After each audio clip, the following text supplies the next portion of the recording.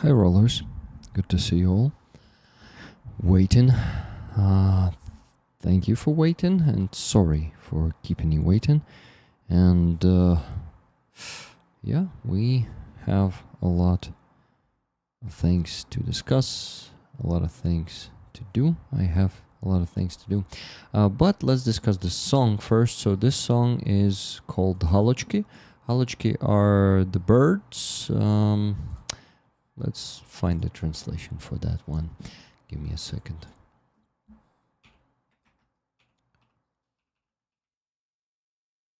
So Halochki are check marks. Halki. Okay. Halki. Let's try Halki. Jackdaws. Jackdaws. Guys, so jackdaws, do you know those birds? Rick, greetings from Poltava restaurant. Nice. Who are you having dinner with today? Or is it just you and Tuna? Or you met some of the Ukrainian friends? I wish you to have a good meal, but I think you already had it because they are closing pretty soon. Anyway, good to see you, Rick. Much love and hugs to you, my friend. Good to see you, Renegade Weedwater. And whatever name you give yourself these days, you're going to be seen as Renegade Weedwater because it is broken. I mean, the YouTube names are broken. Now we see the handles of people, all of us. We don't see the names that should be displayed, but the core names that are in the name. The name? What? The name. Oh my god. Rick's brain is probably not in the best shape today, but I'm going to try to do my best and make this stream interesting. But to be honest, I'll have such awesome guests that I'm not going to be the most interesting here. Definitely. Told you Rick was with a beautiful girl. Bridget says. Was with a beautiful girl. You were with a beautiful girl or what? What you talking about? Andrea says, Rick, greetings from Poltava, and after that, nothing. Okay. Her agents. Whose agents? Anyway, guys, so this song was recommended by Prometheus UA, and it feels like it's a Ukrainian national song. I actually don't... Let's read it. Oh, yeah. Yeah, I think... it doesn't have much about this particular song, but it says that this band is taking Ukrainian folk songs and making them more modern, but this one sounded still pretty folk to me. I really like this song. Thank you, Prometheus UA, for providing us with this one. And guys, the link to this song is in the description of this stream. As always, the bottom link is the intro song. Song? Oh my god. No, you, Rick, while we were waiting. Was just joking. Okay, got it. But actually, yeah, I was having a dinner with my wife, and she's a beautiful girl, yeah. So, you're also right. Okay. James, Big Jim is in the chat. Good to see you. Now you're not Slava Ukraini. We see your your name there. I'm not hiding from anything or anyone. That's good. Give your wife a kiss. I will, but not because you asked me. When I want to, and she is okay with that, Okay. Okay, guys. So we're gonna have Yoni Askola on the stream today, plus Ukrainian Ana, Anastasia Paraskeva, and Aziza. And maybe at some point, Gook will join us. We'll see if he has time for it, but we're also raising funds for him this week. We raised most of some of the money that I promised to close this week for him, and it's $1,500, and we raised almost $1,200. So $300 left to raise for Gook's fundraiser. He's raising funds for, well, actually, it's not just Gook's fundraiser. I think it's mine and Gook's fundraiser. We're raising funds for the plate carriers, for the plates themselves. You know what plates I mean, the body armor, and for one helmet. All of it will cost approximately $3,000, so it's going to be something like $2,990 for all of it. And we provide $1,500 this week, and next week we provide another, sorry, not next week, the one after the next one, we provide a another $1,500. So guys, Gook, let me show him to you. Give me a second. Let's go to my channel here. We had a stream with him on Thursday, and this guy is an American with Korean and Chinese roots. He has the blood. Like this. Do you know this? Blood of both nationalities, but he's citizenship is American, and he is fighting for Ukraine. He is right now serving in the National Guard Brigade that we cannot name because he explained it. Yeah, he explained why in the beginning of this video. He explained it pretty openly. So guys, if you want to know why we cannot mention the unit that he is serving in, you need to go and check the stream. I'm going to send a link to the stream if you missed it during the week or on Thursday, to be precise. If you missed the stream on Thursday, you can go and check it out. Here it is. This was a pretty cool stream. I like Gook. His name is Matt. Gook is his call sign, and of course it's a swear word, but he's put in a bit different meaning into it. So during the stream, he provided us with a patch. Let me show it to you. Where was I showing the patch? Here I am showing the patch. So yeah, he gave me this patch, and actually why the quality is 360p. I have the full HD here. Look, it is focused on the patch pretty well, but to be honest, I can provide even a better quality. Look at this. This patch is the patch of the 82nd Brigade, but not the Ukrainian one. In Ukraine, we have this 82nd Airborne Brigade, but this is the patch of the 82nd Airborne Brigade of United States. And he was wearing this one when he served in International Legion here in Ukraine during this war, I think back in 2022, 2023. Maybe 2024 including, I'm not sure about that year, but he was wearing this one in Serebryansky Forest. And Serebryansky Forest is,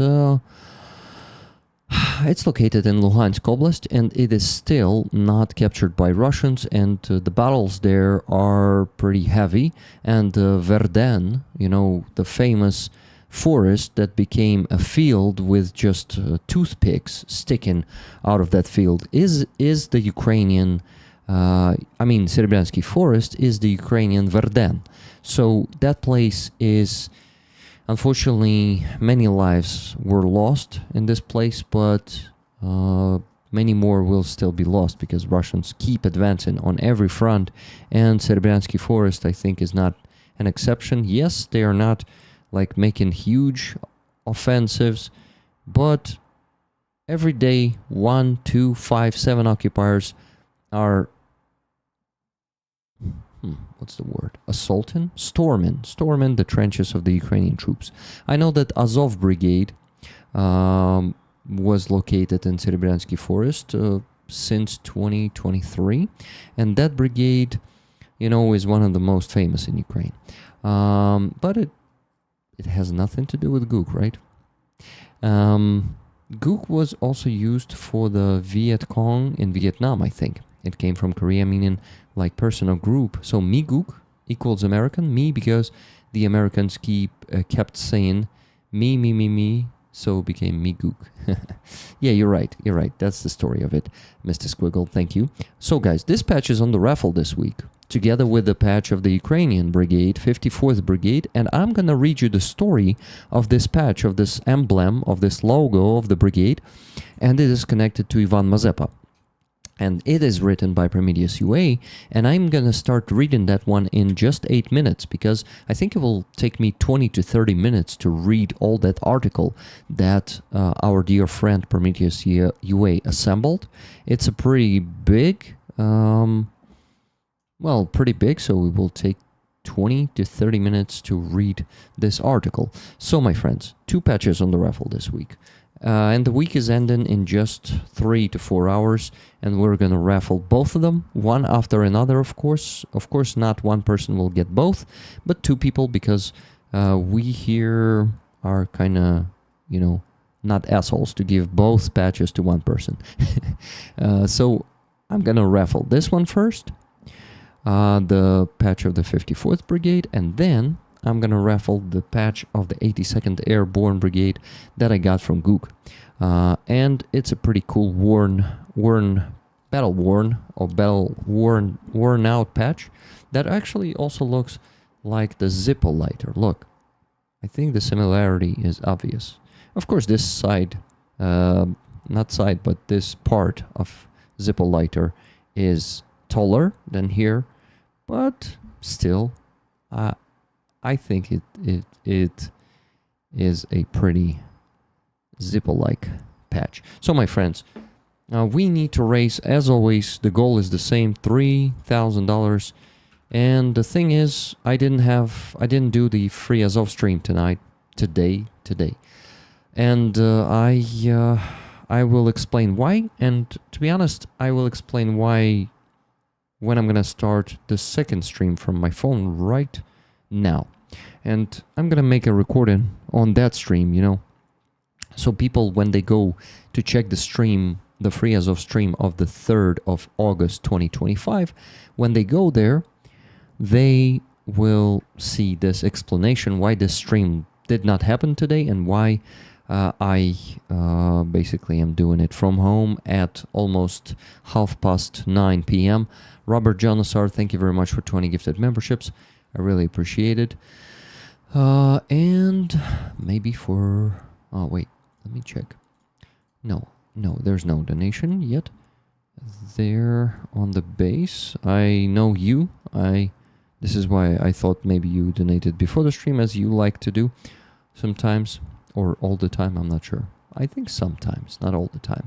I think gifted memberships still work, so if you guys want to support me with that, I will really appreciate it. Please don't break too fast, please.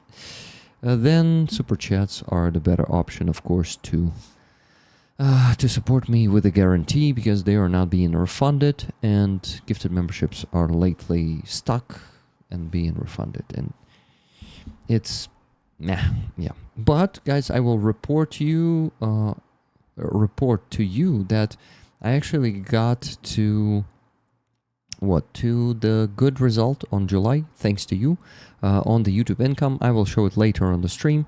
I will show my YouTube analytics as I do, and thank you with showing the proofs that you made it. We made it all together. Me with constantly asking you for support, and you for supporting me. Thank you guys.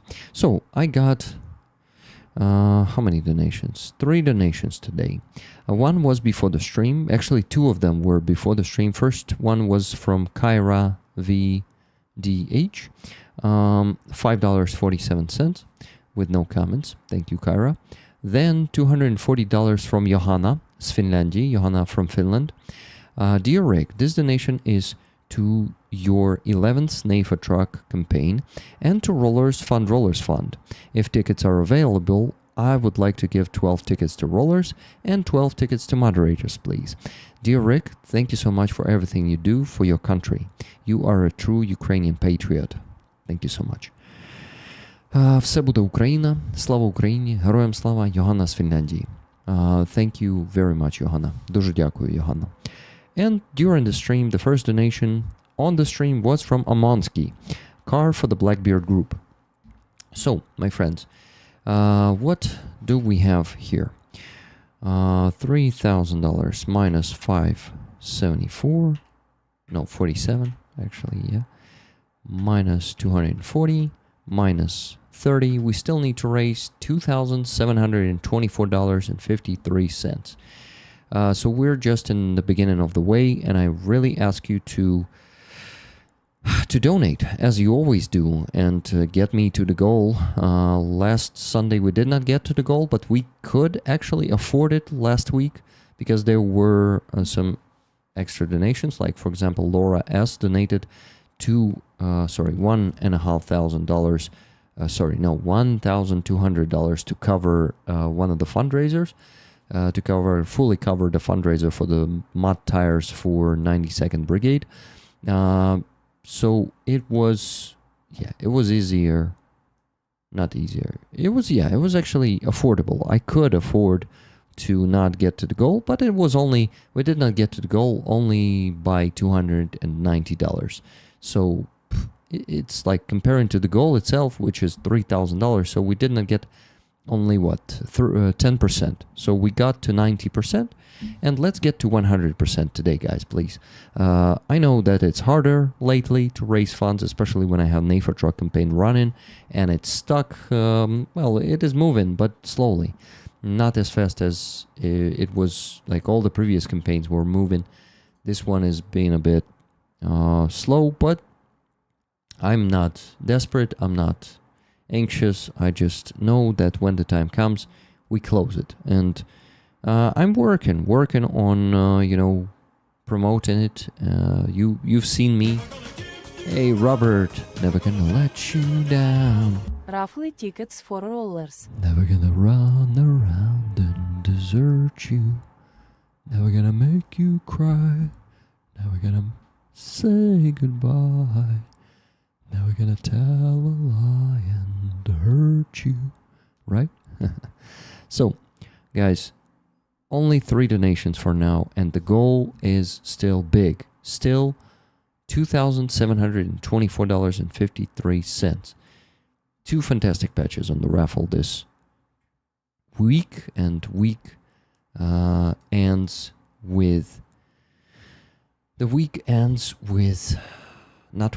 in just 3 hours. Less than that, 2.5. And of course we're gonna get extra half an hour or an hour or 2 hours. It depends if we reach the goal in time or not. But yeah, ideally we need to raise the remaining $2,724.53 in the next 30 minutes. And I want to show you one thing. So yeah, this is the stream with Gook. It was pretty awesome, and I really recommend you to watch it if you missed it. If not, this patch, that you need to buy some tickets for it today. Buy some tickets. Yeah, some tickets for the raffle of it. And it's not the only patch on the raffle today. Guys, I thought maybe my notifications on PayPal stopped working, but no. They keep working, and I think the time for you just didn't come to donate. Okay, wait for your time. I'll wait for donations and of course mention all of them and put them into the spreadsheet.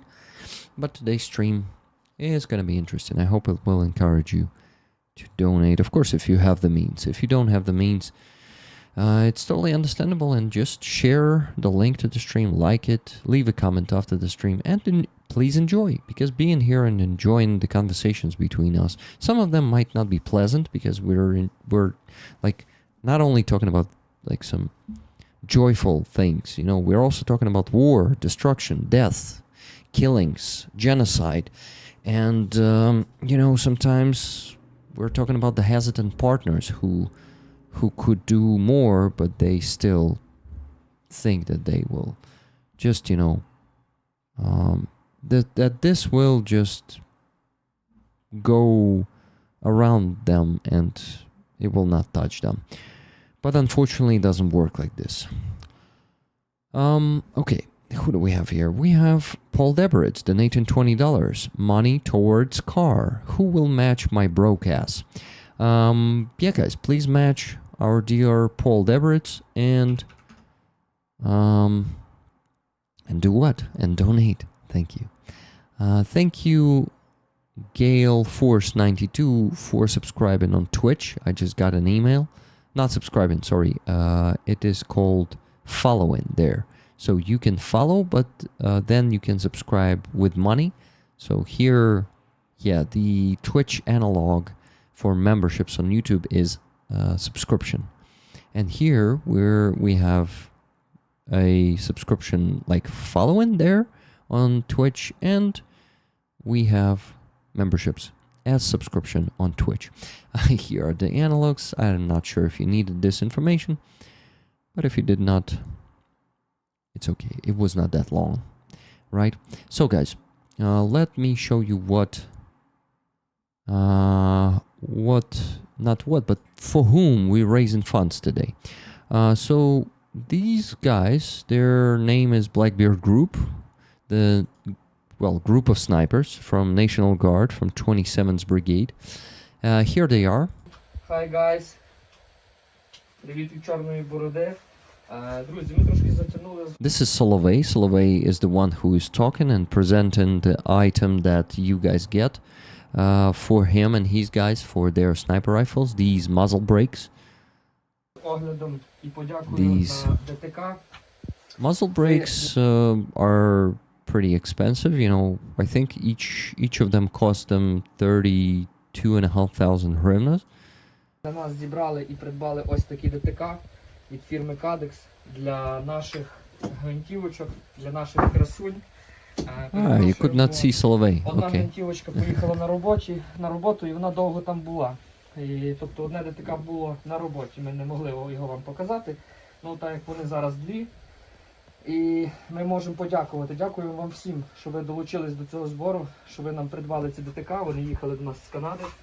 Нагадую, на ці гвинтівочки. Виглядає воно ось так. Працює чудово. Запитаєтесь, чому не глушник і тому подібного. В реаліях війни, днем, коли хаос. You see, guys, for those of you who don't have the time or not watching and just listening, or don't have the time to read subtitles, Solovey is asking you, not asking, but saying, you will ask, why not a silencer but a muzzle brake? In the reality of war, during the day when it's chaos and the battle is happening, muzzle brake is the best option. You see, yeah, explosions all around, everyone is shooting. You don't actually need a silencer, and I think with the muzzle brake, the stability of your shot might be much better. Stefan Nemo, thank you very much for 10 Canadian dollars super chat. Take care, Rick. I hope you are doing a little better. What do you mean by doing a little better? That I had COVID. Yes, if you're talking about COVID, I feel completely recovered and I feel pretty well. Thank you very much. Good to see you, Stefan. How you doing? Stefan, if you have the means to donate to PayPal today, please do. We have two amazing patches on the raffle. First one is the Ukrainian one, 54th Brigade. And the second one is unique. It's an American 82nd Brigade's airborne airborne patch. AA, like an Alcoholics Anonymous, you know.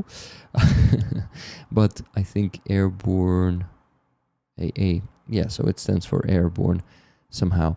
Anyway, this patch has been given to us from the soldier, well, right now a sergeant, who is an instructor right now, but of course he was serving in the infantry before, and he was wearing this one in the battles of Ukraine in Serebryansky Forest.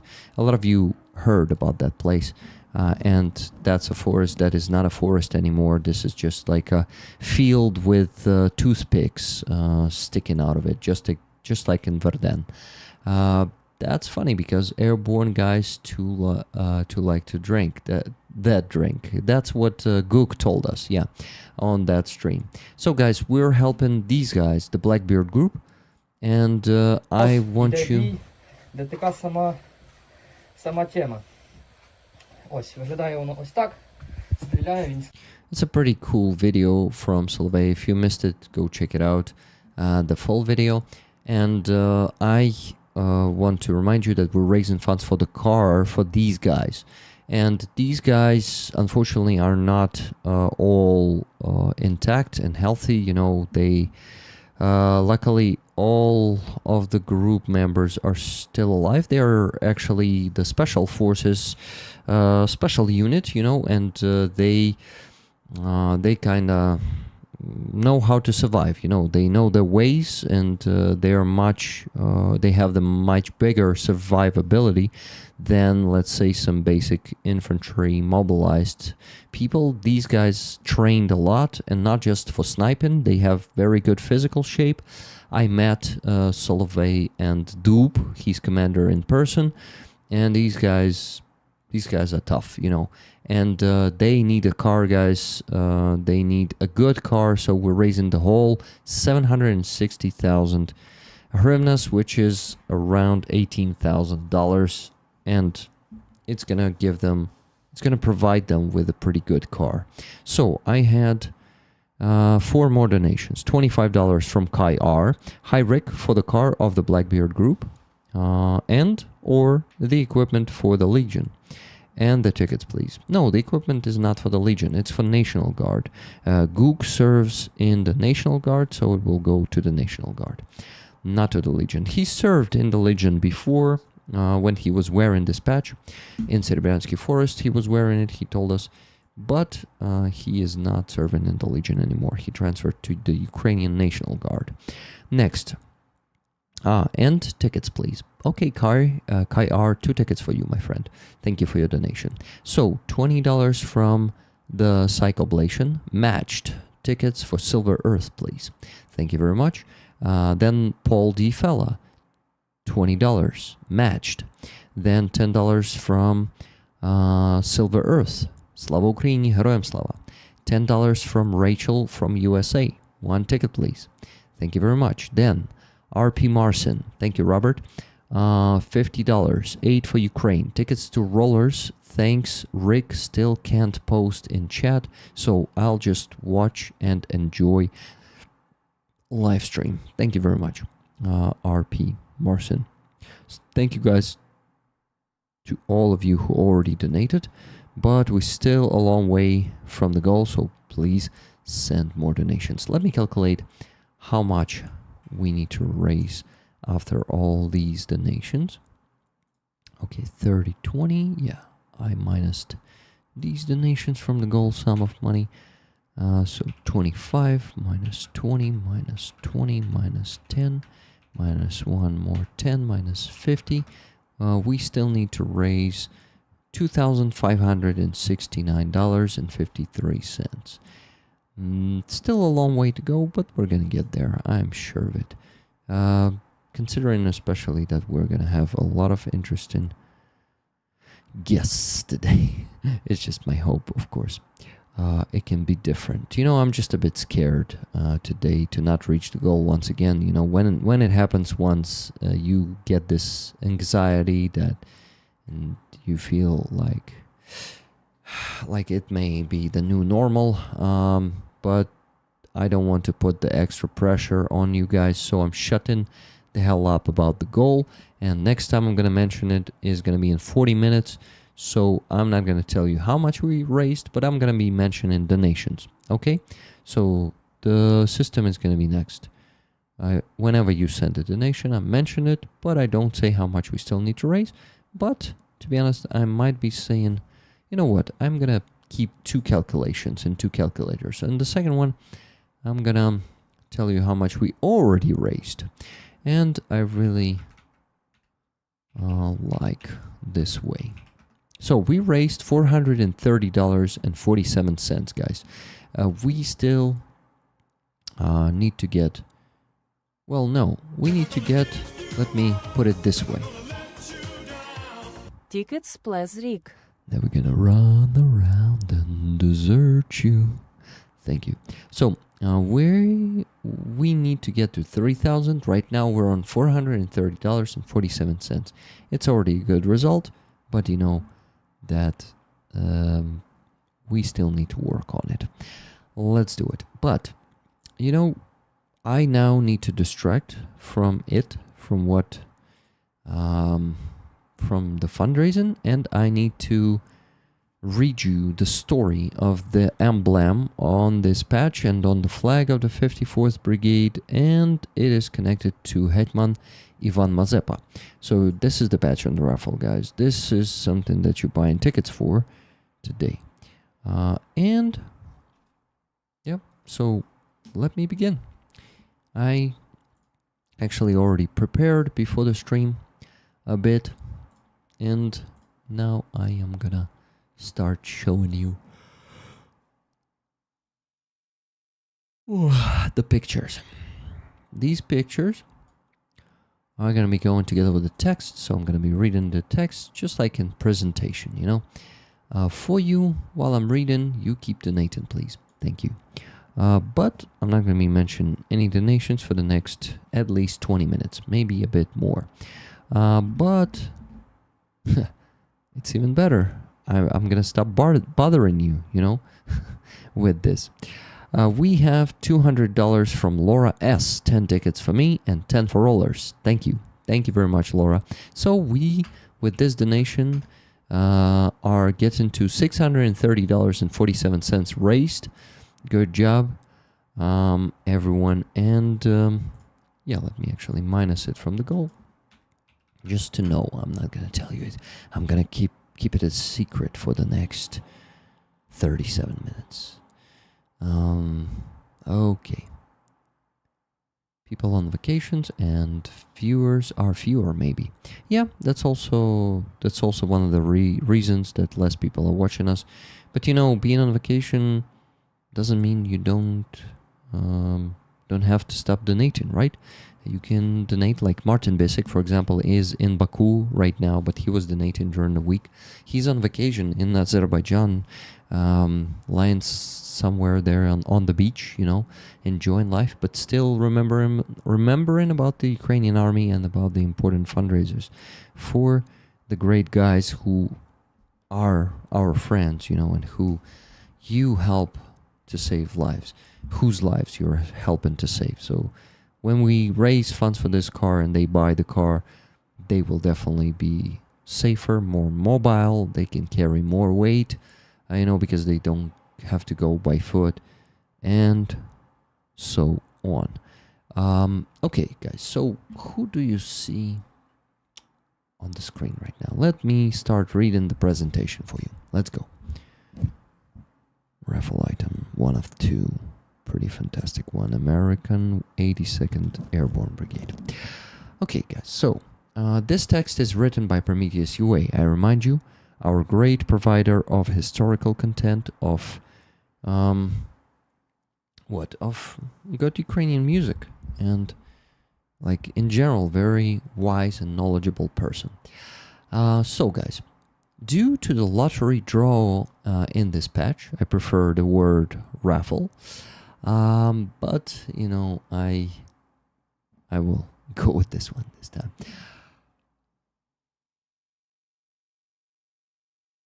Due to the lottery draw in this patch, you almost missed how much history is associated with this symbol. You know, while I'm reading this, I'm gonna put the patch on my microphone so you could see it, what I'm talking about. Yeah, okay, let's go. The patch of the 51st Brigade features the coat of arms of Ivan Mazepa, one of the Ukraine's most significant historical figures. Mazepa was the hetman, leader in brackets, of Ukraine from 1687 to 1709. Wow, so that means for 22 years, guys. And just imagine how hard it was to hold a leader of the whole country, the whole nation, for 22 years. So he was, at that period, he was ruling the Hetmanat in Ukrainian, an autonomous state within the Russian Empire that existed from 1648 to 1782 and covered the left bank of the Dnipro River. His 22-year reign is the longest of any Ukrainian leader. I apologize for that breakup there. So, yeah, 22-year reign is the longest of any Ukrainian leader. So, this is why he's so famous. Ivan Mazepa was extraordinarily educated, fluent in multiple languages. Under his rule, he implemented a smart tax policy, and many historians consider this a golden era for Ukraine. He invested heavily in building and restoring churches and cathedrals, significantly shaping the Ukrainian Baroque architecture style. How do you say Baroque? Barocco? We say Barocco in Ukraine. Architectural style. Nearly every church you see in Kyiv today was was either built, modernized, or rebuilt during Mazepa's time at the end of the 17th century. So I need to go to the next photo here. Great. So these structures, originally built during the Kievan Rus era, 11th, 13th century, needed repairs, and Mazepa not only restored them, but also modernized them with contemporary designs. So here's one of the churches, and you can see something interesting on this church if we show it closer on this photo. You see? You can actually find something similar, right? Yeah, pretty fucking similar. Next one is also his coat of arms you see on this photo, and here's another church. He also funded education extensively. Funded, not founded. Extensively, and he built the new buildings for the Kyiv Mohila Academy, where for fun he would sometimes give lectures in Latin. In those days, it was common for educated people to write poetry, and a few of Mazepa's poems have survived. The patch bears the inscription "Prez Shabli Mayu Pravo," by the Saber, we claim our rights. So yeah, it is on the top of the patch here, guys. You can see it. Let me show it to you quickly. So, Prez Shabli Mayam Pravo. We, by the Saber, we claim our rights. A quote from one of his late 17th century poems. So he was also a poet. That's pretty interesting. And what is next?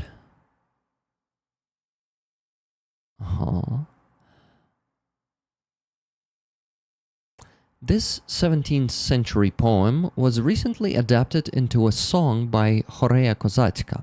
Horeya Kozacka, a Ukrainian group that revives ancient folk and Baroque music. Yeah, guys, actually, the song is provided here together with this, and I think we have time to play it. Let me play it for you real quick. Let me copy the link here. Oh wait, this is a different link. Yeah, so I actually want to play the song, which was his poem modernized, I guess. Let's do it.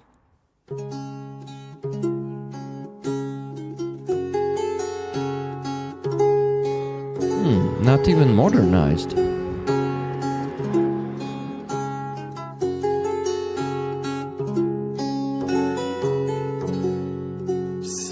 Покою щире прагнуть, а не в єдиний гуш всі тягнуть, той направо, той наліво, а все браття, то того диво, той направо, той наліво, а все браття, то того диво. Нема шлюбви, нема ж згоди, од жовтої взявши води, през незгоду всі пропали, самі себе звоєвали, през незгоду всі пропали, самі себе звоєвали.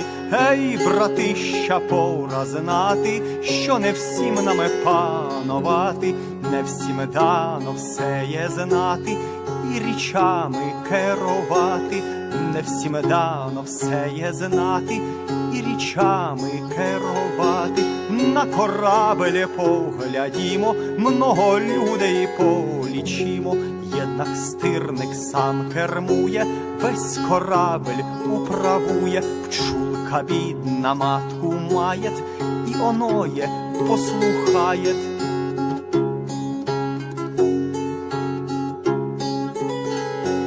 Жалься, Боже, України, що не вкупі має сини. Єден живе ті спогани, кличе сюда атамани. Іді матки ратувати, не даймо їй погибати. Іді матки ратувати, не даймо їй погибати. Другий ляхом за грош служить, по Вкраїні і той тужить. Мати моя старенькая, чом ти вельми слабенькая? Мати же моя старенькая, чом ти вельми слабенькая? Різно тебе розшарпали, гди аж по Дніпр туркам дали. Весь їх фортель, щоб слабіла, і щоб в конець сил не міла. Весь їх фортель, щоб слабіла, і щоб в конець сил не міла. Третій Москвію ж голдує, і їй вірно услугує. Той на матку нарікає, і недолю проклинає. Той на матку нарікає, і недолю проклинає. Ліпше було не родити, нежели в таких бідах жити. Зо всіх сторон ворогують, огнем мечем руїнують. От всіх сторон ворогують, огнем мечем руїнують. От всіх нема ж зичливости, ані слушної учтивости. Мужиками називають, а подданством дорікають. Мужиками називають, а подданством дорікають. Чом ти, братове, не учила, чом от себе їх пустила? Ліпше було пробувати, вкупі лиха одбувати. Ліпше було пробувати, вкупі лиха одбувати. Я сам бідний не здолаю, хіба тільки заволаю. Гей, панове генерали, чому єсте тако спали? Гей, панове генерали, чому єсте тако спали? І ви, панство полковники, без жадної політики, озмітеся всі за руки, не допустіть гіркої муки. Озмітеся всі за руки, не допустіть гіркої муки. Матці свої більш терпіти, нуте врагом, нуте бити. Самопалов набивайте, острих шабель добувайте. Самопалов набивайте, острих шабель добувайте. А за віру хочу мріти, і вольностей бороніте. Нехай вічна буде слава, же при шаблі маєм права. Нехай вічна буде слава, же при шаблі маєм права. Нехай вічна буде слава, же при шаблі маєм права. Wow. Damn. That's really powerful, you know, guys, especially when you know Ukrainian. But there was a translation there, subtitles. But for those who were not keeping up with them, because they sometimes were pretty fast, Prometheus UA has the text of the song here. And wow, I want to read it for you, okay? I know that a lot of you like this, we can call it the format, right? Of the songs. But, you know, let's get back to... I cannot show it here. Okay, we can actually do it this way. So you can watch on the... how do you call the herb? Coat of arms, yes. Ivan Mazepa's coat of arms. And while I'm gonna keep reading you the article, or the article for you, not the article, wait. There's this translation of this poem. Let's go. While all the peace sincerely preach, not all in one direction reach. Some right and some left do range, yet all are brothers. How very strange. There is no love, nor does harmony rank, since we quenched our thirst at the Zhovtey's bank. Through disagreement, none are saved, but our own endeavor have we become enslaved. Aye, brothers, 'tis time to see that we all cannot masters be, not all a grace with knowledge wide enough to over all preside. Glance at a vessel, if you but will, you'll see many voyagers, and still the master had the ruling hand. The entire ship is at his command. Even the bee boasts a mother, whom it obeys, and no other. Have mercy, God, for Ukraine, whose sons are scattered o'er the plain. Some still are mired in pagan days, beseeching others to follow their hasty ways, our motherland to defend, to cherish. Let us not permit her to perish. Another, the poles for silver serves, the while he grievingly observes, aged mother, if thou but will, tell why thou art so deathly ill. Wantonly have you been torn asunder, when to the Dnieper the Turks obtained as plunder all your forts to make you ail, so that in the end your health would fail. A third gives Moscow loquacious praise, serving her faithfully in divers ways. Another, the mother, does berate and damn his own unhappy fate. 'Twere best not to have sampled life than to live in the midst of all this strife. From all sides on us they turn, with fire and sword they ruin, burn. All are waiting in goodwill, no proper civility can thou instill. Muzik is a musician, is the name they, no, muzhik, not musician. Muzhik is like a, poor people, they called it, Muscovites called people, poor people, muzhiki, is the same they have applied while bringing subjection like a tide.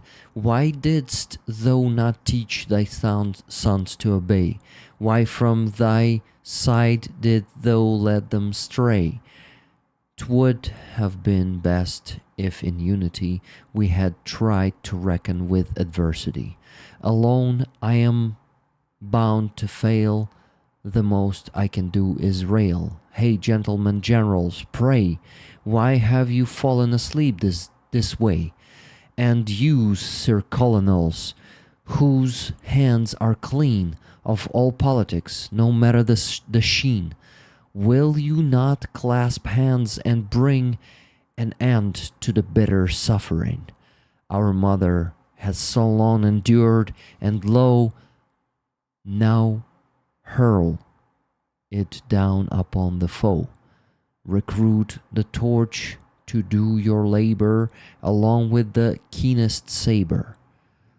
Stand by your faith to the bitter end. Your liberty, too, you must defend, and immortalize in glory bright that with our sword we protect our right. Wow, damn. This song ends with Pres szabli majem prawo.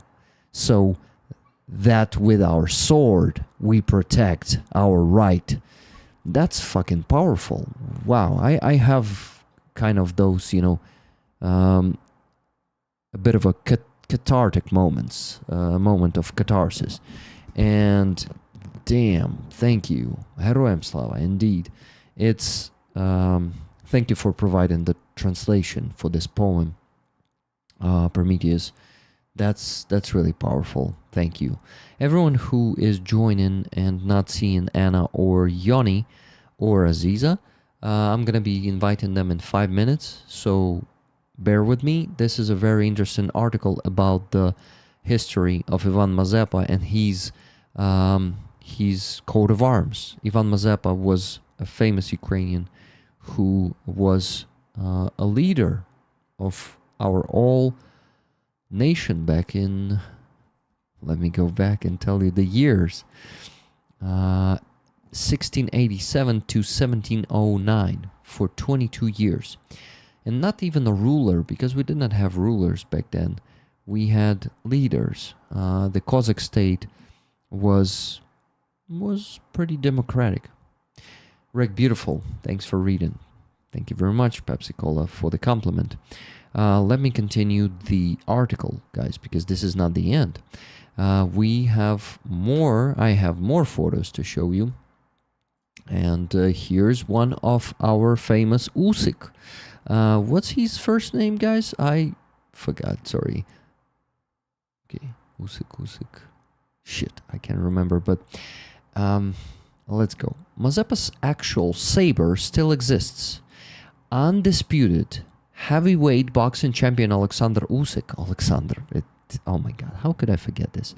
Once presented it before a fight. So, currently, the Saber is exhibited in the Tower of London, where a special exhibition dedicated to Mazepa was opened by Stephen Fry. Guys, Stephen Fry has the Saber. I mean, oh shit, I was not showing it to you. I'm so sorry. Let's go back.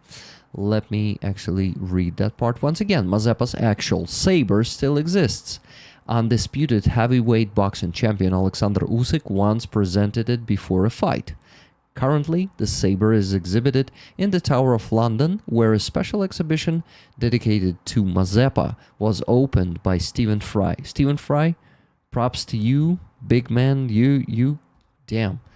Opening an exhibition in the name of Mazepa is something badass that, you know, not every person could do. Stephen Fry is based. You can also buy an affordable souvenir replica of it in Aurora discount stores across Ukraine. Yeah, Aurora discount stores. I think we gotta get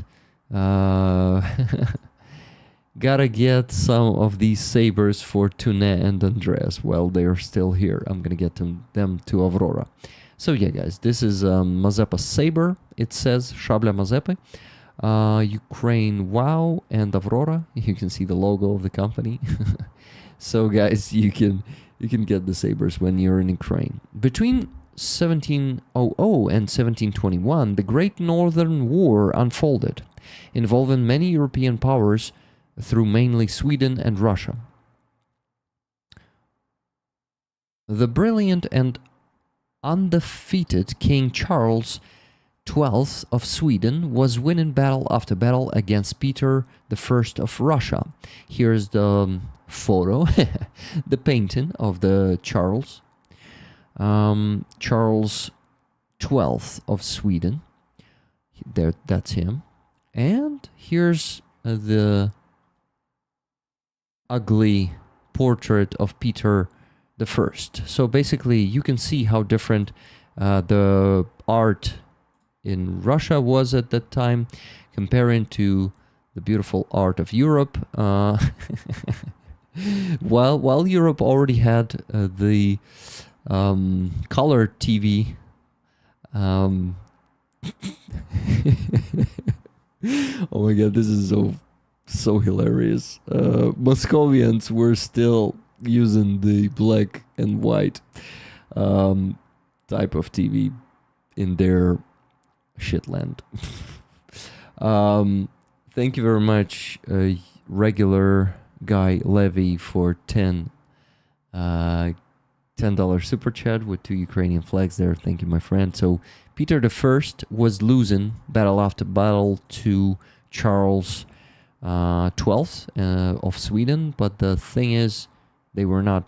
Maybe they were on the battlefield themselves, but I don't think on all the battles. Anyway, in 1708, Charles turned toward Ukraine, and for several reasons, Hetman Mazepa allied with Sweden. In return, Sweden promised to support Ukrainian independence.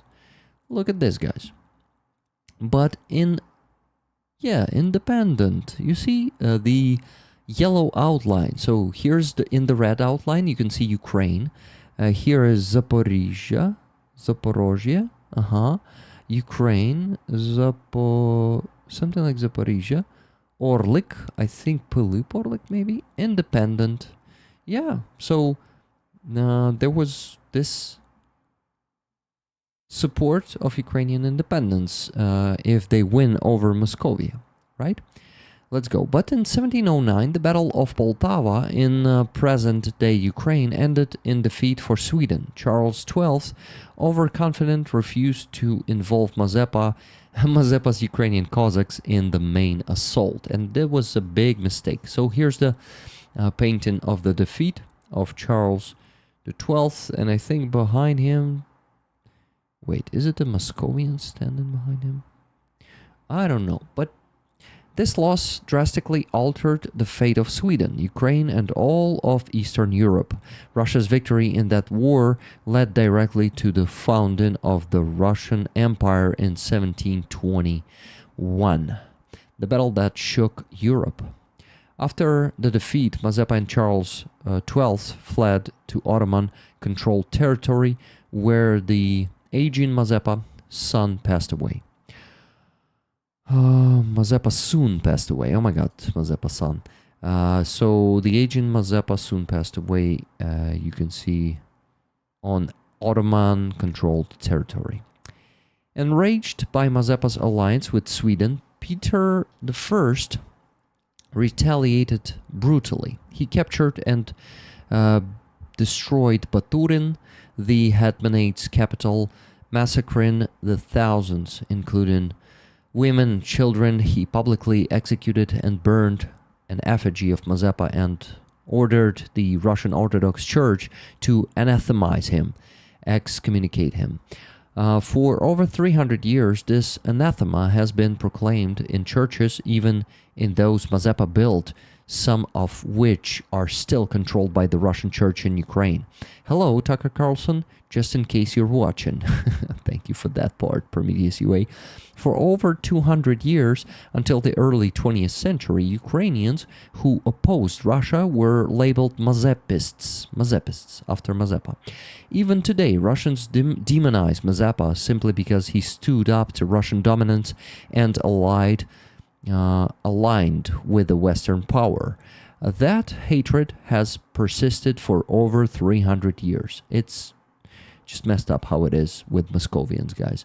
During World War I, the Ukrainian siege riflemen, part of the Austro-Hungarian army, designed a military cap called the Mazepenka, based on traditional Cossack hats. That's how it looked.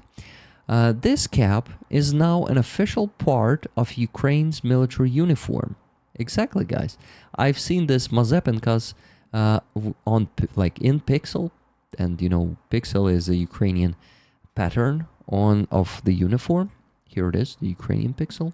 There's actually, unfortunately, also a Russian Pixel. They of course copied it from us, just like they do with everything.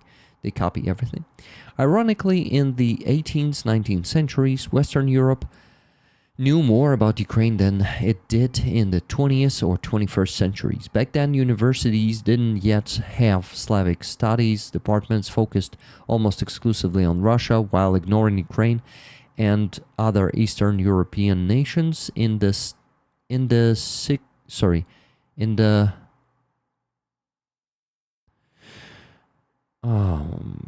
oh my god, how is... In 1600s and 1700s, Ukraine was often mentioned in La Gazette, one of the world's first modern newspapers from France. So here's, you can see, it's 1709, 21st of December 1708 here, Ukraine, Boris Fen, Moscovites. You see, Moscovites, and Ukraine is there. And here's another page with another mention. La Ukraine, Moscovites, Kofakis, General Mazepa here.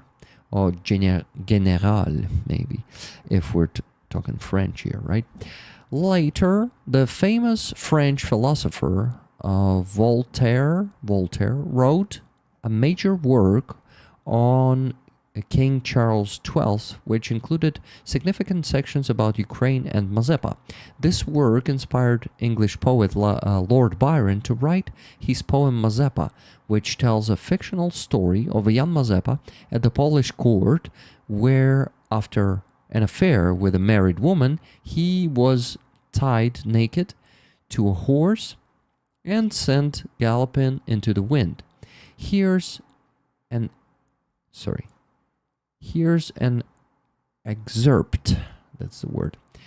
So I think it's Voltaire, right? Away, away, my steed and I, upon the pinions of the wind, all human dwellings left behind.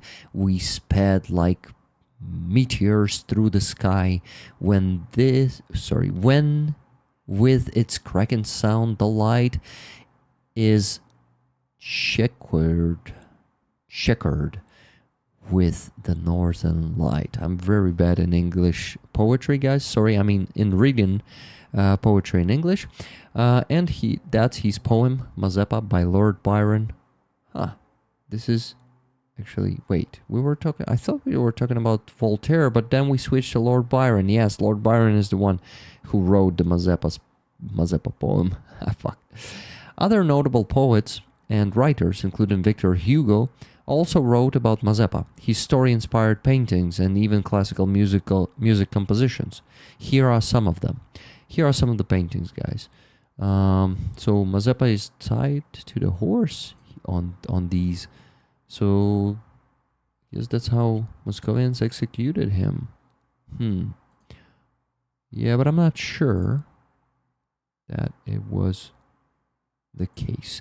We'll get to that, I guess. And here's a political cartoon from the American Civil War depicting President Abraham Lincoln as Mazepa. Look. The modern Mazepa, it says. To the ruins. Fun. October 29th, 1864. That's pretty cool. Places named after Mazepa, streets, towns, and parks can be found in Canada, South Africa, Australia, and the US. Like this one, Mazepa Park, for example. Town of Mooresville, Lake Norman. 1873, NC, North Carolina. That's pretty cool. Now for something fascinating.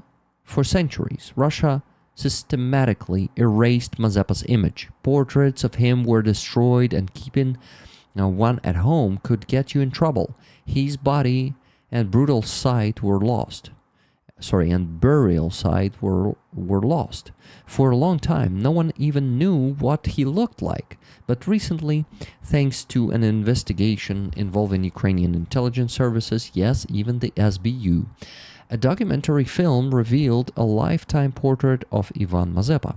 And just a few years ago, a portrait of Mazepa was found. Here it is, guys. And you see his coat of arms is there on that portrait. So that should be him. Take a look. Doesn't he remind you of Andreas Lach? Andreas, admit it. Do you have Ukrainian roots? That's pretty cool, Prometheus. I really love how you add this detail here. Ти пропустив частину тексту перед фото.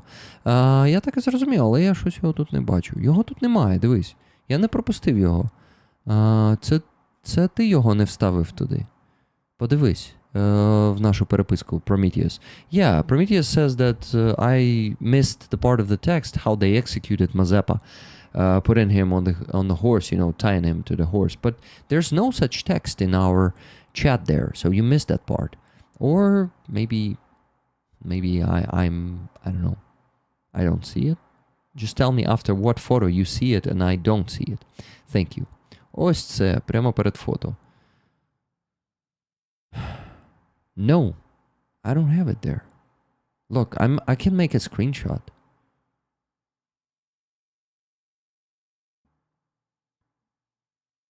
It's only about the portrait of Mazepa. I just read it, Prometheus. Перед фотопарку. Places named after... Nikki Hill. Are you watching the stream? This one's in North Carolina. Is that near you? Yeah, Nikki, maybe you visit the Mazepa Park. Thank you. I was thinking that I missed the text about his execution. Prometheus, why there's no text about his execution? Only him tied to the horse. But did I miss text about that? Where the aging Mazepa passed away. So yeah, Mazepa just passed away. He was not tied to a horse. Where this story comes from? Where does this story come from? I'm really curious. You told about the man being tied to the horse. I'm just trying to understand who is this guy tied to a horse and why they call him Mazepa? What the hell? Let me show it to you. So you were showing these paintings, right? Where the man is tied to a horse. And they called him Mazepa. All those, I guess, at least when they were tying Abraham. I don't get it. Byron написав у вірші.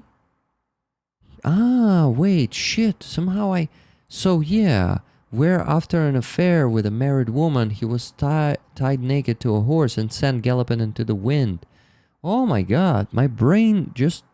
It's a made-up story. He was not executed like this. It's just a made-up story of Byron, and I missed the part about the tie... You see, my brain, sometimes I can read something but not really perceive the information, even though I read it. It's fucking scary.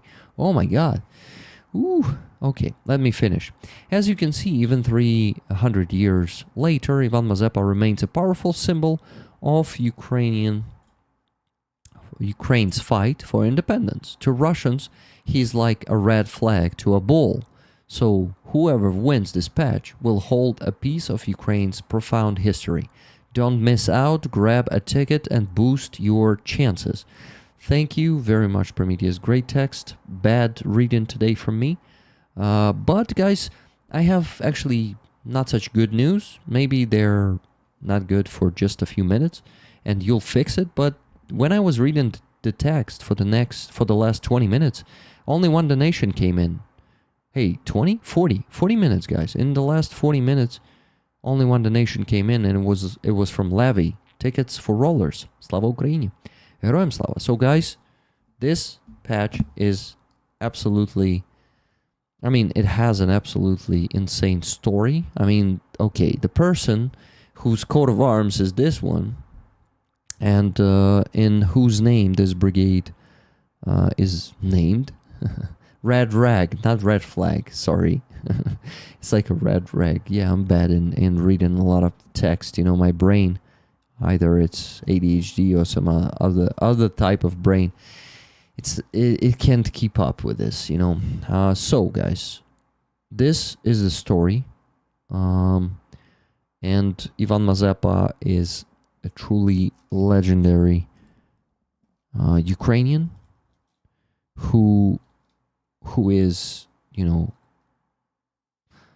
who I'm really inspired by right now, actually, after reading this story, and actually heard, I was reading history about him, so I know a bit more details. So I was actually familiar with Mazepa before, but reminding myself some interesting details is pretty cool. So thank you, Prometheus UA, for refreshing my memory. And thank you very much for writing this article, text. You read the story and I comprehended it completely. I guess I'm not totally demented yet, you see, but I really hope I don't have those first signs of dementia, when I forget some parts that I just read. And I did not even forget it. I did not perceive it. I kind of did not hear it when I read it. What the fuck? It's like a blackout or something. We were listening to the history intently. Yes. So thank you for not donating. Then while I was reading you the story of which Prometheus UA wrote, I may tell you then that it's time to start donating. The time when I was reading the text was for the focus. Now it's time to donate. So my friends, please, we still need to raise. I can legally mention the goal right now. We still need to raise, let me tell you, minus $20. $2,349.53. Pretty big sum of money yet. So we raised $650.47 and still need to raise $2,349.53. By the way, first donation just came in. First after me finishing the article. $10 from Stefan Nemo, raffle ticket. So we have this patch on the raffle today. But those of you who are joining later, we have the second patch. So we're going to raffle 2 patches today. This one is of 82nd Airborne Brigade of United States. And it was given to us by a volunteer, the Ukrainian volunteer. Thank you, Nikki. So this patch is given to us from Gook. That's his call sign. His name is Matt. He is serving. He is serving in the National Guard of Ukraine right now, and he was also serving in the International Legion in Ukraine here, and he was wearing this one back in the days when he was serving in the International Legion in Serebryansky Forest. And you see it's a worn patch, battle-worn patch. It's a pretty rare and interesting thing. Ooh, never gonna let you down. Raffle tickets Never for gonna rollers. run around and desert you. For the second time, Robert Johnsar is gifting. How many tickets is that? 16? Maybe even 17. Let me actually calculate real quick. So 7,000 divided by 17? Nah, a bit not enough. So 16 tickets. Wow. 16 more tickets for you guys. Pretty cool. Thank you very much, Robert Johnsar, for 16 more free tickets to Rollers. Rollers, I need you to donate because I would like to go to sleep earlier than 4 a.m. or 5 like the last week. It was crazy. My Monday was terrible. I was broken. But you see, I can actually give up at some point and go to sleep. But I'm not I'm not one of those who give up, right? I'm a stubborn motherfucker.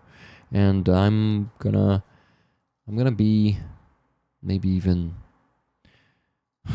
pushy today. Because, you need to understand that I'm doing this for the army, and I understand that my army is the only thing that is holding Russian hordes from capturing the rest of Ukraine and then go into Europe. So you also gotta understand that, and I know that most of you understand that.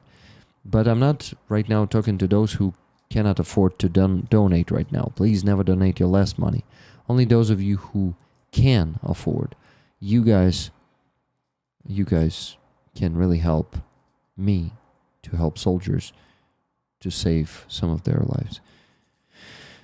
Or health, all this equipment helps to save lives. So please do it for them, not for me, not for my sleep. Do it only for the soldiers.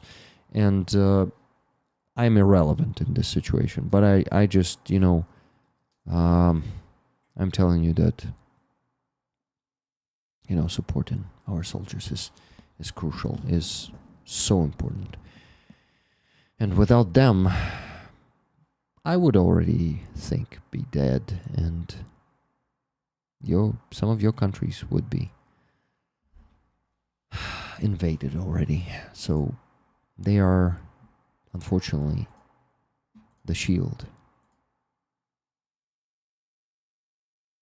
And why I say unfortunately, because it would be cool if Ukraine would not be shield for the Europe, if Europe also become the shield for the Europe and not just Ukraine, not use Ukraine as a shield, because I hear this from some European politicians and it feels like not you citizens of European countries, but your politicians are using, we can call them your leaders, are using Ukraine as a shield to protect themselves from Russia. But it's a wrong strategy and it may lead to really bad consequences. Meaning, like, I'll be like exact here if you like. It will lead to Russia invading your countries. I need to transfer more cash to my donation account tomorrow. I have a friend who gave me $75 to give to you, Rick. Thank you, Rachel. Thank you for that. Cheryl donated for $10 ticket for awesome patch. Thank you very much, Cheryl. So after I whined about the donations, we got 2 times $10. Guys, we need more donations. Please buy tickets for these beautiful patches. Please, let's get to the goal. And you know what? To make it easier for you, I will also count in the donations from the base or on the base from Robert Janosar. We had 2 times 7,000 there, so that's actually a significant sum of money. And let me check the exchange rate right now.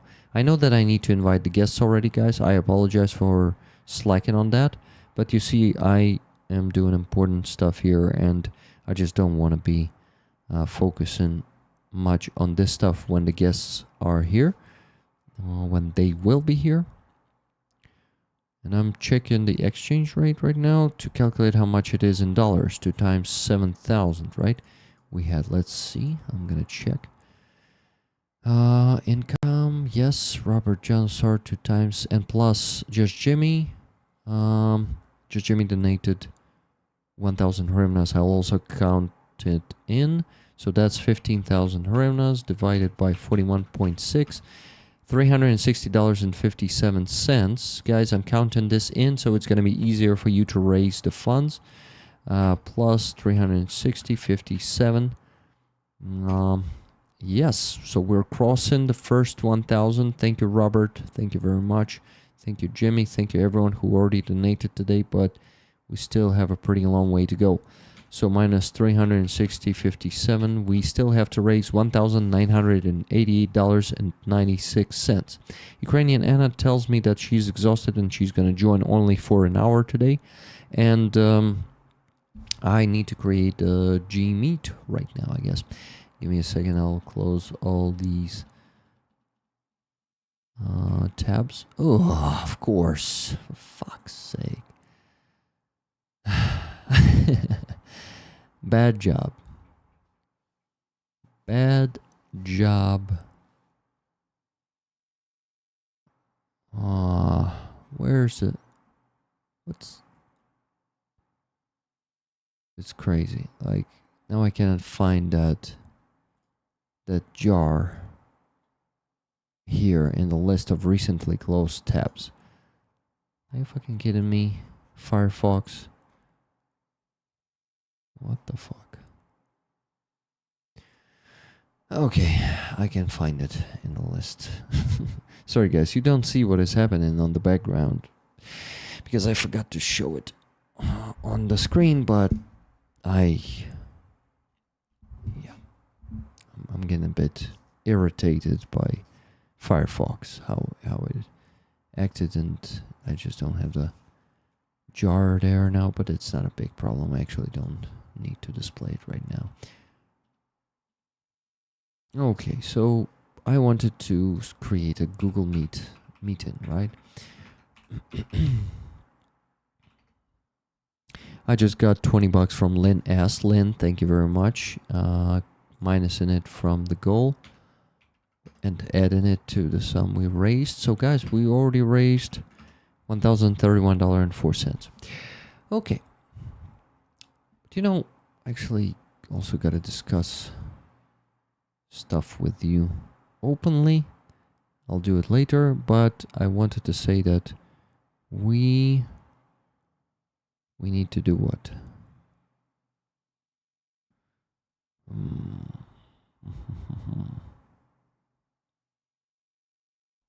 Sorry, I think my brain is not in the best shape today. Well, we have what we have. Nikki, I forgot to pin the message, right? The one I sent to the chat. Fuck. Pin the message. I did not even, like, I tried to copy only that part, but for some reason I also copied it with pin the message. So guys, in the pinned message, Donna, thank you so much for 10 gifted memberships.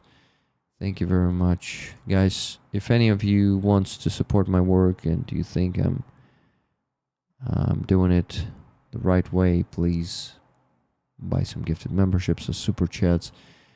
I need your support. Thank you. Without it, I kind of will have to just stop doing what I'm doing and start working at some IT company again, I guess.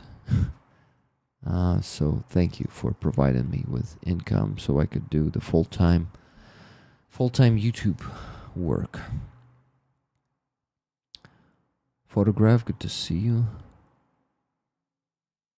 So 41.6, yeah. Guys, you can find the current fundraiser at the pinned link and the PayPal to donate for this fundraiser. Check it out. Whew, it's a bit too hot here in this room today, but because it's hot outside. It was a pretty sunny, hot day today here. Okay, Yanni, but also Anna and Aziza need to send the links to everyone already. Sending it to Yanni. Next, Ukrainian Ana. Okay, and Aziza. And Gook too. I'll send it to everyone. Everyone of them can join whenever they can. Okay, so while they're... Did you get enough sleep, Rick? No, not enough tonight, unfortunately. I did not get enough sleep.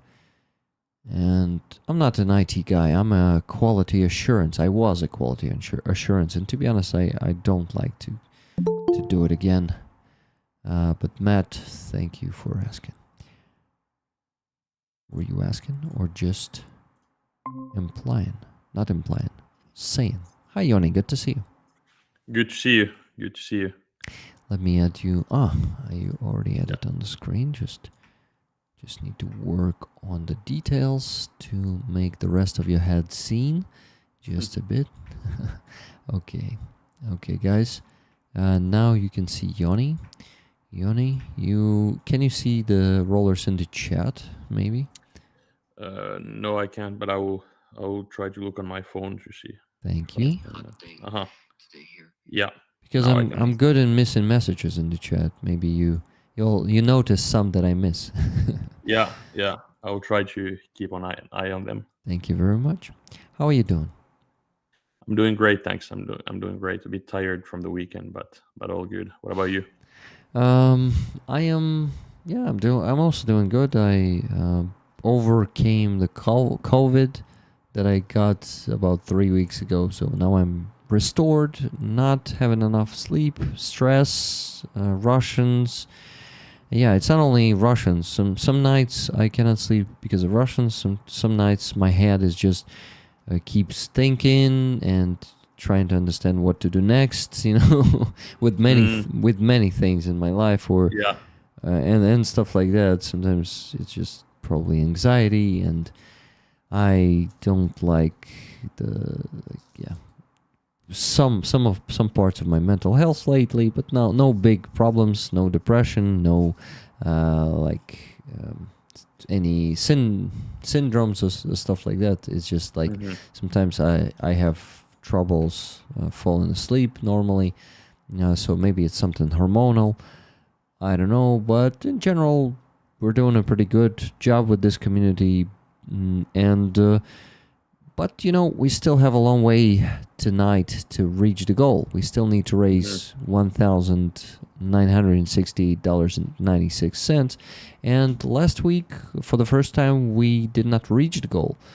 It was already almost 4 a.m. and I just kind of gave up and I said, okay, guys, it's only $290 left, but I'm exhausted. It's 3:30 a.m. and I just need to go to sleep. So guys, please, let's not repeat it today. Let's reach the goal. Please donate. We have pretty awesome patches on the raffle this week. So well, yeah, by the way, did you watch the stream before you joined? I watched a tiny bit of it. I for the last, I don't know, 15-20 minutes or so, I had it on. Okay, did you get at least a piece of article that I was reading about? I think when I opened it, you were reading the article, and Nice. then yeah. So this patch is of 54th Brigade, and 54th Brigade is named after Ivan Mazepa. Ivan Mazepa was a Ukrainian leader back in 1692, I think, or give me a second, 1687, I guess. That article, I'm not that good at remembering the dates, to be honest, so, but some of them, of course, I remember. Of course, I remember when the Revolution of Dignity started, and the revolution, the Orange Revolution back in 2004, so it's all not that hard, but yeah, I just want to say those years. Now my brain is itching and I need to close that gestalt, we call it in Ukrainian. It's not only in Ukrainian, of course. 1687 to 1709. By the way, I think you're also familiar with Ukrainian history. Do you know something about Ivan Mazepa? Hetman I Ivan know Mazepa? the name, but I'm not as familiar with Ukrainian history, especially that far away. As more the more recent stuff for the last 20 years or so, but I'm familiar with the name. I just wanted to say I saw in the comments that some of the rollers were saying hi, so I say hi back. That's good. Great to be here. Thank you for reading the chat also. Okay. Sweaty, sticky hugs to all from Wella. Yeah, it's summer. It's pretty sweaty. What's the weather right now in Finland? Finland has had the warmest summer in history. We had the beginning of the summer was quite cold, but now our previous record was 13 days in a row with more than 30 degrees, and this year we broke 20. So 20 days in a row with over 30 degrees. Oh shit! I actually read it in the news. You think it's global warming? Yeah, I think so. It's we just broke the record by really a lot. So I think it's the weather is changing here. The summers are going to be warmer than before. Well, I'm sorry to hear that. Yeah, I mean, we had really bad not so warm summers before. So for us, it's not so bad. But for the rest of Europe, for some areas, it can be bad if the temperature rises. But actually, I was going to say when I was in Ukraine 2 weeks ago or so, I didn't get to talk to you because I was doing the interviews with the guys when we're giving the trucks. But I saw that you had a mask on, and I was wondering why you had a mask on. But it's because you had COVID, so that explains it. And you see, I also visited only for 1.5 hours, even less than that. Exactly. To do not infect anyone, and this is why I did not approach many people, though I wanted to. And yeah, but I'm over it, and luckily I did not infect anyone. Hello, Ana. Good to see you. Ana, can you hear me? Hello? Yes. Hello. Yes, we can hear you. Fuck, I don't hear anything. But we hear you. Sorry about hear that. you.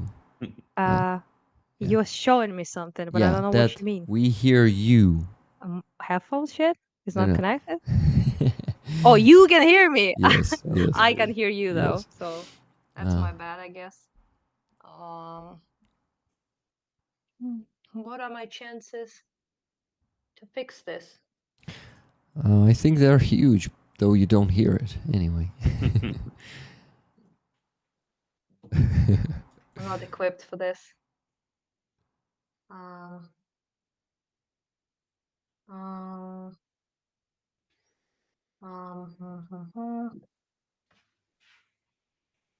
Wait a sec.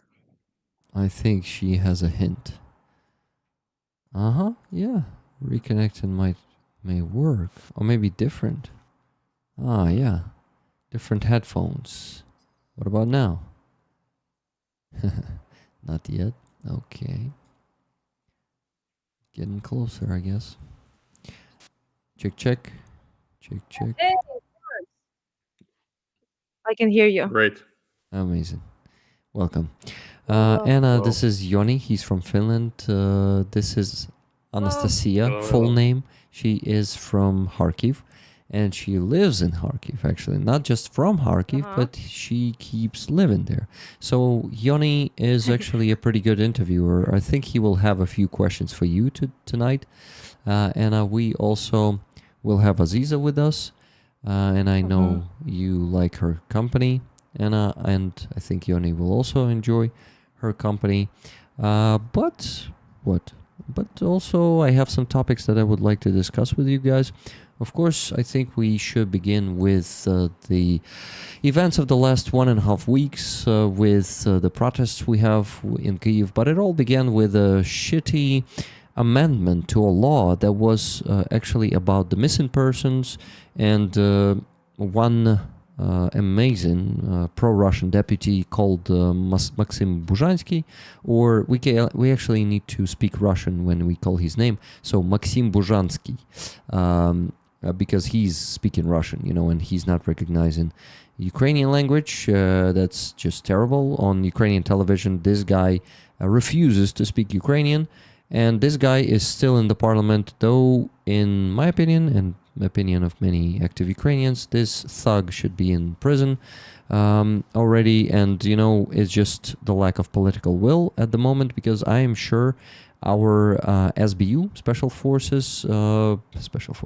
Security Forces in Ukraine have plenty of evidence on this guy, because this guy at least was glorifying the Russian aggression, and in Ukraine, it's actually, you can actually get to prison for that.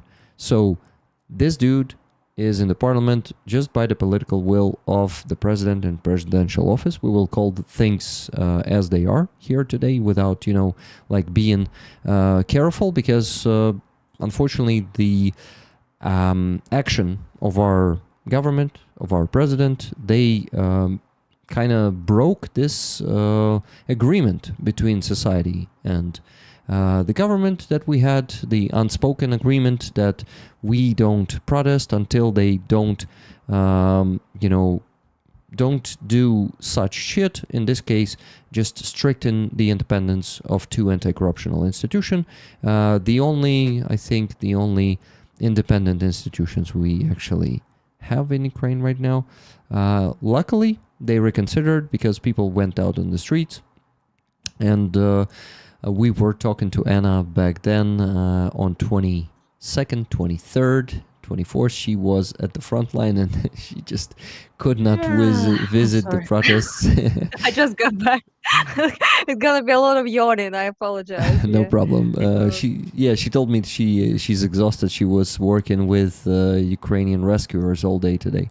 Yeah. And this is why Anna is going to be yawning and leaving us earlier tonight. But who knows? Maybe we'll give her energy.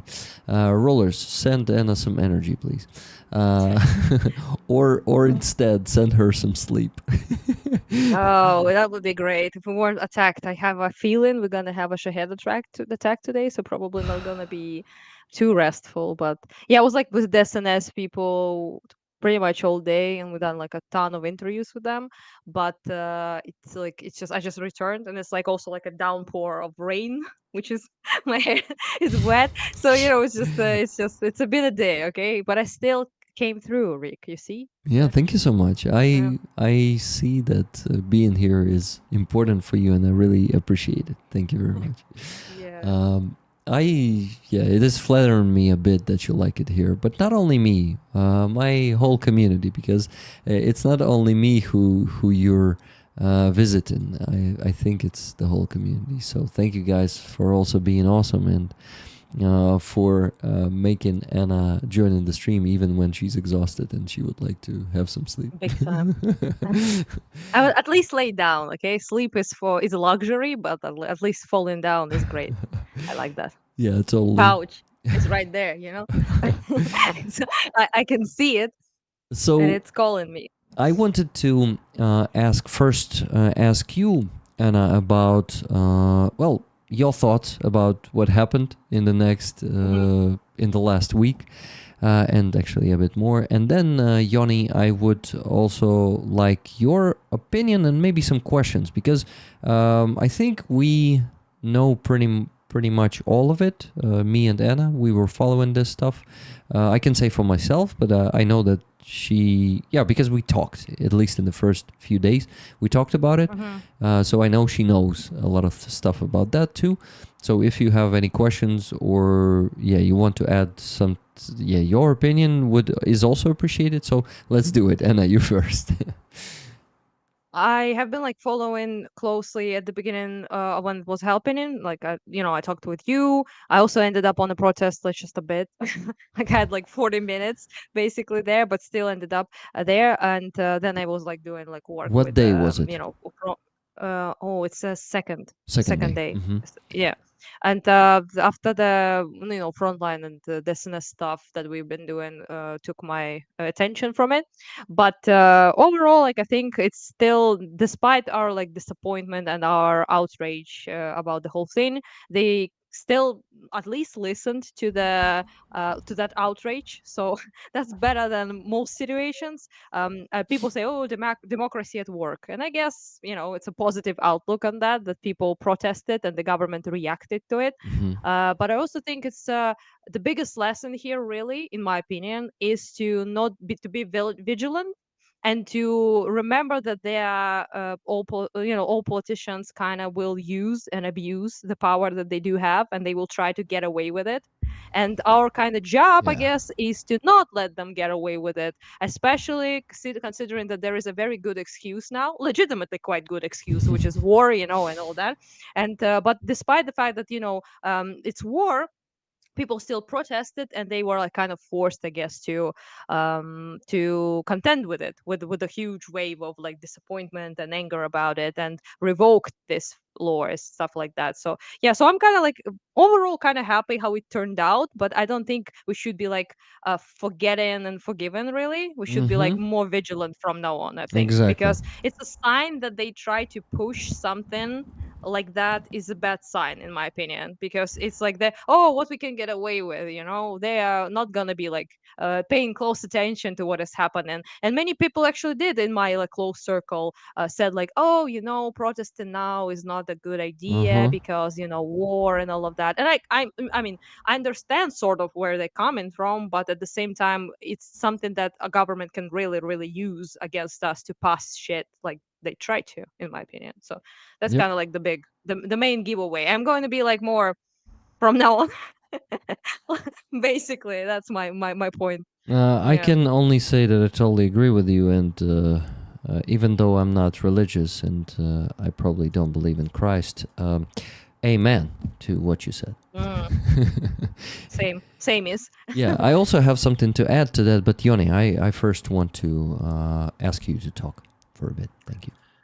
Obviously, when watching it from here, from Finland, it's interesting and a bit different, because we are obviously, all we can do is let Ukrainians decide for themselves, and we can comment and watch, but we don't really understand it the same way as you do.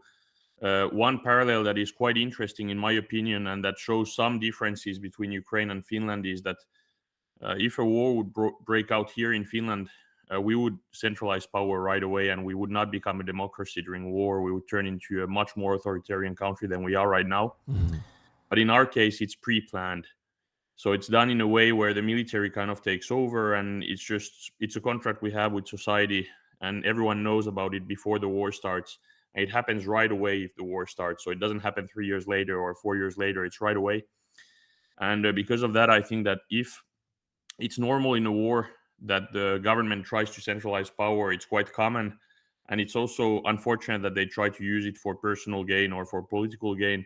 But I think that if Zelensky or his team would have wanted to do it for the right reasons, they would have tried to do it much earlier than now, because now is not.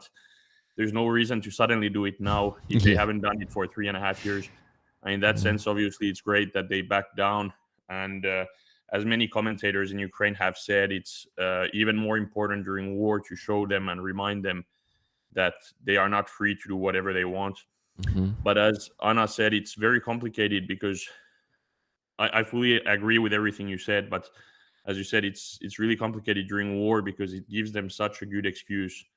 They can always say that there are Russian assets everywhere and that they need to do it for this reason. And I personally, for example, for Finland, don't support transparency and democracy during war, because it's just not possible. It's contradictory to be a transparent liberal democracy during war, because your adversary uses it against you, and Russia is using it against Ukraine in many ways.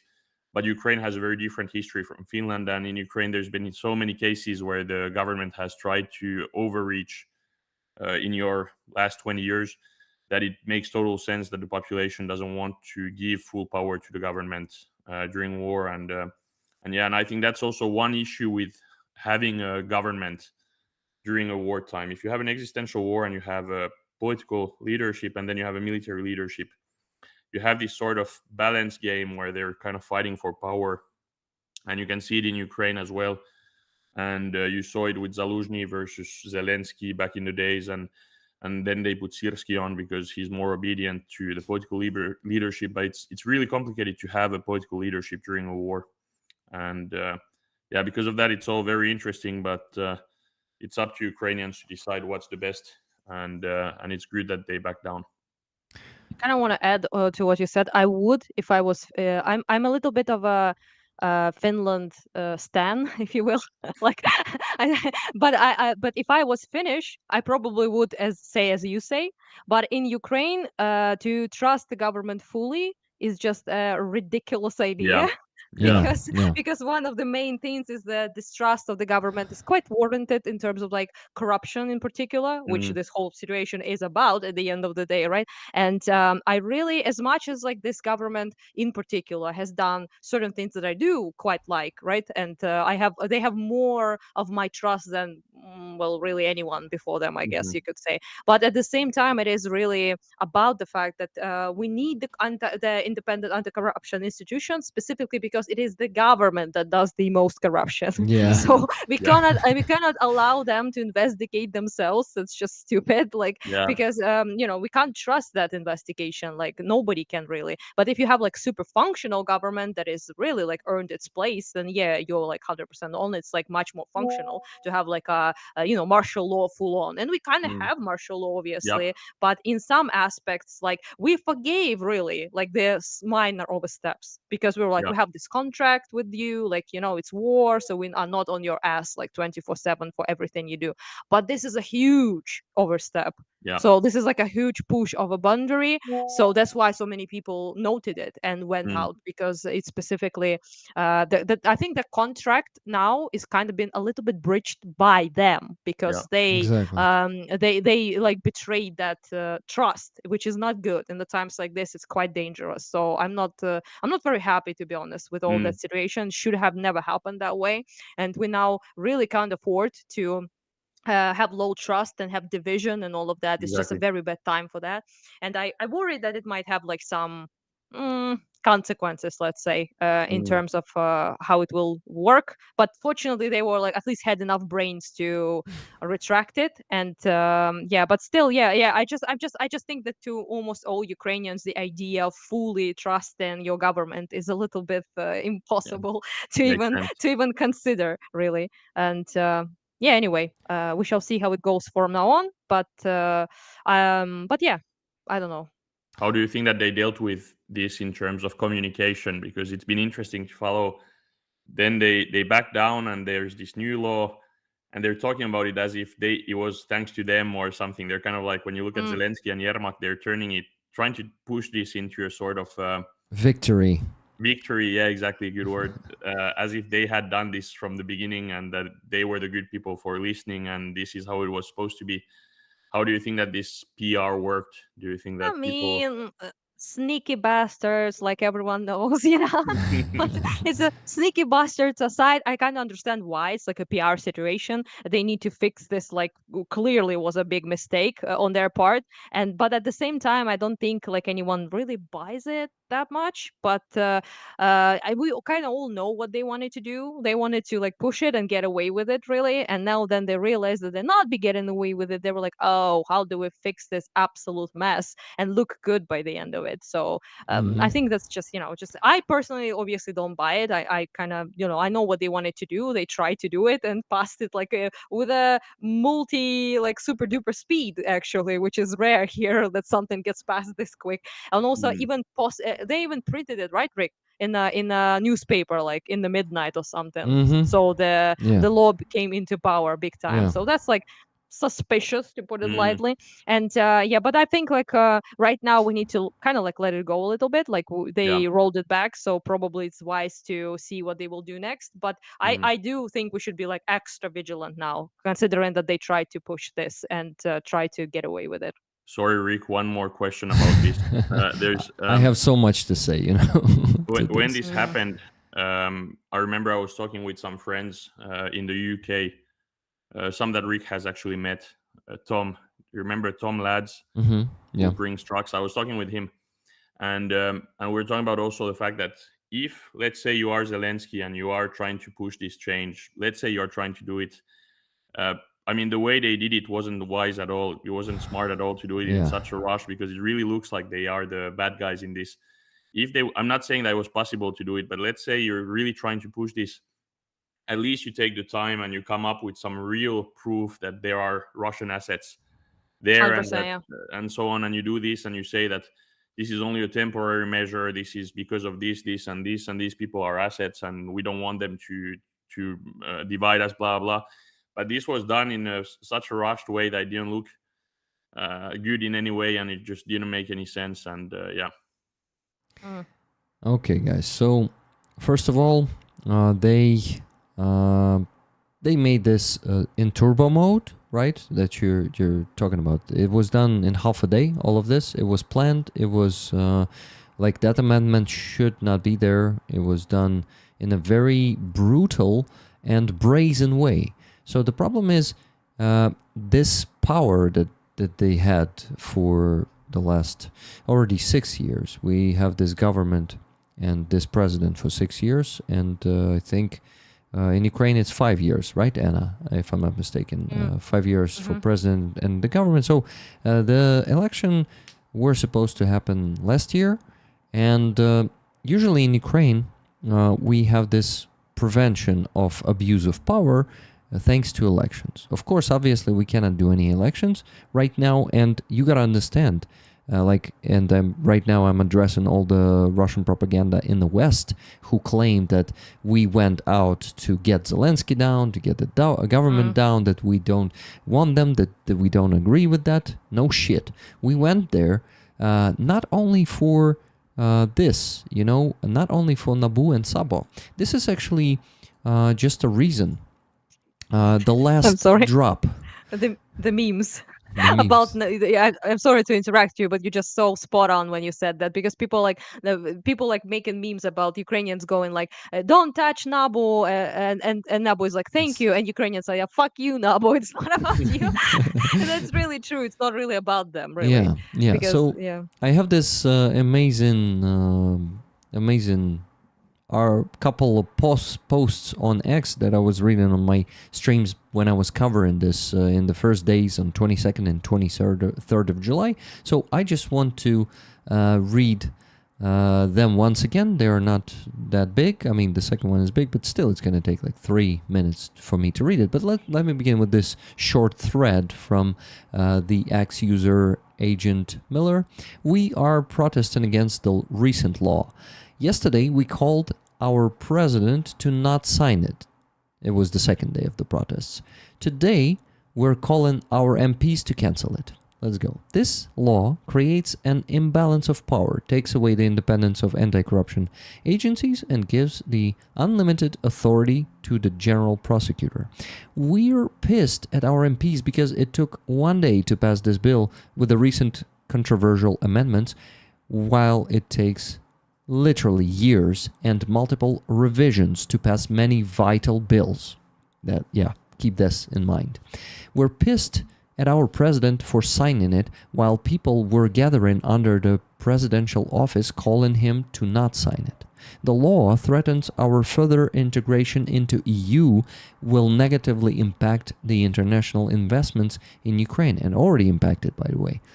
Now, for some offended Western supporters, please come to terms with the fact that people in Ukraine are pro-Ukraine, not pro-Zelensky, not pro-Nabu, Sapo, pro-Ukraine. That's a very important point in this. We are pro-Ukraine. We care about our country, not personalities. We judge actions and job done, not personalities. When our government does its job shitty, it gets called out and criticized no matter who they are. No one is untouchable. No, it's not about being pro someone or anti someone. It's about someone's actions. And if you can't differentiate actions and personality, get psychological help and grow up.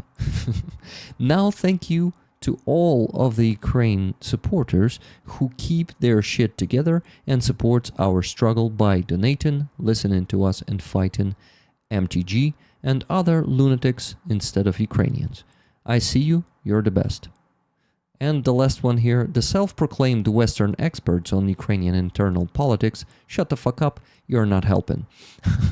So this thread is pretty, explanatory. We are not, pro-personalities. It's not about personalities in Ukraine.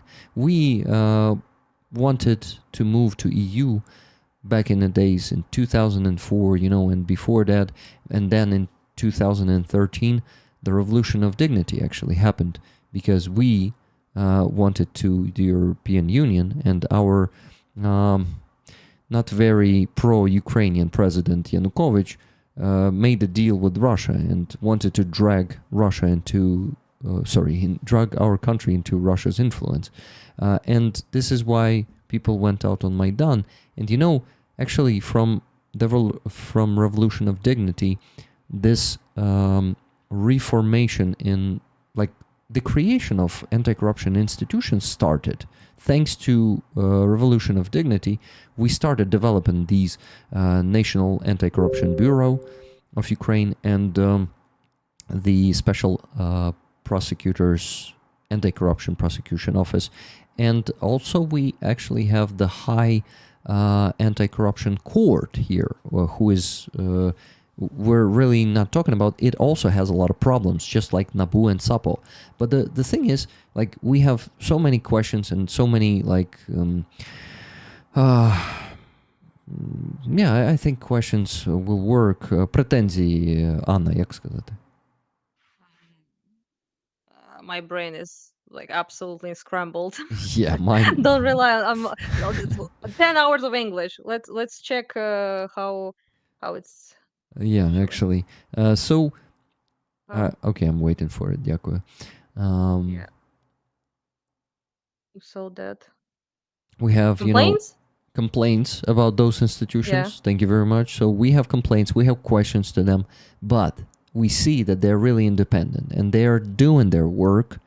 Yes, slowly. Yes, not without scandals, but that Russian influence that SBU was showing together with presidential office. The problem is one of the guys who got the official suspicion in Russian connection, in that suspicion they actually mixed the Uzbekistan and Tajikistan. So all of that doesn't seem really legit. I mean, that person, by some information of Ukrainian journalists, without proofs for now, but this particular detective was investigating the guy with the last name Mindich, who is the close friend of the president, and the whole Ukraine, and I think people in Europe also know this name right now. But he was in the shadow before, and it seems like he has a lot of connections into some schemes going in the government, and seems like that dude was investigating that guy. So we are not sure that there was that Russian influence at all. A lot of Ukrainians are questioning that. So it was a great excuse to pass that amendment, which is a great excuse for those who don't see right through their schemes and their games, the games of our politicians, the games, unfortunately, of our president. Zelensky, in my opinion, is great in the foreign affairs, and he's doing a great job in advocating for Ukraine. Also, how do you call that? Підлизуватися до Трампа. He's like sucking up to Trump, although Trump, he's not that great at sucking up to Trump, if we're for real. Yeah. Yeah, if you watch the Oval Office, it's kind of difficult to suck up to that guy. Yeah, but anyway. But you see, he's still, I think it's not just Trump, willing to help Ukraine suddenly and, turning away from Russia, it seems, and starting being more pro-Ukrainian. I think we also owe this to Zelensky, because he was doing those meetings with him and really convincing him to not include J.D. Vance into those meetings and not ruin them completely. Maybe that's the case. But anyway, he may be fantastic president for us in wartime in terms of foreign affairs, but the thing is, what he started doing lately together with his team inside of the country is very worrying for many citizens of Ukraine, and mostly for active citizens who want to fight for their rights, who really care, and who study and who also watch the investigations and read investigations on corruption here in Ukraine.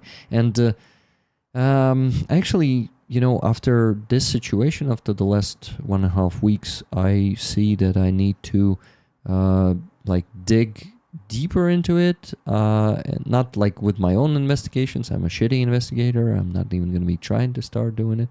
But at least, watching more anti-corruption.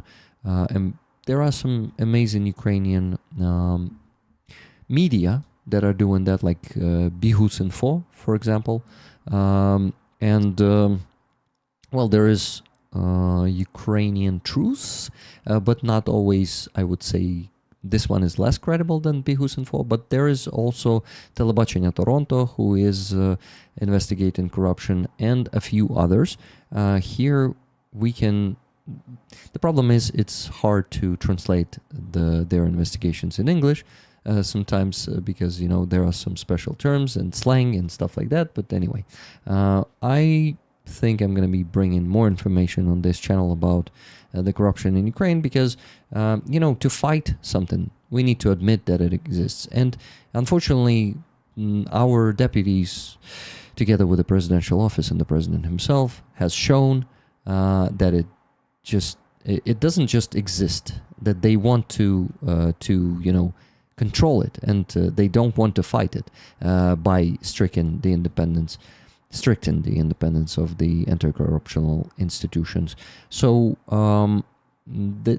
as Ana said, they have broken this agreement, and now we just need to, of course, be careful to not have any, I would say, destabilized situation here inside Ukraine, while the Frontline needs our help. And we also need not to forget that Frontline is the priority, and we should be focused on that while we discussing this corruption, because, we had a lot of people with cardboard on those cardboards they had donate to Russories. That's the most popular. There were some other fundraisers, but I think this is the most popular one in Ukraine these days. Russories, Strenenko's initiative for FPV drones, different types of them, is a pretty good initiative. I recommend everyone to donate to this one. If you're thinking, guys, another topic that I would like to touch, but I don't have time right now because I will be talking for an hour. Sorry. Last thing I wanted to tell you about internal kind of competition that you mentioned, Yoni, inside of our government, right? The problem is there is no actual competition out there. Right now, unfortunately, our parliament is not like an independent institution. It is fully dependent on the will of presidential office and Zelensky personally. So right now we have, well, technically, if I'm not mistaken, we have the parliamentary presidential republic. Anna, do you remember? If parliament is like prevalent Presidential in our I system. think. Presidential? Yeah, the other way around. No, I think so. Yeah. Yeah, Not yeah, if I, maybe. yeah. Oh, it's embarrassing actually for For, us not to for know me this. too, yeah. Yeah. So let's go check it. Yeah. Thank you. Uh, I see you're checking already. But I wanted to say yeah, that, I'm embarrassed right now. Still, the parliament should be a separate, more or less independent branch that should be balancing the president, right? And his team. Yeah. So right now it's Parliament, presidential. you yeah, see, yeah. it's parliament presidential, and the problem is, in fact, it's a presidential parliament right now. And if president said that they need to vote for the second one that was bringing back the independence, right? The number 13, 533, if I'm not mistaken, that the number of that draft law. But, if he says so, they will all vote. Because 263 voted for the corruption one on 22nd of July. And on the 31st of July, 331 voted for, almost all of our parliament voted for the presidential one. So you see, when president says them to vote for something, they will either abstain, I guess that's the word, right? When you abstain. They either abstain or so there was 0 against the presidential law. Yeah. So that tells you everything you need to know.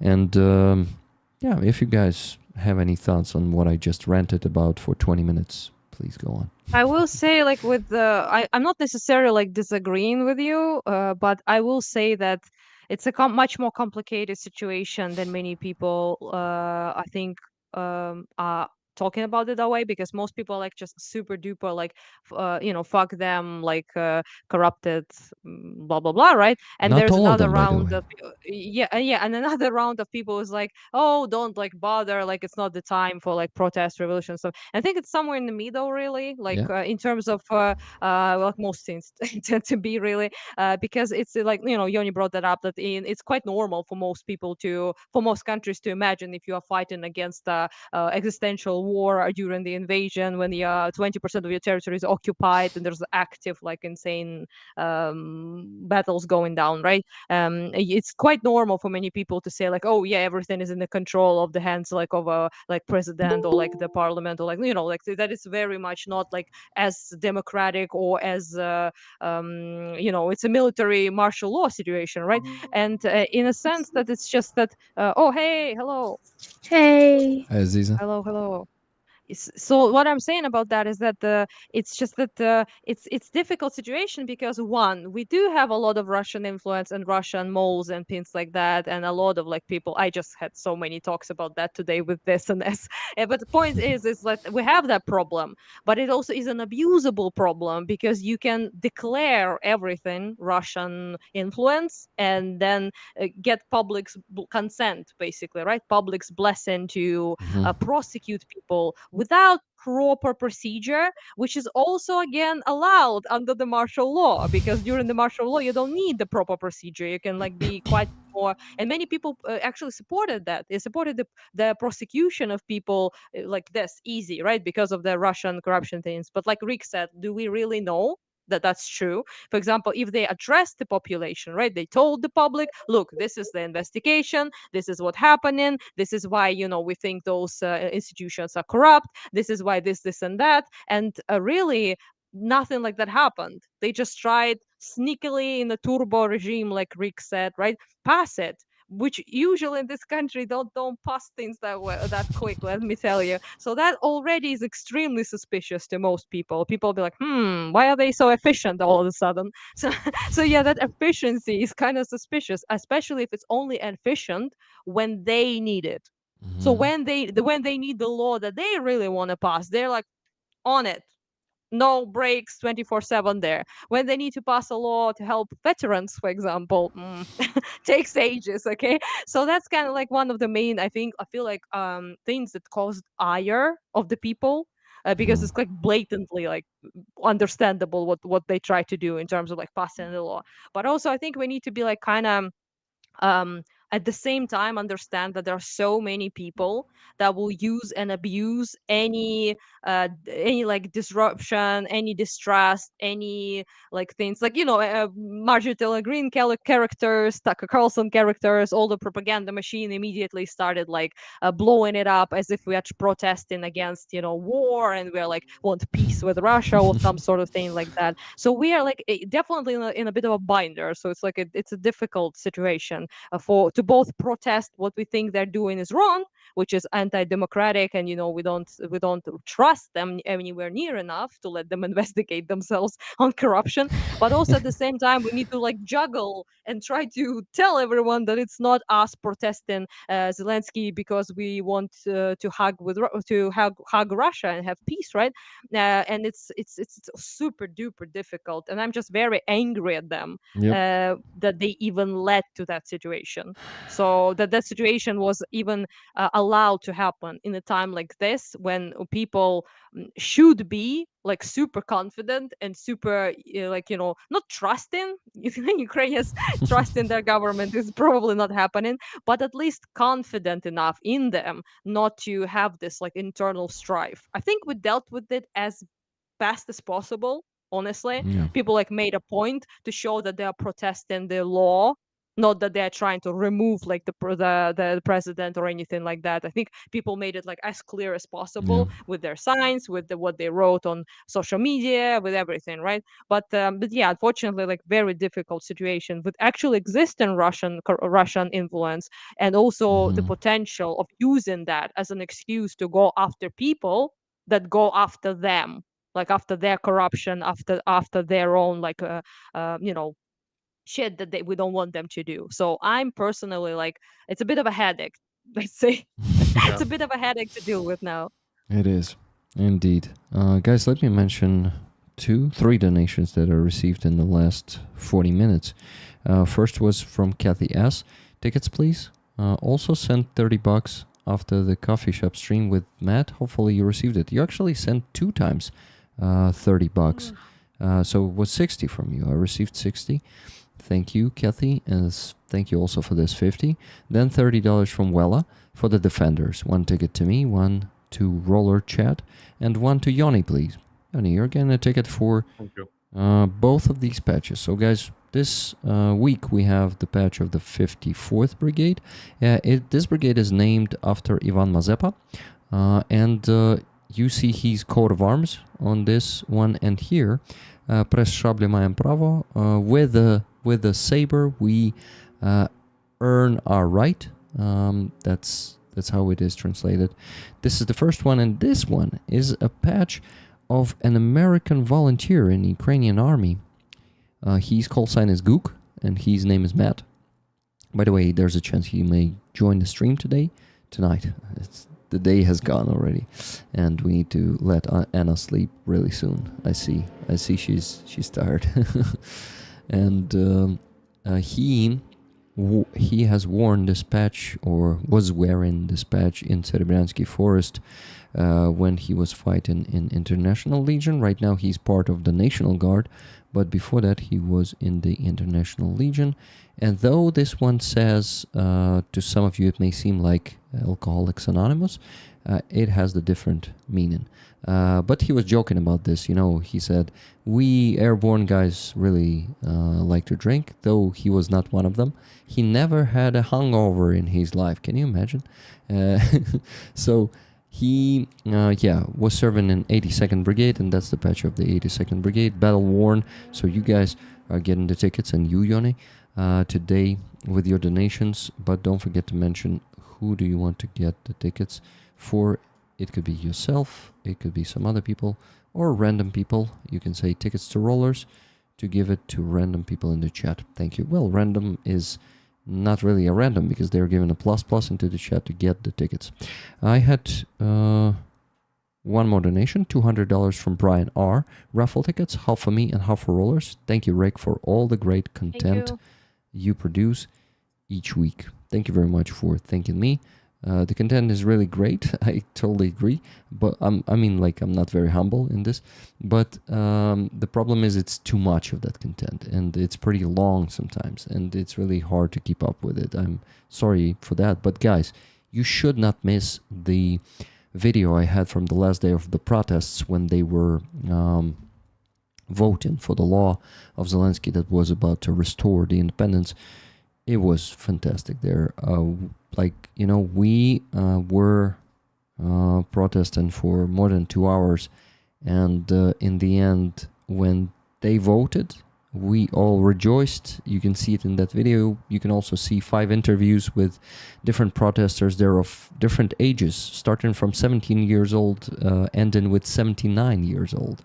That man, 79 years old, Volodymyr, if I'm not mistaken, his name is. He was protesting since 1968. Of course, in Soviet Union, you could not protest properly, but they were gathering. There were like gatherings in Kyiv next to Taras Shevchenko monument to honor his memory, showing the unity of Ukrainians. He lost his job because of that, and many more interesting stories from him and other people on the protest. Very inspiring Ukrainians, and one American who is actually a Ukrainian, also with Ukrainian name, who lives in Ukraine for 20 years. So yeah, it's a pretty cool video, guys. But 1 hour and 10 minutes long. Shit, that's a long one. Anyway, go and check it out if you missed it. I posted it 3 days ago, 2 days ago, not sure. On the 1st, 2 days ago. Hello everyone who's joining the chat and the stream. Please like it. Please also share it if you want. And thank you. The interviews were amazing. Thank you very much for the what? How do you call this thing? Not the flatter, but when someone is saying complimenting me. Yes, thank you for the compliment. I actually knew this word just yesterday, but today my brain is too tired already. Okay, so guys, we still need to raise pretty big sum of money. So I ask you to keep donating. We still need to raise $1,668.96. And I even counted in the donations on the base, the whole $360.57. So it's $360.57 less for you to raise today. And we almost reached 50%. We raised $1,331.04. What is happening there? Why are you laughing? Nothing. I'm yawning like so much that I might as well just don't, permanently sit like this. Yeah, it's just been a difficult couple of days, so that's Can you why. please tell us about Yeah. these couple of days, because it's really interesting what is happening in Kharkiv.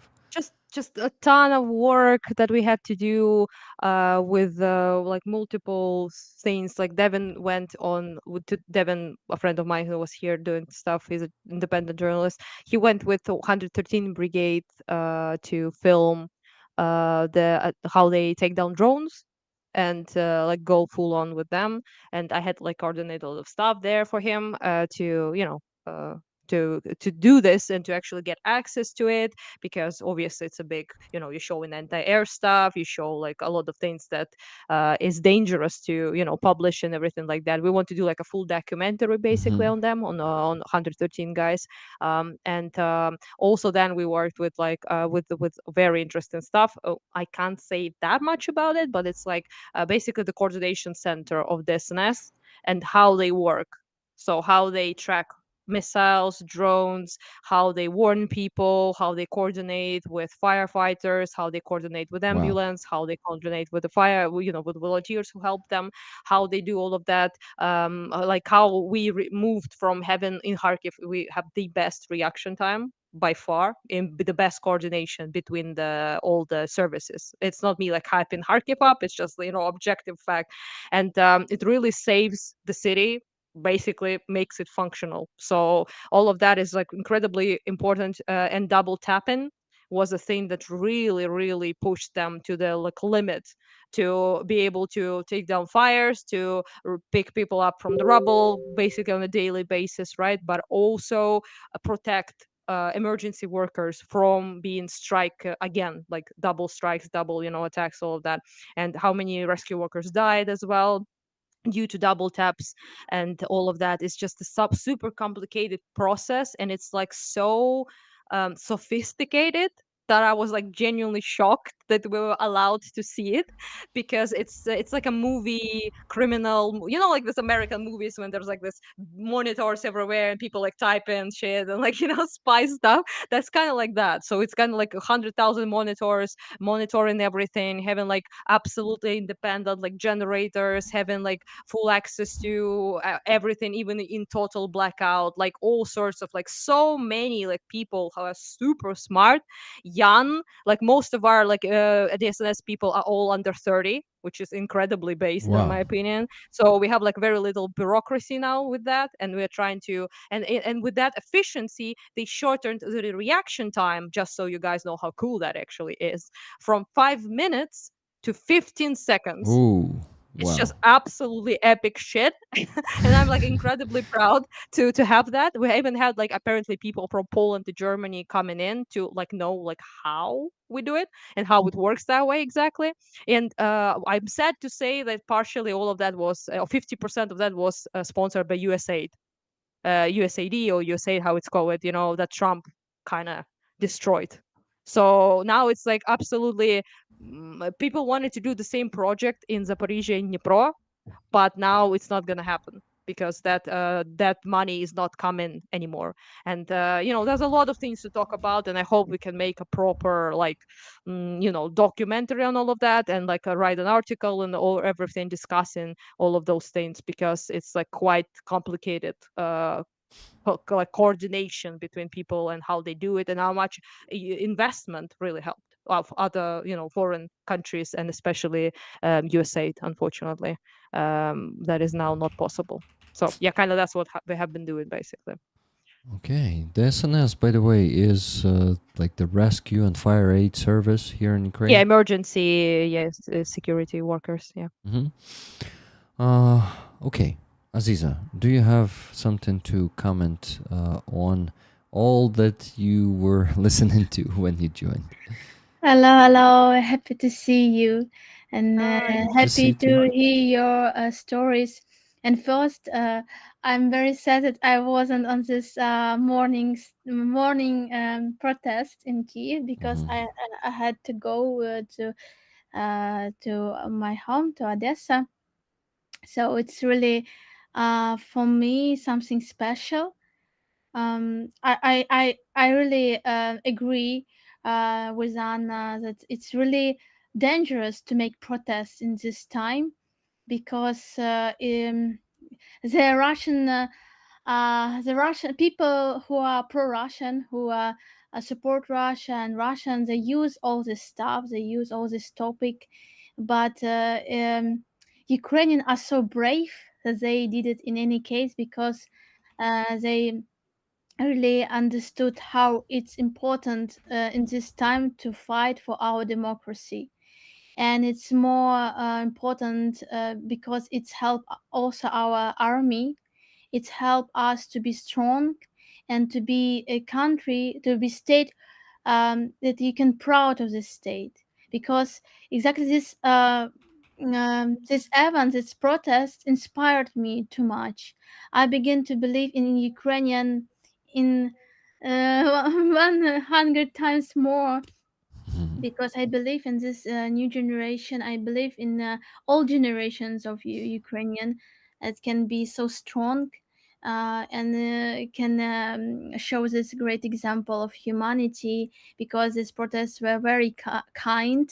As the people were so kind, beautiful, and it was not absolutely not aggressive protest. It was protest with deep understanding, because I was really we had this protest in Odessa, and I was so surprised to see a lot of young, uh, beautiful people, where you can understand they are really smart. They are not stupid. It's the people who are can understand the economy, uh, the everything that we have now in different direction.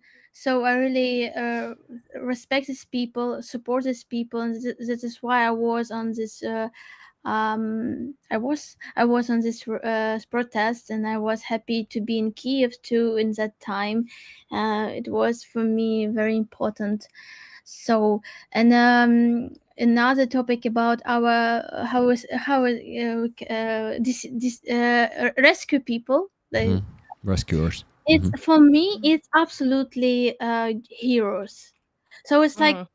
something I know that it's not good to make ideal, make something like, but for me they are so strong, because when I saw how they work in Odessa region, in Kharkiv, in Kyiv, when I see this eyes full of love, humanity, how they rescue animals, people, how they work hard. This work I can, yeah, of course, our soldiers also work hard, but it's another work, and it's also very important, super important. And really, for me, it's a great example how to be useful, how to be super in time in this history. So it's really envy, like заздрю. Yeah. I'm envy your brave soul on how you work Thank you. together, how you search and help journalists to see this reality. And I wish only all the best for you, for your spirit, because I know how it's Thank you. hard, it's really hard to be always on this on same level of fighting, on same level of doing our job. And I'm really proud of you guys. Thank you. And Yeah, and yeah, I really like thank you very much. I really am trying now to do this whole project specifically because I was kind of really already very invested in the idea of talking more about the firefighters, rescue teams, emergency workers, because they're kind of like a little bit like unsung heroes. Because Mhm. I mostly work with soldiers, obviously, and I talk a lot about them for obvious reasons. The defenders of the country. But I'm also like think like this is it's like a I mean, it's not in religious context, but they're literally like guardian angels, basically, right? Mhm.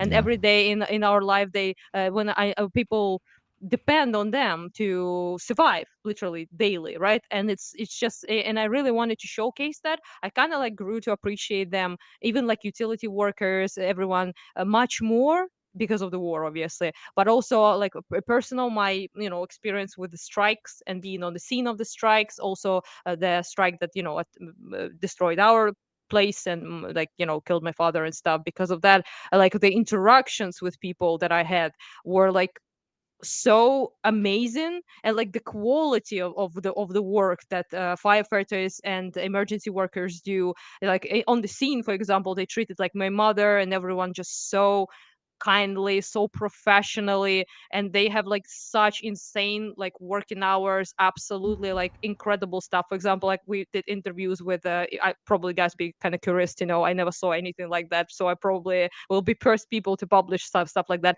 about the initial 22 way that firefighters were fighting everything, because there was no air raids, there was no Mm. sirens, there was no coordination.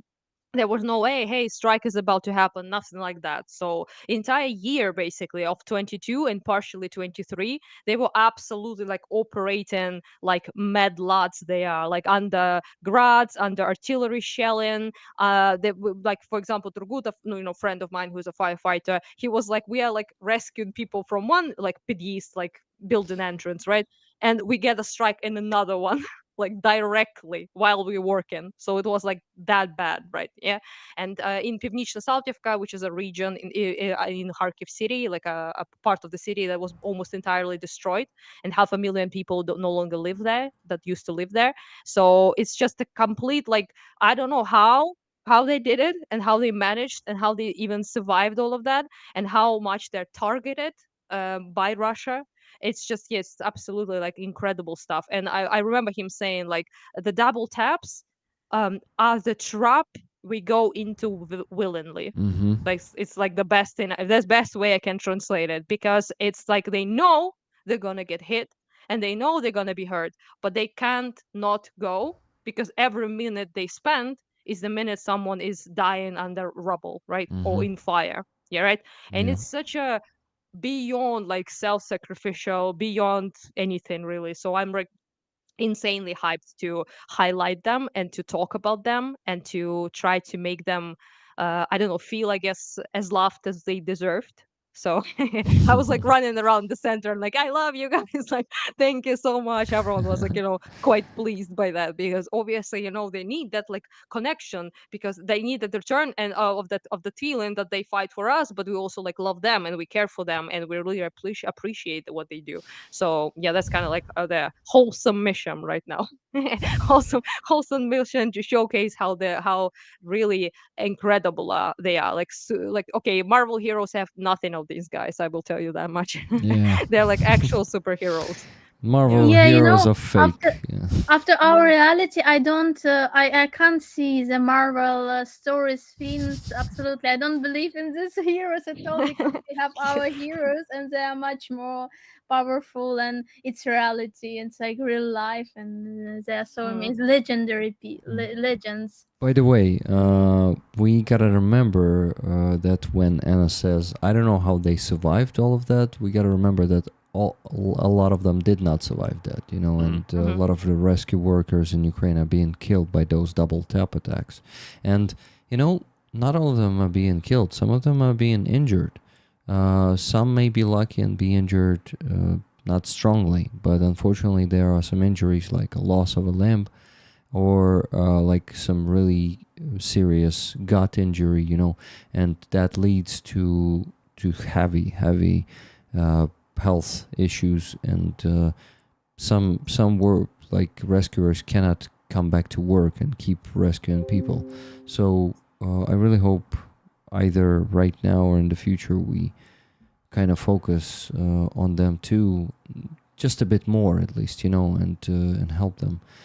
So guys, remember Edward Matthews, who is actually who has this project Brave Minds UA, and they want to give the mental health what do you call that, sessions to the rescuers, fire aid workers here, and yes, also in Kharkiv.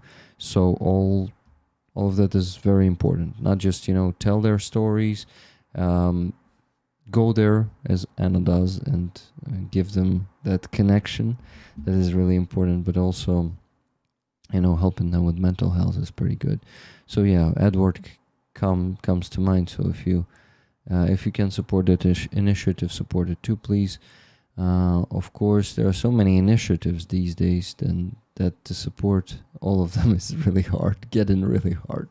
And for me, for example, I like the Ukrainian fundraisers. I see and know many of them, many funds, many volunteers, and I mostly donate only just to Sternenko, because unfortunately I think with limited finances, budget, you need to just either choose like one person or donate to everyone, but just a tiny sum of money. I still try to donate to like other campaigns and other fundraisers that I see online, like every second day, sometimes to two of them, but sometimes I have to like just pass some fundraisers, and it feels bad, and I just know what the hell to do with that. Earn more money. I think that's the only solution to that. You know, earn more money and make everyone happy with your donations. what are recommendations I'm giving today? It's just like, I mean, Rick is like, be rich be rich. and Yeah. donate to everyone. You know, we Yeah, had I mean- this comedy video here in Ukraine, an interview with a guy who was saying, you know, born rich, that's my advice to you. Born rich. If you Solid. don't born rich, don't born at all, okay? Very optimistic, just how we like it, yeah. Videos. Yeah, just So, by the way, speaking of, I had like so many dramatic, like incredibly difficult stories about, especially about Turgut, the friend of mine. He's often on the missions to test the ashes, basically, and to find the remains of people and to DNA samples and all of that. So it's kind of grim, a lot of things that he did say. But there was like one absolutely hilarious thing that they used to do. So they were at the Barabashova market, which is a big marketplace in Ukraine, in Kharkiv, in one of the biggest in Ukraine, I believe, if I'm not wrong. And people, Russians targeted quite a bit with drones in particular, but also like glide bombs. And the boys were there, one of the fires, and the shop burned down. And the owner of the shop was like, take everything that survived. Like, I don't care, just take anything you want. And they were like, and Turgut felt really bad about like taking anything, but he took a little speaker, basically, that he put on his car, that the big fire truck, right? And he was blasting like Vova Yebashek song. And like, so it's like Vova fucked them up like song about the Russians, you know, and also like all sorts of like patriotic, like nationalist songs, and also like Slava Ukrainian on the speakers. And like it's so hilarious to think about, because in 22 there was nobody really like on the roads, like full on like ghost town, like Russians with tanks, corpses, all sorts of things, okay, lying down, and only like this car just goes through the roads and blasts like music and everything. And they really like enjoyed themselves doing that. And they have like block posts with, you know, military, our boys, like soldiers and stuff, and soldiers be like like saluting them. And yeah, that was like just a lot of things like that. They had like this one guy. Also, they were like taking down fire near Tsirkuni. Tsirkuni is like a little village near Kharkiv, and they got hit with massive grad strikes. So like artillery strikes from all over the place. So the boys were like, "Oh, we need to like go away now, because otherwise the car would just literally get hit by a grad." So they were super terrified. They jumped into the car, started driving, and they were so in the panic and in terror that they didn't really even check the rooftop of the car. And so they're driving, like getting away from grass, you know, the epic escape. And Turgut is like, is everyone here? Like counting all the boys, basically, like this guy, counting everyone. And he's like, where's Metro? Like, where's Metro? And they're like, he's in another car, don't worry, like in another truck. And Turgut was like, sure? Like, are you sure he's there? So they're driving away, and he calls another truck. And they're like, is the Metro there? And they're like, no, the Metro is on the roof of your car. Imagine this guy. He was like this, like a cat, basically, on the rooftop of a car. Like in a Old movie. guy, like 60 years old, and like and he's like hanging there, and they like get out of the artillery range, right? And they stop the car, obviously, and they go out, and they go, Metro, buddy, like, we are so sorry. And he was like operating the ladder basically on the rooftop. And he's like, lad, are you fucking done? About a lot of swearing basically. And they're like, okay, don't worry, you survived. Everything is good. Everything is glorious. And yeah, they were like calling him the rider of a truck after that, because he was like actually epic stuff. So much shit to really tell, really, guys. I could be here like for hours telling the stories, but yeah, this is one of the funny ones You know, instead of the grim ones. I listen to these stories, especially the one with speakers, and playing all those songs all around. And I understand that Kharkiv has a unique war history. No other town or city in Ukraine, I guess, has the same history, because first Russians were pretty close to you, like to Kyiv, right? Then there was They a were in the city, Russians, yeah. In Yes, they Kharkiv, were yeah. in They the were city. yeah. Then Mhm. they were thrown away with the counteroffensive in 2022. Then and they could not hit you with artillery, but they started finding the new ways to hit you, and it's being Ah. hit harder than other towns and cities in Ukraine.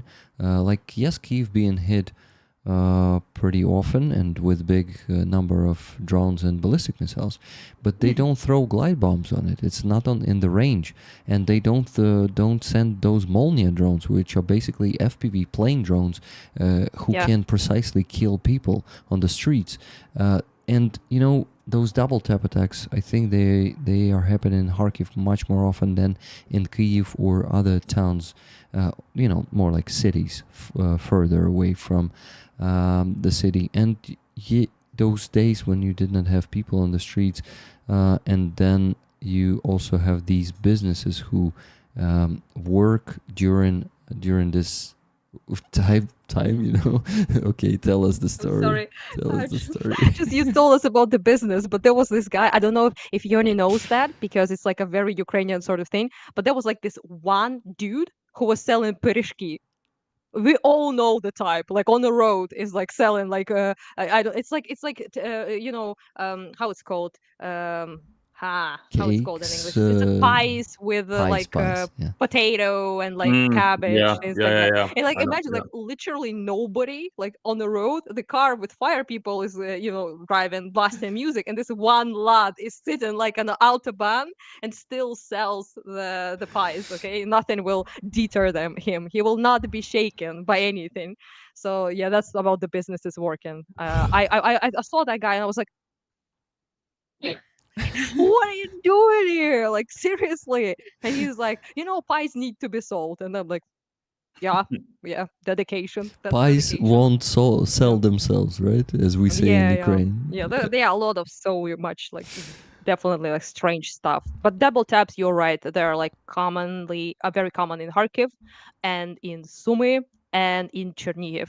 Those are probably Donbass, obviously, but other than Donbass, most of it is here. Like, and also glide bombs were like the biggest problem for a solid year, I would say. But in half a year, our guys discovered actually, which is incredibly innovative and amazing. Glory to our dudes. They discovered how to not allow them to reach the city mostly. Uh-huh. So instead of like 15 hits a day, it's like now a couple of them per week maybe.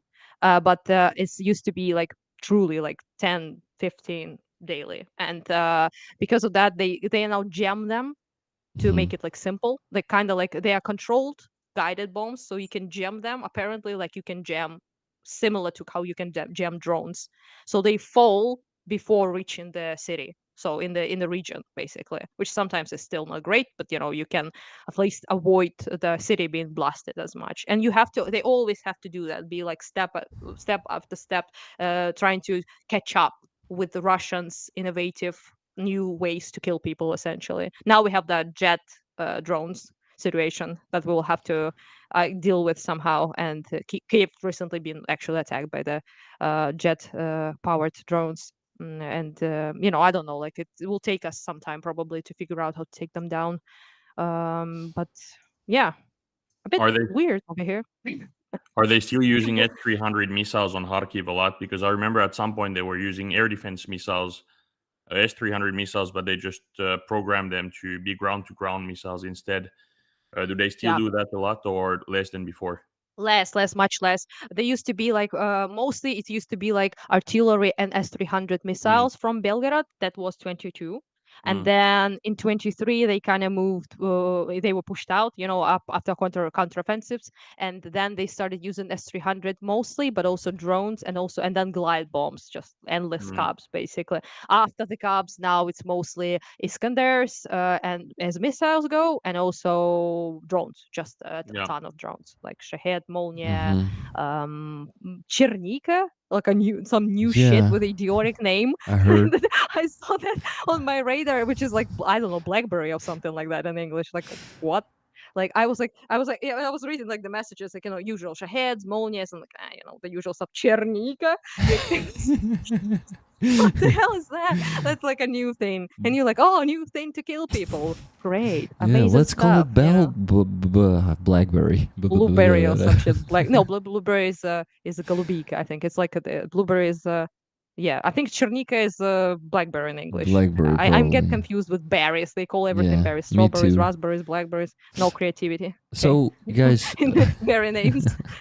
just as those pies won't sell themselves, money won't raise themselves, so Smooth. we thank you. Oh shit, this patch is on the raffle this week. This one is Aziza, you didn't see this one yet.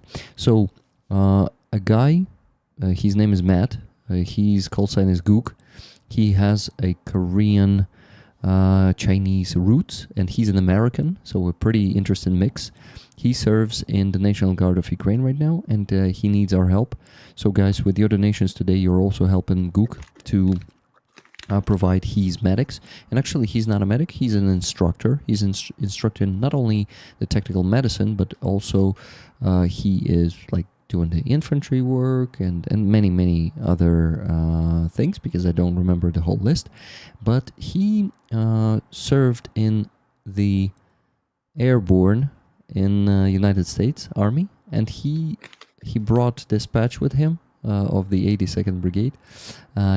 He brought it, and when he served in International Legion, he, despite the prohibition to wear any patches on the front line, he was wearing this one, and he did it in Serebryansky Forest. So this one is pretty badass, and a battle-worn patch with history from a cool guy who is really inspiring for me personally. I did the stream with him on Thursday, and we already raised $200 there from the needed $1,500 this week, so only $300 left to raise today for their fundraiser.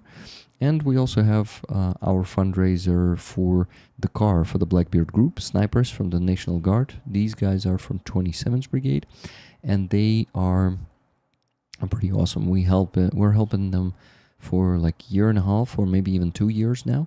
And I guys remember once Bjorn from Norway sent me 2 thermal scopes without me asking, and said, I know you will find the guys for those thermal scopes. One of them got to these guys. So Blackbeard group had the stuff from us. It was the first item that they got from this community, and I'm really happy that we have such a long history together. We helped them with a few cars already. I think Wally Drennan provided them 1 car himself. So yeah, he sent $10,000 a year ago. It was in August, and 1 or 2 more cars we provided with our power of the community. So right now they're in the need of the car, and we're actually Anna, you will be surprised how much we raised with this car. Maybe you'll be surprised, I don't know, but it's 760,000 hryvnias. So yeah, $750,000. They say that Congrats. yeah, they say they would like to get something really reliable. First of all, that they won't need to repair, because they told me that they spent $10,000 in the last year to repair their Hilux and $8,000 to repair their L200. So instead of spending all that on repair, they think of buying something better and more reliable, something newer. So yeah, we're going for this experiment, and I trust these guys. Their choice is usually very good, because there are different examples of soldiers. Some made really bad decisions in choosing the cars, and then you look at this and what? It's been 9 months. Why the car is still not operational? It is possible, unfortunately, sometimes, but these guys know what they do, and they are actually also like kind of special service snipers in that brigade, and their survivability is pretty high. They told me about such crazy situations they were in, and sometimes they spend like few weeks on positions just not being able to get out because they are surrounded, and they have FPV drones. But even though not all of them are healthy, some of them were injured, I think none was killed in the last year. So it's not that many of them, like up to 20, I guess, in that unit. But it seems like they know what they do and they know how to survive on the front line. And guys, I have actually a pretty awesome news.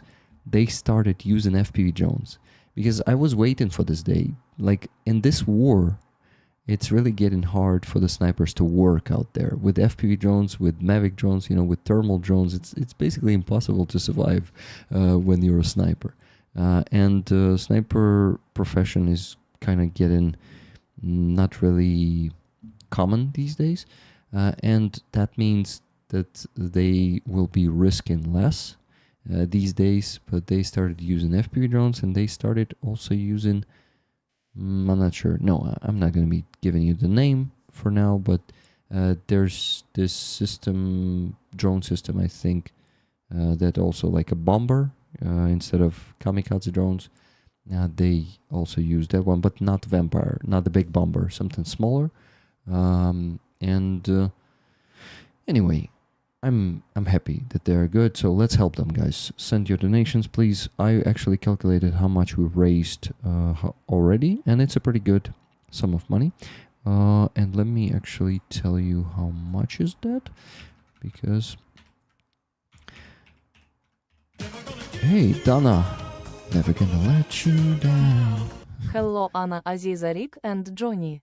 Hello, Anna. Actually, Aziza, have the, I don't know if you can Rick, and see. Yoni. That's like a sniper bullet that people make here in Kharkiv for themselves. Mm-hmm. And I used to help like them buy stuff for this to make them.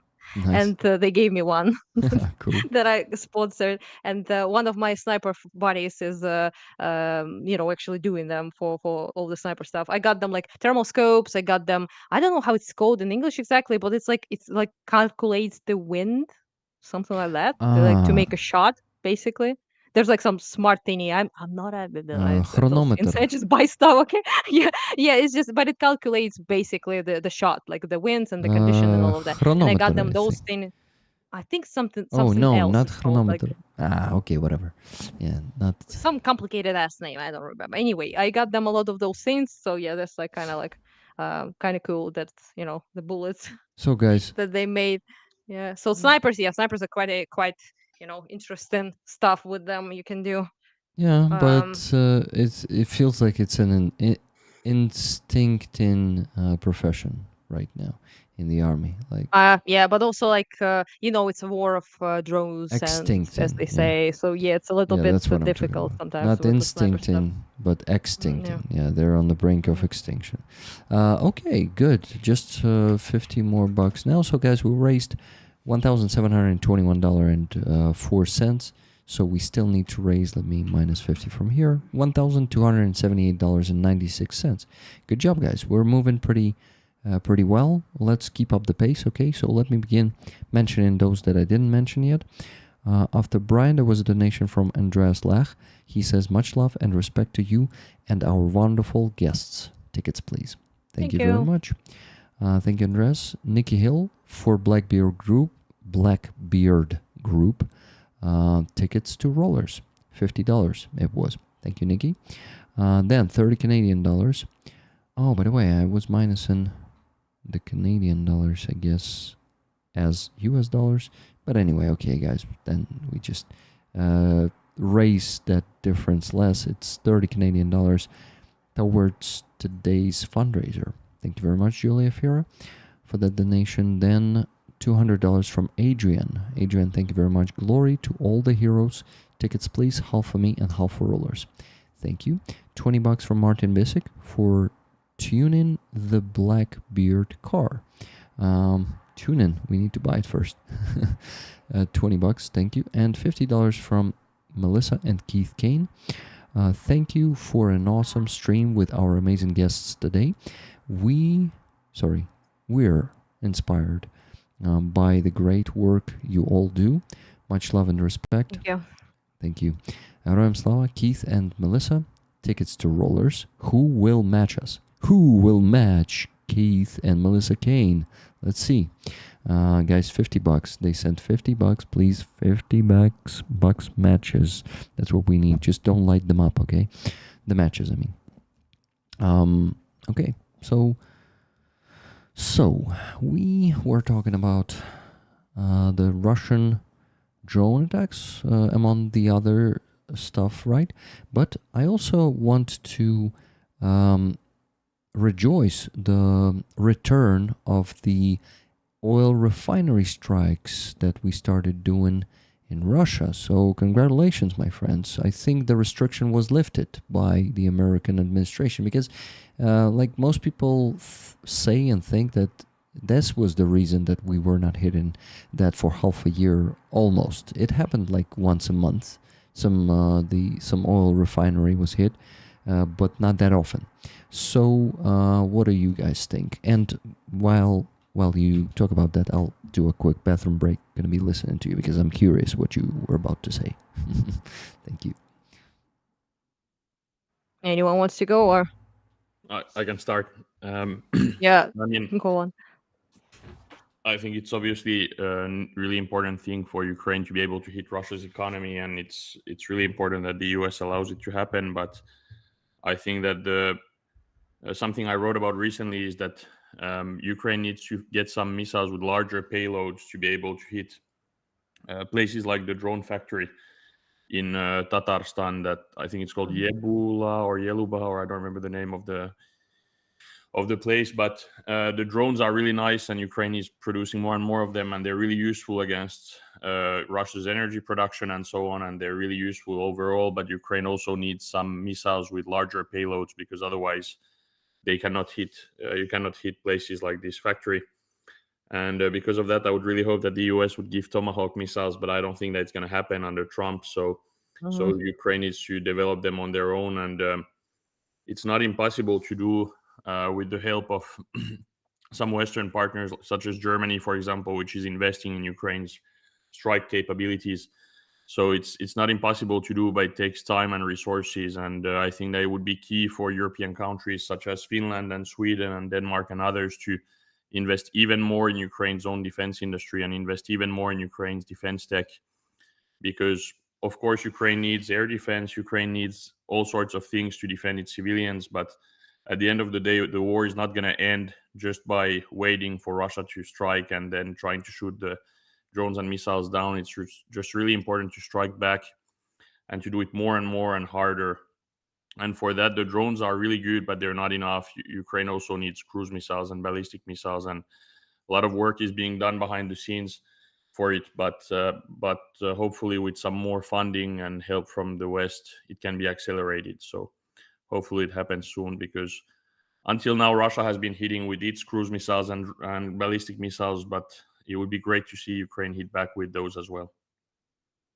Yeah, 100%. It's kind of like a thing that we're dependent on. So, other people, which, sucks, but it is what it is. Yeah. Also, like with the Taurus conversations, Yeah. dried up, I think, at this point, Yeah. probably not getting that as well.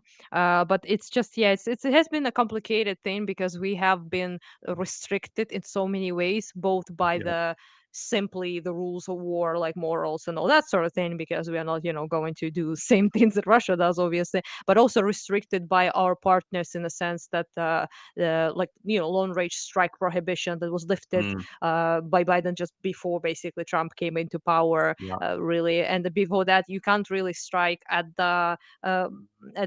you were not allowed to strike the archer essentially for a very long time, and with the glide bomb situation in Kharkiv in particular was because of the aviation flies, it throws the bombs, goes back to Russia, and it's just kind of like you can't, they don't even leave Russia, rather they don't leave Russia, they just Yeah.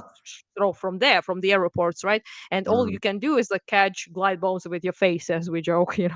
So that's the only stopper, really. And before our guys came up with the German technology idea, which helped us, but this is more of a like I don't know, it's like they say often that it's an innovation motivated by the lack of tools we have. So Exactly. you have to like kind of like be Mm. creative, specifically because we don't have conventional means to do Yeah. anything about. And yeah, it was annoying, to put it mildly, because sometimes you'll be like sitting in the corridor, and glide cabs are very slow compared to missiles, so you can really hear them for a long time. So they like fly like again 40 seconds, 50 seconds time, you hear it and it flies, and a lot of them flew directly above my place because I live in a part of the city where they fly, and you'll be sitting like in the corridor, and glide blobs are like flying and everything exploding, like shit is like shaking and all of that. And you're thinking like, why the fuck we use the missiles? Because, for example, we have been given like Storm Shadow, right? Yeah. From production of UK and France, I believe, joined. And we kind of had them, but we couldn't really like use them. Very small amount, so it's not like we can Yeah. throw them sparingly. But also, even when we had them, we still couldn't use them because of the limitations. And it's Yeah. like, yeah, it's quite difficult, especially with all this like nonsense negotiation, peace, whatever stuff that really, doesn't stop Russia doing anything. But apparently, we are not allowed to hit like refineries and things like that. Yeah. Meanwhile, not to sabotage the negotiations and for the chess games and all of that. And to me, it's quite silly, obviously, and it's also super detrimental to us because we are on the constant, strikes, and more than 50% of our energy is down. So we're like hanging by a thread. I don't know how things work, if I'm honest. Like it surprises me every day when I go outside and I see things working because of just how much damage was done. But it's mostly due, again, to hype up USA. For example, they helped a lot with Kharkiv getting generators everywhere. So that made it possible for people to have electricity, for people to have like drugstores, like cafes, grocery stores open, all of that, right? And it's getting like increasingly difficult now, especially with the 60% increase with drone strikes that we have currently, and 38, I believe, percent increase in civilian death as well, compared to previous year. So the situation is like quite difficult. Like even, for example, like Kyiv recently have been, hit as well. Quite just recent strike was pretty horrible. Like Yeah. more than 30 people were killed and hundreds injured, and it's just it's kind of like I don't know, like it's complicated. As a Ukrainian, it's a complicated feeling because you don't want to be resentful and you don't want to be ungrateful because everyone's like, ungrateful Ukrainians, throwing that stuff. But you also don't. But it's also difficult, okay, to be grateful and to feel that like gratitude when there's so many things that are not being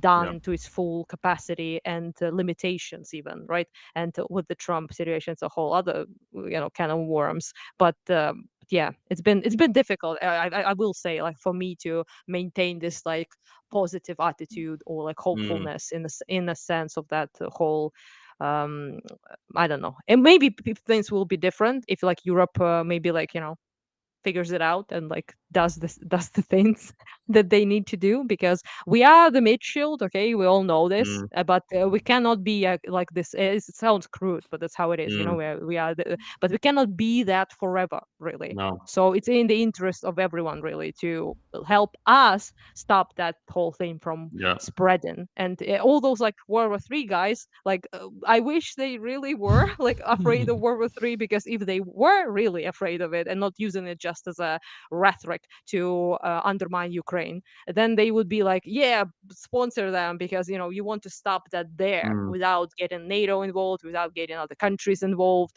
And mm, yeah, I do think only few people really understand the scale and the yeah. danger, which would be like, I don't know, like our closest neighbors have been also occupied by Russia. I know what's that like. For Mm, example, Baltics, Finland, Scandinavian countries have been pretty good recently to us as well.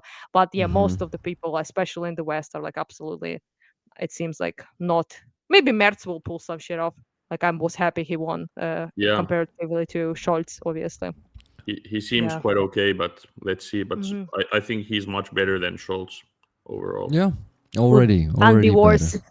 If I'm for real, like my people, like guys always call them it's rude, okay, but I will say it like limp dicked Scholz, basically. It's how they always call him. And limp wristed, I guess, is more polite way to say that. But it's just yeah, it can be difficult. And we need like strong leadership in Europe Mm, now more than ever with Trump, because it's sure as hell not gonna be United States leading the Western world. So someone needs yeah. to pick up that mantle real fast. Exactly, and France and the UK have been quite weak when you think about it, because Macron and Starmer both have some potential and they could have done a lot of things, but it took them forever, for example, to restart the production of Storm Shadow missiles. They only did Yeah. it like 2 months ago or something, which is insane.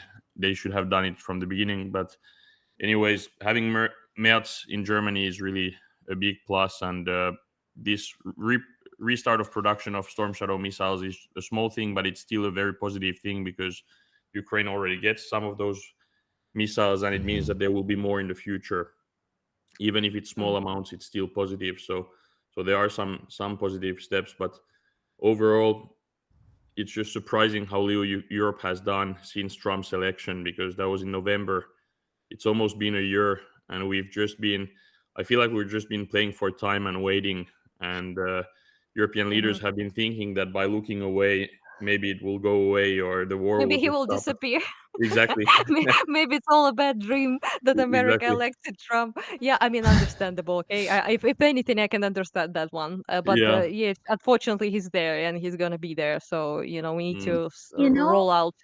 I have I no, it's really terrible idea, but Fazi last week said about the strike against the Russian production of drones, that we need um, intercontinental ballistic to do it. So it's like you could not even make it with mhm. Taurus, so it Yeah. has to be like nuclear Too far for weapons. Taurus. Yeah. So it's no, not nuclear weapons, but it's like they said, if you use if you use nuclear I weapons, see what you're doing. we will destroy Give us nukes. all your power to do the war. So it's only one point when Europe or United States can do it. And it's really sad because we have to wait on something very terrible to stop them, because they really have this production very far from us. So or we have to create again some strategy how to do it with open creative mind, like Ukraine always did and do. But it's really hard to see this world that needs to see like victims, a lot of victims, a lot of tragedies to do it, to protect Mm. this world. Guys, I'll Yeah. give a quick update on the nations. Actually, 4 people matched Keynes, Melissa and Keith. Thank you very much, guys. So let's go. Andreas Lach, matching Keith and Melissa. I'm happy to have such inspiring friends. Tickets, please.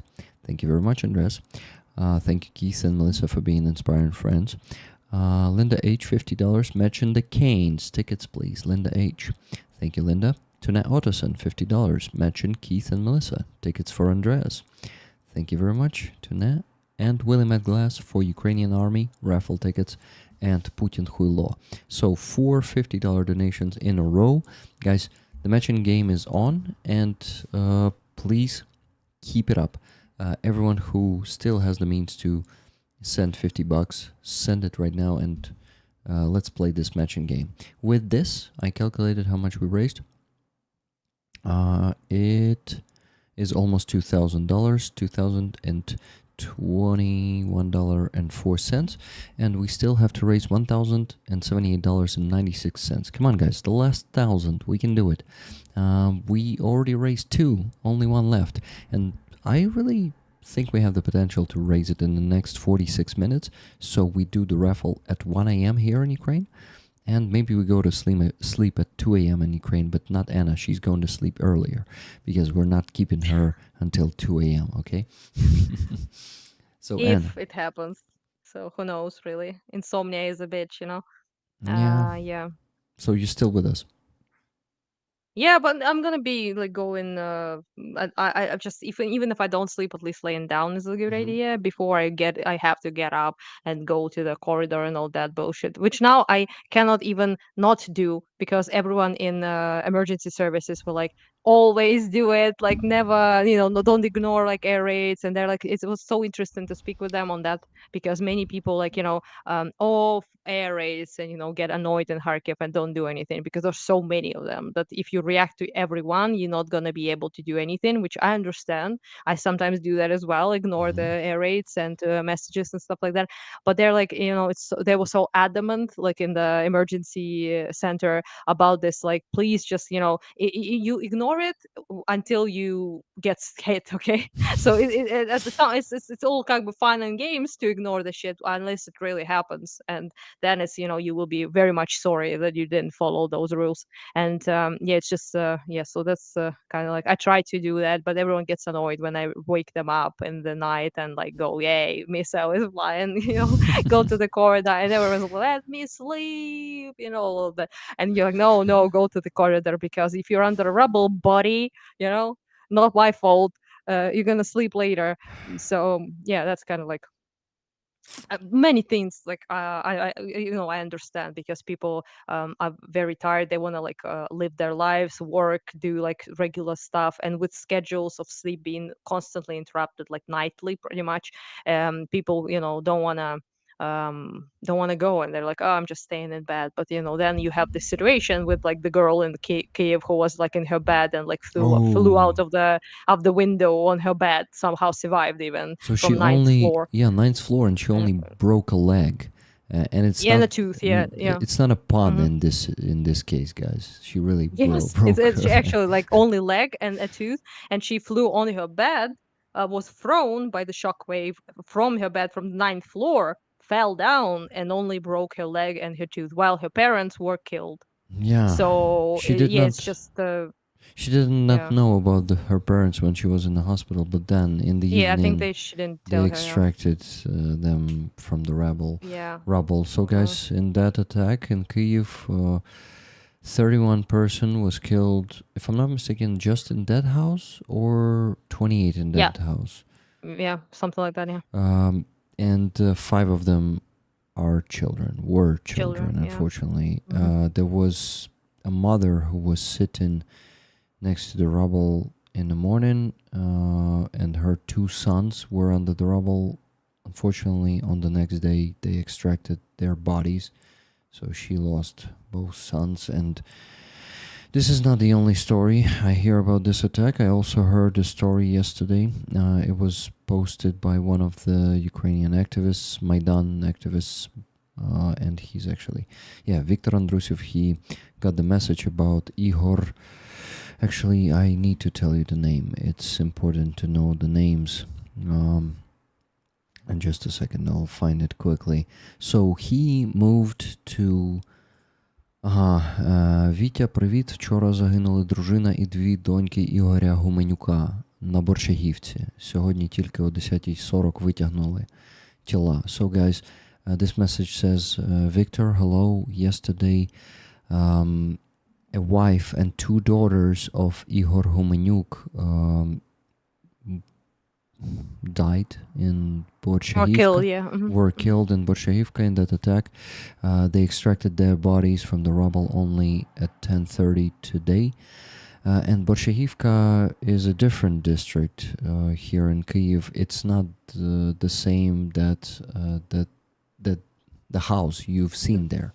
So there are more killings that are not getting to the Western news, unfortunately. And the story of Ihor is crazy. He was forced to leave Donetsk in 2014 for his patriotic stance, and he was an activist of Democratic Alliance. He was taking part in Maidan, and now he lost his wife and 2 daughters.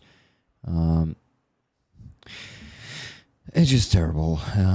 I also, in that building in Kyiv, in Svetoshinsky district, which buried 31 person, there was a family from Slavyansk. A young couple. Young couple, 24 years old, if I'm not mistaken, and 23. Yeah, they had their 2-year-old kid was killed. Lev, his name was, and the girl was also pregnant with another. So yeah.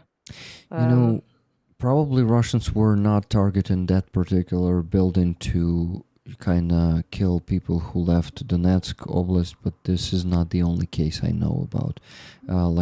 It seems like they want to kind of chase people until they kill them whenever they are in Ukraine. Like they can relocate from Slavyansk, which is super close to the front line, or from Donetsk from 2014, and Russian missile will find them. It's just terrible. So guys, it's like a real great power that try to kill us. It's like, more than humans, something bigger than humans that try to kill us. And that's why they killed people who ran from this Russia many years, like 10 years ago and now, and it's really crazy when you begin to think about it. Yeah, it's terrible how it all goes, and how Russia is being not pressured enough and still capable of doing all of this. And it's not only about the pressure. Of course, it's the help of their great friends like North Korea and China, most importantly. Iran also, yeah. Iran, and North Korea is about to send a few dozens of thousands of their soldiers once again, and that is a big danger because North Korean soldiers are not the same that Russians. They don't go to war for money, and that's different kind of motivation. They are completely brainwashed, and many of Ukrainian soldiers in the interviews, in the posts, reported that they're more fearsome. We can actually call those warriors. They fight for ideology, and they kill themselves when they're wounded. And only 2 North Koreans out of those, 10,000 of them, 8,000, were taken captive. So it's not the same as Russians. It's a big danger, and 30,000 North Koreans will be much bigger problem on the battlefield than 30,000 Russians. So not fucking enough. The world is not doing enough. And yeah, the biggest thing now is really, as well, aside from getting like assistance and stuff, is currently a very big danger of it's almost guaranteed that Pokrovsk is fallen.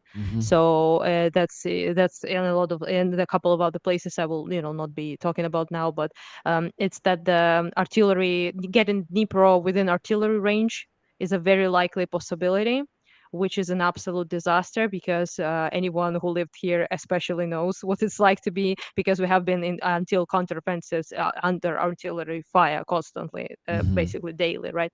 And this is something they kind of do pretty much to all cities, really. When they get close within the artillery range, they start using a little less missiles and a lot more artillery, because it's kind of cheap and they have like a ton of it, and you can just plaster it basically all over the place, really. And that's a very, very grim thing that unfortunately is highly likely. I'm not like doomering or anything, but it is like quite likely. And Dnipro is a big city with a lot of a big population, so that's going to be pretty difficult to deal with and to even like see and watch and all of that. People are pretty in a very bad state right now in Dnipro. I talk with local people, friends of mine that are there, and there's a lot of like panic and thinking like, what do we do? Do we leave? Do we stay? What do we like? What? No, the constant like turmoil of that sort of situation. And yeah, I don't know. Kind of seems to be like um, a bit dire, to put it Mhm. put it simply. Yeah, there's also a lot of talk about making big moves in Chernihiv area as well, which is also, by the way, probably one of the most underreported parts of war, because like I have Mhm. some reports for Kharkiv, at least a little bit about Sumy, slightly, but like Mhm. almost nothing about Chernihiv at all, which is quite strange because it's quite difficult. And the fights, active fighting there is also very very big. And yeah, so yeah, no, I don't know. I'm not like entirely like, oh, the end of times, but there are things that will be very difficult soon enough to deal with, even more so than it was. And without proper support, without patriots, without proper investment in our like long range capabilities in drones and all of that, it's gonna be quite something quite difficult to You deal were with. talking about Chernihiv in what regard once again, Anna? Chernihiv getting like mad shelling, and there's like also mad fighting there right now, which is not talked about at all, which is why you don't know. Yeah, and it's like it's very like, I don't know why there are certain parts of the like Sumy are very underreported and Chernihiv are very underreported. They No, used wait. my lads actually are getting very difficult news now about the attempts to break through there. Also, many people don't know that there are absolute non-stop attempts of Russians to break through in Kupiansk region, which is in Kharkiv area. Yeah, And I although know about that is a little bit, Kupiansk. Mhm. yeah, there's a lot of like difficult stuff from the front right now, which I'm not gonna be like going to like mad details about, but just I'm just saying that we do need that support real fast, because it might get worse, much worse. So, as for Chernihiv, what Mm. is interesting, Deep State, they update their map no matter how like bad or secret the situation is. If it's on our side, like if Russians are capturing our territory, of course they're being like keeping silence mode if we have some counteroffensives, because keeping silence can benefit us, right?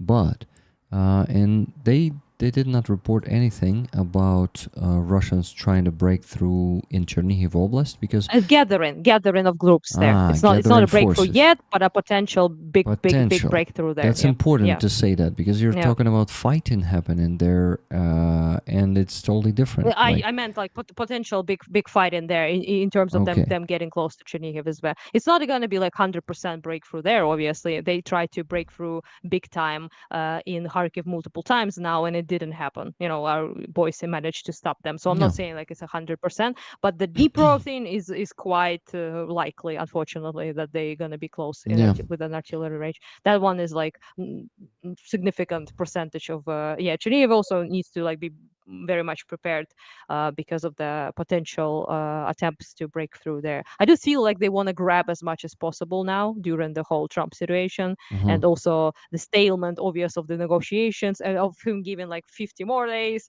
40 more days, 100 more days, and all of that shit. So obviously for him, it's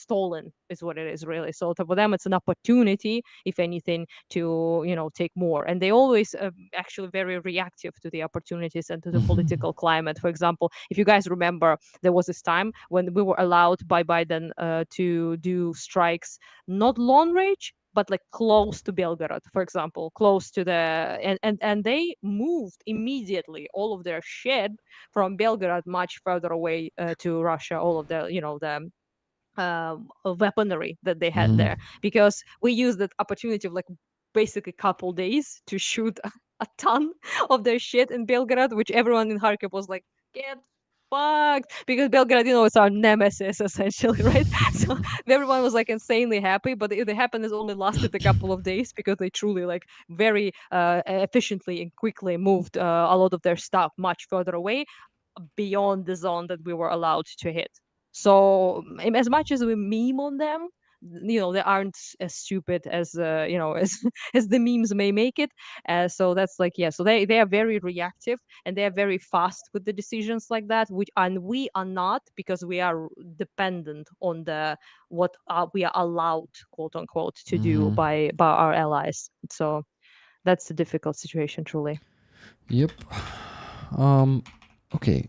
One more donation to make, guys. Unfortunately, my last call to keep the momentum going and playing the match game, did not work. $10 donation from Jonesy. That's the only one we got for now. Since that moment, it was just 20 minutes ago, so there's still like a lot of potential there. But guys, it's it's 30 minutes past midnight. So my clocks are ticking, yours are not. Hi Georgies, how you doing? Rick, sup Rick, much love to you, Yoni, Aziza, and Anna. Good to see you. How are you doing? Well, we met with Georgies in Ukraine last week, or the one before the last? No, last week actually. Did the coffee shop stream when the protests were happening. I really like that one. Thank you for being a part of it. We did it together with Lena from Crimea. Hi to Lena. Okay. We did the. Yeah, I mean, it's been a while since I've seen her. Yeah, I actually need to invite her to the stream together with you once. Yeah. So you will catch up also. So yeah, we were doing that reacting to Americans video of Dylan Burns together. Poor Lena. I still feel bad for her. She was like, "Oh no, what are they saying? Why are they saying that?" She was so upset with all the fucking Trump shit, and I was like, "Oh, poor soul. Is not online that much, it seems, as we are, all of us who know that shit." Yeah, it was just, yeah. Oh no, Rick, you're yawning too. You Oh joined yeah, the you see, yawns. I'm joining the Yeah. joining the club, and Yeah. I guys would love to go to sleep actually right now, but I still have this. I won't call it a burden, but like a responsibility of $68.96. So we need to raise this for me to go to bed. Of course, it could be different, but I prefer to reach the goal before we go to sleep. And we can totally do it. Let's do it, guys. Yay. Dana Kyiv is also yawning. She's in Kyiv right now, so it's a late time for her too. And He Yoni, yawns. Yoni, you have the same time right now, right? Yeah, same time here in Finland. By the way, I really like your background, and to me it feels a Finnish style. I don't know why, but like Finnish style background. Anyone has the same feeling? Finnish Oh, you vibes. mean like the yeah, Yeah. wood log homes, traditional Finnish log homes. Yeah. It is what it is. Uh-huh. And I don't know. I just want You to. guys probably will be dropping off because lay down. We know. And yeah, nice to chat in with you all. Nice to meet you, Yanni. I don't think we ever Yeah. spoke or anything. So True, yeah. Hope you make it with your donation goal, Rick, and you Thank you. pretty much always do. So I have high hopes on that one. And yeah, also Aziza, hey. Yeah, and see you sometime, I hope. See you. Yeah. Bye, Anna. Bye, everyone. It was really Take cool to care. have you Well, here. Yeah. Bye. Bye Bye bye. bye. Okie doke. That's 3 of us. Now, guys, I will go work on the spreadsheet for a bit, and you finally can talk. So, Yoni, do you know anything about Aziza, my friend Aziza? No, we haven't met. Oh, so I need to introduce her because she's too humble to introduce herself properly, So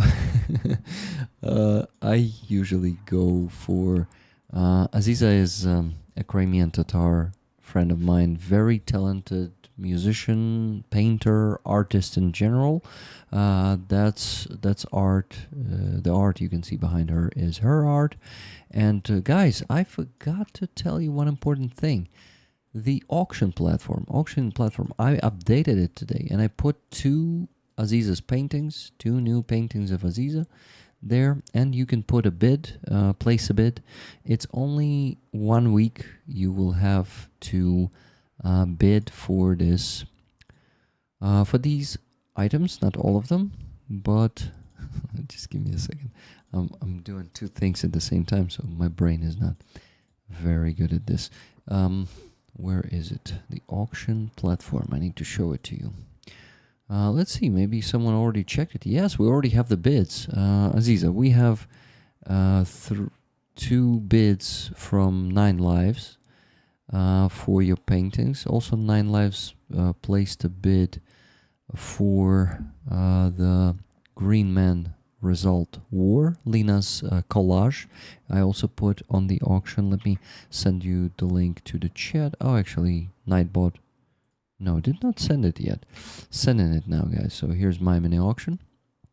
And I need to show it to you on the screen because I had it in different browser. So here it is, guys. Here is the painting number 1. It is called My Identity. And you cannot see it completely because I'm covering it with cameras of my guests. Let me make it smaller. Here it is. This one is really awesome, and of course the price is not small, but I really value Aziza's paintings, and you also value them pretty much, like, a lot. Yoni, do you see the screen on another device? Do you see the painting, or should I send you the link to the auction platform? What do you think? Actually, now I don't see I see Aziza's face twice on my phone, but then you need to fast forward a bit. I think you're not. Now I can see. Now I can see. Yeah, it looks great. Yeah, she's really good at making them. I've sent you the auction platform. You can check the second painting and the other items I have there, because I would like to present them also. I have some ugly items there, guys. You won't believe it. Of course, they are not creation of Aziza, but they are creation of our enemy, of Moscovians. So I have these trophies that I got from the special forces from Kursk. I actually got them like half a year ago already, and I did not have time or wish, I don't know, to put them on the raffle, on the auction. So now they are. Look what we have here. We have the epaulets, how do you call them? These things that you put on the, I mean, they are epaulets, but I don't know the pronunciation in English, the proper one. That you put on the shoulders. The soldiers put on the shoulders to show their rank. So this is from Captain. And I guess you imagine what happened to that Captain, guys. So yeah, we have this thing, and we already have the bid for it. The starting price was $150. I decided to go for this price. And Martin from Norway, MVS, his call sign is, already placed a bid on it. So thank you very much, Martin. What do we have here? We have the ugly patch of Russian army, or rather chevron. It says so-called Russia. Of course, it says just Russia, but you know, I don't like to see this. So I had to actually touch it with my hands today and make a photo of it, you know, to place it on this platform. But we already auctioned a few trophy patches, and there are people who want to get them. Some people would like to remind themselves time to time like how bad the enemy is, and these items might be the symbols of that. Another patch we have there, so it's not the only one. This one is Novozybkovskaya. This is probably some district in Russia or a region, I don't know. But it sounds like village, typical Russian village name, which is usually ugly, and this one is pretty ugly. But they... The patch is under the table pretty far. Yeah, Dana Kyiv is puking in the chat. Yes, Dana, vserihaya, indeed. So we have this term in Ukrainian. We say vserihaya, meaning everything is puking. Like to like make the ugliness level ultimate. You know, we say Serihaya, like everything is puking. Rick did, Mrs. Rick suggest you burn them when you got them out today. I did not show them to her. I did it privately. I closed in my room, you know, like I put the lights down and all of that. I'm joking, not that much, but you know, I would, yeah, she would not like to look on that shit. Рехайте на все російське, Dana says, puke on everything Russian. I like this one. Okay, so this patch, and the last thing, guys, but not the least, are these buttons. Buttons of Russian, like, officers, I guess. And they are different, but not only Russian. You see, there are Soviet buttons there. I got this one, if I'm not mistaken, it's from Kenty London, one of the rollers. He brought like a handful of them to me and said, raffle them or do whatever you want with them. So I decided to not send, how many of them are there? 10? To not send 10 packages to you guys, because I'm slacking. I owe you 7 already, or 8. It's crazy. And plus 2 gonna be today. Shit, I don't like it. So many packages I owe you, and I will have to work a lot next week or the one after the next one. I don't know where he got them, but you can say that they are indigenous Russian and Soviet buttons. So, Kenty, thank you for this auction item. The starting price is $100, and I think for the handful of them, it's not a bad price. Well, Rick, where are Ukrainian Soviet buttons different from Russian ones? Well, you see the coat of arms of Soviet Union is different. I don't get the question completely, probably, Kevin, but it's definitely... There is another one you see with 2 guns on it and the shield. I wonder which one is that. But... yeah, guys, so just wanted to present these items. I usually am forgetting to do it, but you have the week to get Aziza's and Lena's stuff and 2 weeks to get the trophy stuff. So please place your bids, and I actually need to contact Gabriel and tell him, because he's usually getting the paintings of Aziza lately, and I think he would like to place the bids. So, Gabriel... if you're watching this, don't miss your chance. If you're not, I'm gonna message you. That's all. That's that easy. Good morning, beautiful people, from Jonesy. Lurking while I'm waking up. Good. Buttons. Oh, Russian buttons. Meh.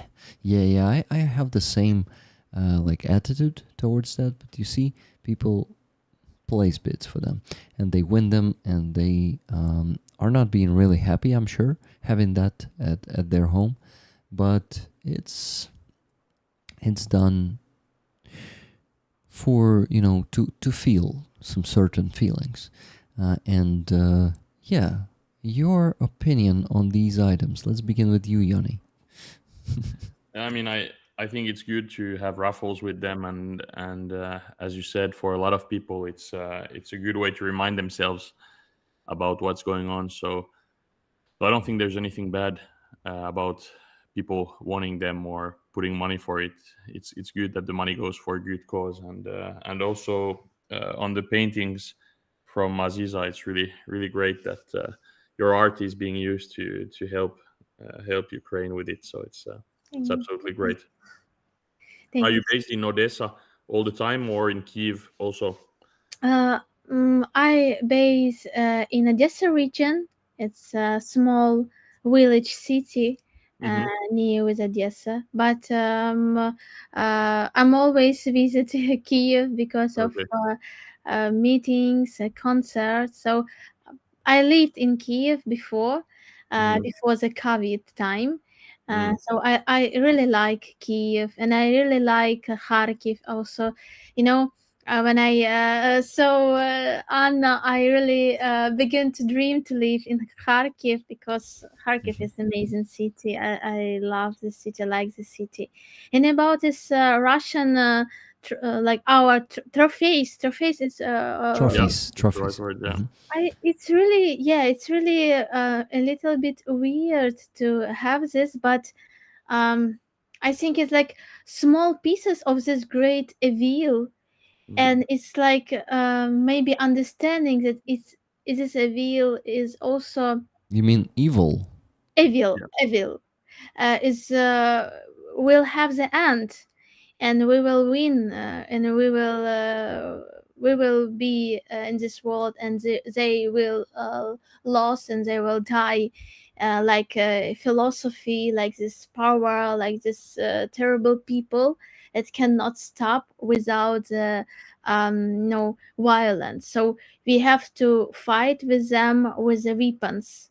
We have to fight with them, not with no philosophy, soft power. No, they could not understand this, and that is why, unfortunately, like we have to be part of this war, and we have to be, like some pro-Russian people in Ukraine, like Aristovich. Do you remember this person? Yeah. Uh, he liked to say, Ukrainian begin to be very like unhuman, make unhuman. How to say? Um, they begin to be much cruel than the Russian, because they don't see in Russian people or humans. Oh, you mean расчеловечивание, the famous Yeah, one. I forget this. It's dehumanizing. Ukrainians Yeah. start dehumanizing Russians, and it's a very dangerous path. And then he started calling Ukrainians stupid and so on. Aziza, please Yeah. continue. But I know 100% that it's all right when you're on the war. You can have this feeling. You can love your enemy, and it's really all right when you see the dead body of Russian soldiers, and you feel enjoy, and you feel really happiness, because exactly this terrible power kill best people of my nation and of this earth, and really occupied my homeland, and my relatives live without future, live without sense, and like shadows in Crimea. And so really it's okay to have this signs of Russian war, because it's also about its history. It's like something really, maybe it also has some like inner um, mystery feelings, because it's like not only about soldiers and about the people. It's just something that's really more than understanding, and it's great power, it's great um, philosophy that exists many centuries. And you can see here Soviet part of this, and it's has different names, but it's same terrible weapons that kill the beauty of this world. Yeah. And it's kind of like a double humiliation for Russia at the same time, because first they attack, then their soldier gets killed, and then a Ukrainian soldier takes some memory trophies from that soldier and gets money for Ukraine through them. So it's like a double Yeah. or triple humiliation for Russia in a sense. So because of that, I think Yeah. it's fine to do it. Exactly. Guys. You wanted to say something, Yanni? No, go for it. Yeah, I just wanted to mention that we had the last donation, that those $10 30 minutes ago, guys, and no donations for 30 minutes. Oh, We're incoming. We're in a bit of a, I won't say trouble, but like maybe anxiety. I don't know. We need to raise those funds, guys, because soldiers, they are relying on us. I remind you that I have the line of requests, and the faster we close the ongoing fundraisers, the faster we get to the next one in line and start raising funds for the next piece of equipment, and then the next one and the next one after it, until our victory. Victory. There's no other option. I'm not even thinking of any other options, because will be dead. All of us will be dead if we lose this war. Those of us who are active ones, of course, there are citizens of the country, and there is population. So, of course, the population will probably live under Russian oppression, under Russian occupation.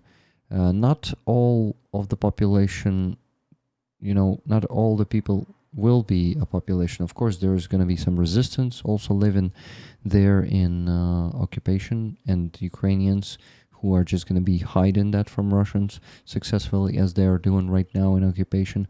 But the most active ones, the most daring ones, and those who were media people, they will be tortured in the basements and then executed, shot at the back of the head at best.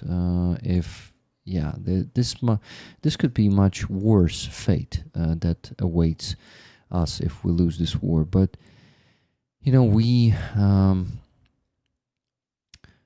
I think we're totally capable of stopping this, and you already have shown this to us for many years. Yeah, it's been many years, at least 4 years of the full-scale invasion, and people, not nations, right? Mostly, but people were supporting us since 2014, individuals coming to Ukraine, helping with volunteer work, bringing humanitarian aid. Back then, before full-scale invasion that happened. So we feel the support. I as a Ukrainian feel it. I think Aziza also feels it. And we're always super grateful to you guys. And if I'm, being sometimes sound like an ungrateful asshole, it's just because this war has no limits in the amount of equipment that could be brought to soldiers, and it's going to be a huge need, and we're always going to need more and more, because Russians always have more than we have. And, we cannot even match them in number of equipment. This is why, of course, and the problem is it's not only about the equipment, but also about the soldiers. We don't have enough personnel. We don't have enough people to hold the positions. And, Deep State was, by the way, Yoni, are you following the Deep State news? Yeah. Oh, that's cool. Because you have seen the statistics. There is this Novopavlivsky direction where Russians are getting more territory with less assaults. That means that they can send less people on the assaults and do less of the assaults and still capture the territory, because unfortunately we don't have the men there. Yeah. We just don't have the men to hold the ground. That's a big problem. So the remaining men, guys, those few on those directions especially, they really need support. They need all we have, And I'm working on that. And thank you so much, all of you who are donating. And I just got $200 from Martin, who placed that bid on the captain's epaulets. Amazing. Thank you so much. $200 for the defenders. Keep up the good work, all 4 of you, to victory. Slava Ukraini. Tickets, please. Heroям slava. Thank you very much. Martin, so with that, we have to raise even less. $868.96. Great, guys. Closer Right. and closer with each donation. So we ideally need to raise the remaining sum, guys, $868.96 in the next half an hour. Please help me with this. Yeah. Send donations. Send what you can. $10, $5. There are no small donations. Altogether, they are making this goal, they are making the result of reaching the goal. So we can easily raise the remaining $868.96 if we unite right now and send what we can. If we cannot send anything, we don't send anything, okay, guys? So don't send anything if it's your last money, okay? Please eat tomorrow. Don't starve, or what else can happen to people if they spend all of their money? get thrown out of your home. Please don't do that. I had a situation, guys. We had a roller once who spent like around $1,000 in donations in one night, and then in 2 months he was about to live in the park in the tent, and we community members donated so he could rent an apartment. Yeah. Oh my god. Yeah, it was like, but it's, you know, it's a very like big thing in this community, and it tells about a lot about this community. So we support each other in the times of need, and yeah, we can rely on each other. Thank you so much for that, Rollers. Thank you for always how do you call that, setting up a shoulder for another one. How do you say it in English, Yanni? Maybe you know. I don't know how to say it in English, but I know what you mean. Yeah. So we say підставити плече. It's like give someone a shoulder to lean on. Yes, I think. I think they say it like this. Dana Kyiv says, кредитний ліміт наше все. The credit limit is all we have. So, you know, like I actually also know when people were taking credit or borrowing money to make donations here, and it's not good, guys. Don't do that, okay? No. Please. This is bad. Hello, Average Ogre, good to see you. So Tune Otterson just donated $200. Matchin Martin, tickets please. Amazing. The compatriots from Norway are united here, and Tune, thank you so much for matching. Great country, great people in Norway. Yeah, I love Norway, and I love Finland also, Yanni. We have a few rollers from Finland, Mr. Kaplan, Johanna, and Johanna knows Ukrainian, and she's always saying Johanna z Finlandii in Ukrainian. Yeah. And then she types Все буде Україна, слава Україні, героям слава, in Ukrainian, always in her donations. Johanna is amazing. So Johanna, I really hope you're listening to this. Thank you. Mr. Kaplan is amazing, Finnish guy who, like this year only, he donated to my fundraisers, I think around $5,000, maybe more. He's doing like once or twice a month he is sending $1,000, and he did it like at least 5 to 6 times this year only. Great. Yeah, Finnish people understand Ukrainian people like no one else. It's understandable. So Yanni, I'm really happy that I also met you, and you know, me too.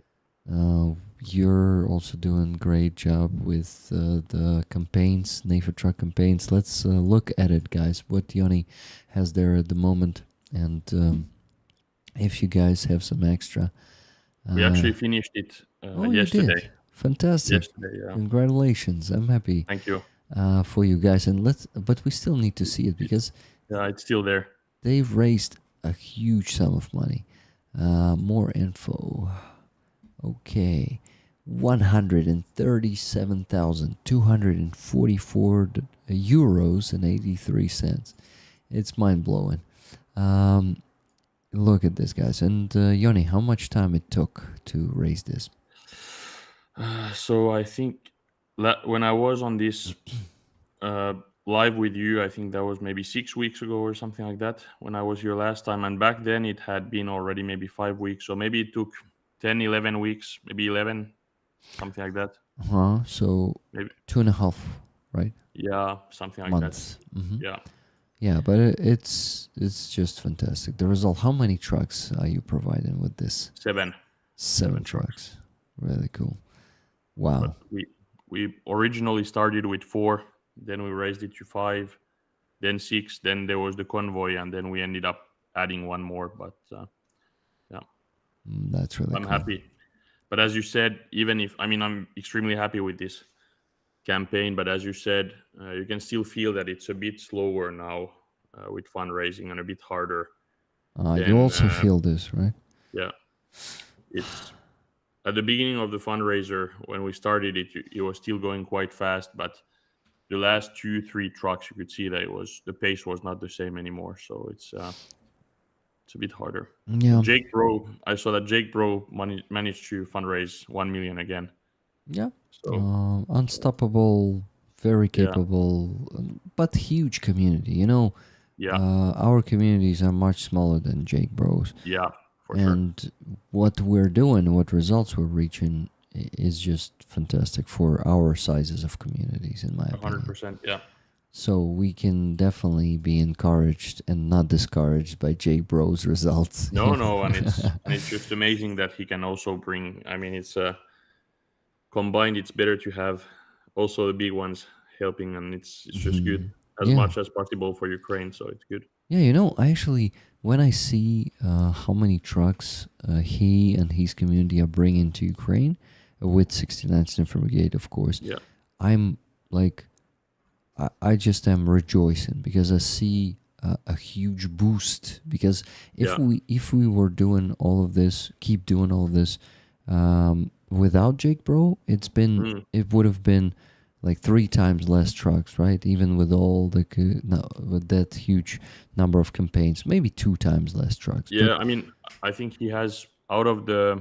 I think I don't know the exact number, but let's say 14 million or something has been collected. Right? No, I think no. it's been around 5 or 6 million, not 14 yet. No, I'm not talking about Jake Bro. I'm talking about the Ah. total. So I think if Jake Bro has done maybe 5, and then the total is maybe 14 or something. So yeah, 1/3, something like that. 1/3. Probably.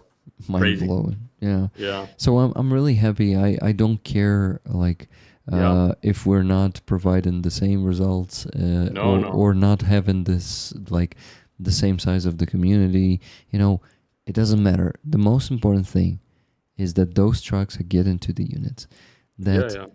That you know, like I was asked from the Alexander. He's from Da Vinci Battalion. Now it's a regiment, and he asked me yesterday, Rick, can you help us with one more NAFO truck?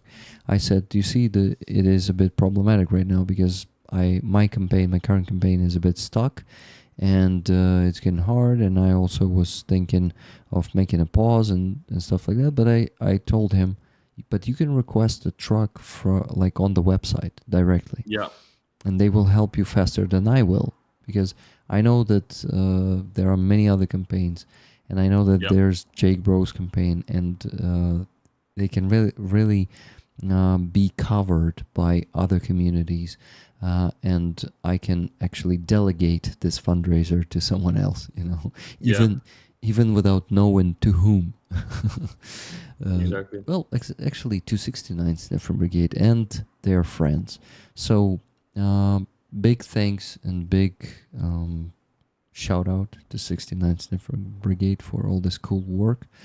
And it's not only about the hard work, but about the creativity, you know, this patch system, how they also network or doing the network and all of this.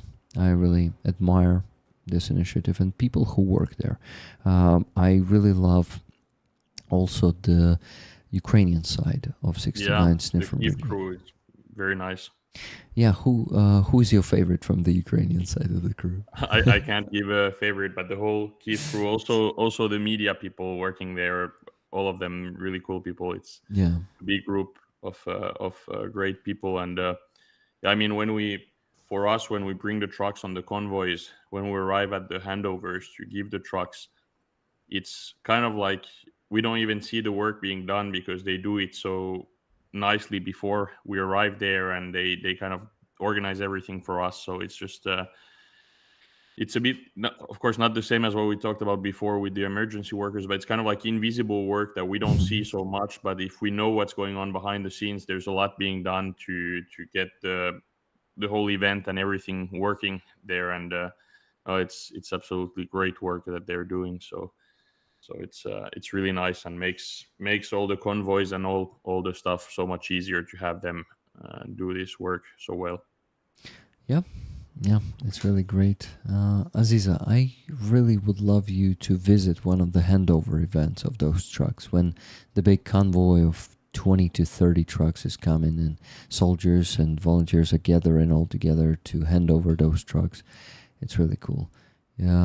So maybe I actually invite you to the next one while it's still summer to the end of August. I cannot say the date. I actually already know the date, but it's a secret.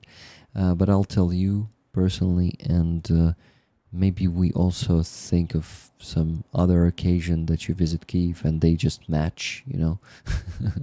I hope I will have this opportunity. You know, I have some more news about event in Kyiv in the end of August, and maybe we can do it together. Yeah. This would be super great, Would really. be cool. Yoni may also be there, and I think Great. there's a big chance.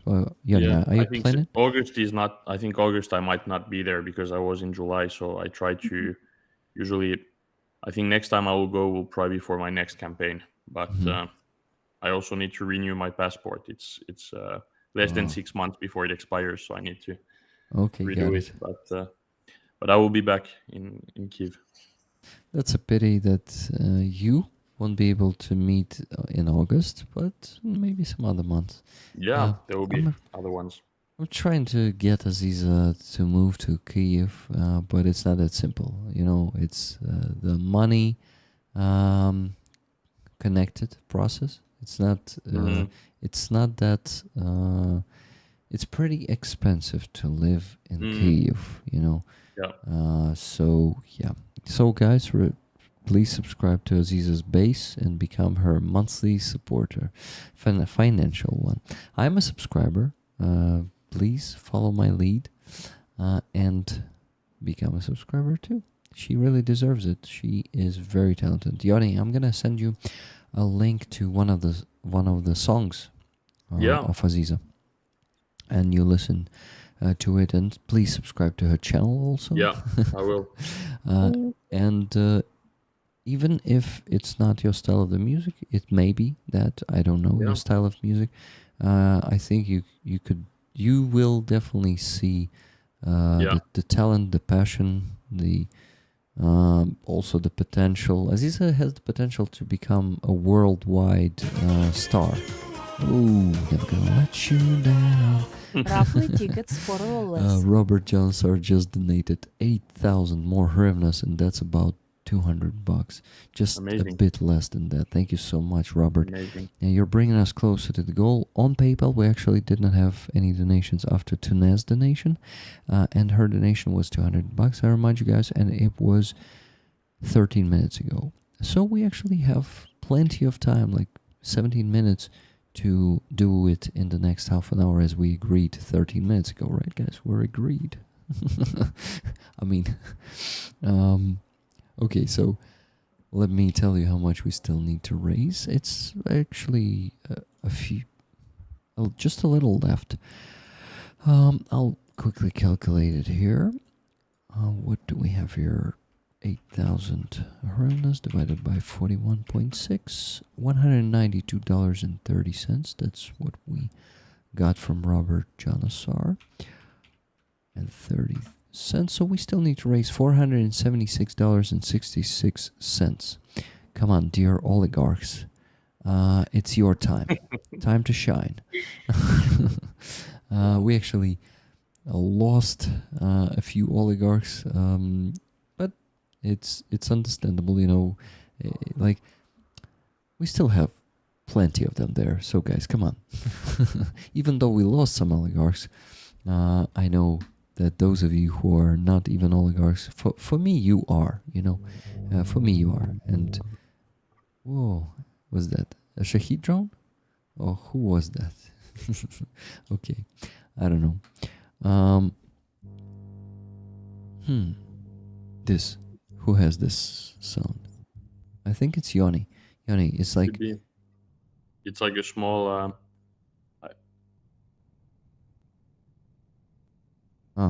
okay.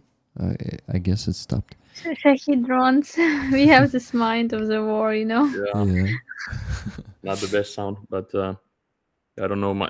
when you said it, I moved my microphone a bit, but I don't know if It helped. It actually yeah. helped. Yeah. So it Yeah.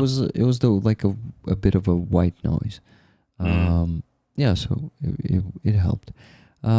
So my dear friends, please donate something that you can, and let's raise the remaining $76.66. $476.66. So 36 at the end. Yanni has beehive in sauna. Dana Kyiv says. What does it mean? I don't know, but try being in the sauna. I go to the sauna a lot because it's the norm in Finland. You have to go all the time. So for us, it's not daily, but almost a daily habit for me at least. That's pretty cool. Dana probably was talking about the sound we heard. It was Yeah, could be like bees, and she maybe is also implying that the wall behind you maybe hints that you're in a sauna, right? Yeah, I mean there is a sauna 20 meters away from me, so I'll go jump into it after the stream. Yeah, exactly. Yeah, he won't. It's middle of the night. Or do you do it in the middle of the night, Yoni? If you're drunk with friends or something, you can in the middle of the night. But now I have stuff to do tomorrow morning, so I'm not gonna go tonight. By the way, Yoni, when would you like to go to sleep? Am I not keeping you here? I think if we manage to get the money, I mean, I want us to get to the target. So I hope we can get it. But when we get to the target, I think I will go to sleep. Okay. But sure, it's a great idea. We have left not that much left to raise. So I think, guys, so you see now, Yanni's sleep also depends on us reaching the goal, and that means a bit on. It depends on all of us. So let's do it. So I wanted to ask you to ask questions in the chat for Yanni and Aziza, and I also want to ask you, Aziza, maybe you have some questions for Yanni.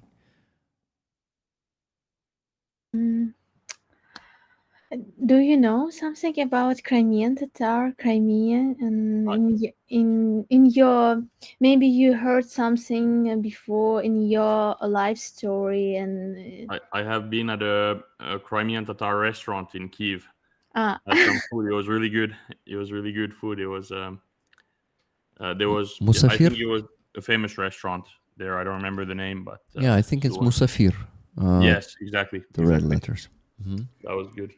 Because Finland, I think, is very deep in understanding of our context about Ukrainian history and history of Crimea. Because like a few months ago, it was a project together with Finland, Ukraine and Finland. They created a project for Crimean Tatars artists. Mm-hmm.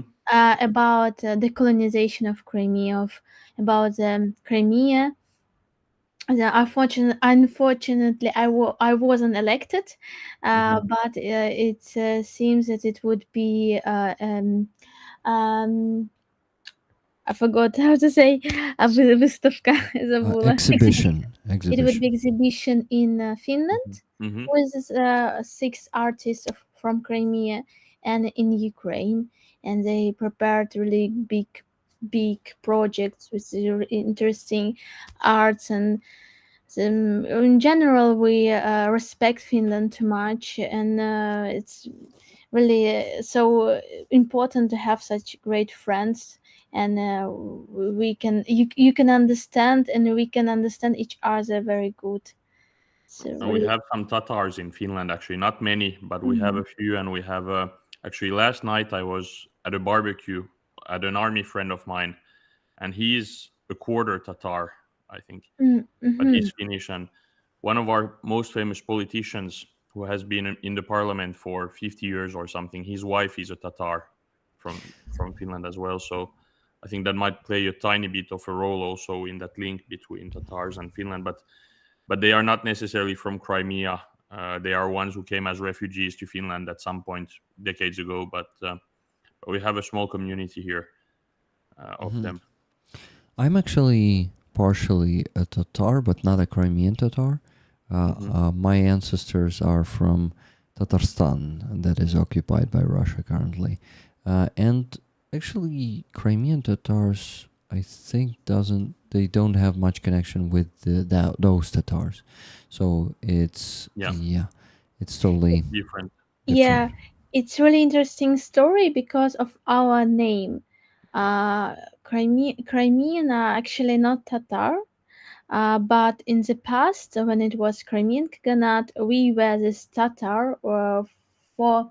So everybody in Europe or in the world, they can, if you say Tatar, they will think about Crimean Tatar. Mm. But after the deportation, after the occupation, first Russian occupation by Catherine of the Second, everything changed, and in general, it's a great example with Azerbaijan people. Azerbaijan, it's all right, as I say, because Russian also called them Tatar, so they were also like part of this, sentence Tatar, and they changed this. So they changed in this understanding that they are not Tatar, but they're another nation, and unfortunately still we have this problem with our name.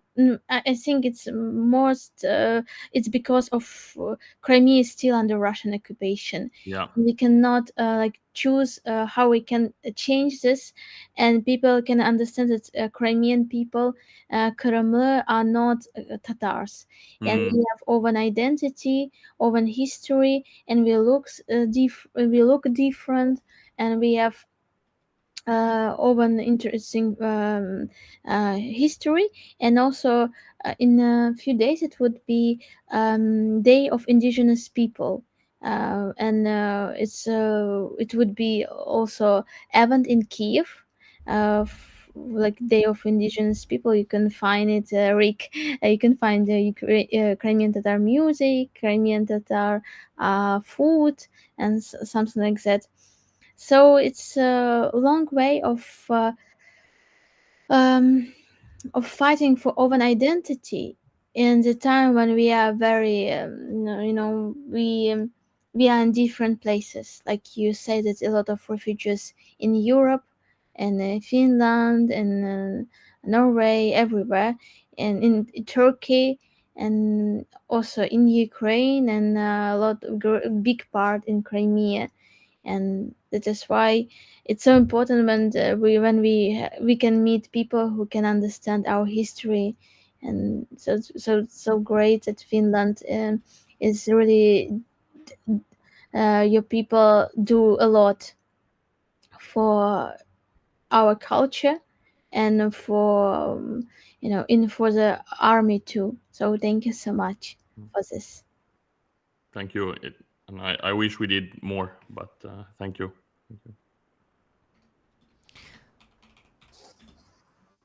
Yoni, maybe you have some questions for Aziza while I'm working on the spreadsheet. Yeah. So you still have some family who are living in Crimea? Some Yeah, relatives or? Yeah, I have my mother. She lives still in Crimea, and my sister and a lot of relatives. But like in general, my family, my mother and sister are still in Crimea, and they could not leave Crimea because of this long history of our deportation. And this older generation, they did a lot to live in Crimea. So my parents gave everything from oven house. So they built our house, and we had really difficult lives in the 19th, and they could not live just leave it. And it's also very stressful moment for my mother to leave home, to leave Crimea, and to go through the Russian borders because of Russian filtration camps, filtration process.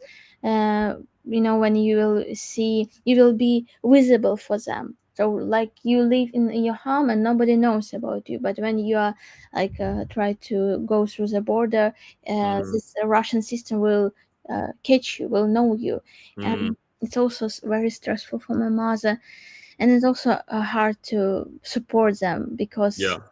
I do my work here, support army. I make my music, my art. That is part of our culture, because I thought a lot about to join army, because it was a moment that I think that no, art music is nothing, just how you can make it in the time of the war. You have to just do work for the army on um, make this materialistic supporting of army. But after the time I realized that a lot of Russian support soft power, and they created a lot of projects, music, and they have great influence on the mind of the Europe and the United States. And so I understood why I should stop to do it. Be- because really our nation is now in the degradation. We lost a lot of years of development, and we have no a lot of artists, we have no a lot of thinkers, because many centuries, many years, we try to just to survive the Russian terror, deportation. And this is why I begin to do my continue to do my work. And in this way it's hard to support your family, and it's just hard because I know some such my friends, Crimean Tatars, that have the money, they have good work, and they said, I can support your movement through Crimea to and through the, because you could leave Crimea through the Turkey, through the another countries, to the Europe, and you have to have money for this, have some, like, it's really hard to do, it's not cheap for this. But I can understand, if I will every day I do more and more work for, every day I begin to be more visible for, so I support army, and I'm on the protest, I'm on the rally, because sometimes some Crimean Tatars didn't do it because they're afraid, because our relatives in Crimea is like hostages, so you could not support it openly, because you will like FSB can come to your home in Crimea and torture your relatives and imprison your relatives and say do nothing for army. And that is why a lot of Crimean Tatars soldiers, they hide their oven face, they hide surnames, and nobody knows about them. And so it's really uh, really hot question. So it's really important question, how to be in the future, when Yeah. you will be more and more visible with your music, with everything you do for supporting army and for supporting Ukraine. But I'm a little bit maybe I'm not good child or not good daughter, because I can't I do this with feelings that I have to do. I have to support army, and I have to do it. And I hope just everything will be right with my relatives, and I will like help them in the critical moments. Yeah. Yeah, I hope so too. And so far, has it been okay? So far, they haven't had any trouble. Yeah, That's yeah. good. No, in our village, it's like not village, it's a part of the city. Kislev is Yevpatoria, is west of Crimea, and a lot of our like neighbors know about my mother, that she's very patriotical or Ukrainian person, and she doesn't hide this. But maybe it's good that we live in Crimean Tatar era. We have know a lot of Russian people, Yeah. and so but sometimes people are afraid even greet my mother, because she's very she could not lie sometimes, and she like to troll people. And that's why sometimes she doesn't want to go out from the home, because it would be in any case communication with different peoples, and especially in the town, because in the town there are a lot of Russian soldiers, Russian people, because you know that 1 million of Russian begin to live since occupation in 2014, 1 million Russian from Russian territories, and so it's like they change population absolutely. In when you could not like you see just Russian faces, and they're really different. Even this, this communists that live in Crimea in our houses when we were deported in Uzbekistan. You know this history, yeah. And even these Russians and begin to live in Ukraine. So after the Soviet Union was destroyed, and this Russian that live in our homes and live in Crimea, and Crimea was a part of Ukraine. Through the years, they began to be better. They begin to be like Ukrainian. Yes, they are like communism, Stalin, but in general, they begin to know about the freedom, democracy in Ukraine, and even this Russian in Crimea. They are different. That's Russian from Russia, from Russian Federation, because it's really interesting how in general Russian from Russian Federation for different regions, they're very I begin to like Aristovich said about I begin to say that they're stupid or something like this. No, but really they are different, and they it's really terrible to see like for them 70,000 Crimeans that are left Crimea, and you can imagine how really it's modern example of colonization. So they colonized Crimea many centuries, and now they again colonize with great power, and it's really terrible and very sad, because we can understand that, I don't know, when we liberate Crimea, and it's like only big trouble that can bring Russia to Crimea, to Ukraine, for example, nuclear heat or something like this can change something, because Europe maybe still have illusion about Russia, and yeah, it's sad, because I really want to that my parents, my mother, and this generation, old generation, will see justice, and will see Ukraine in Crimea. Yeah, hopefully one day. Yeah.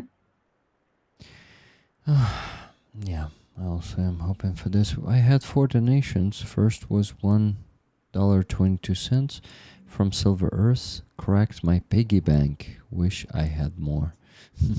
Thank you very much for this donation.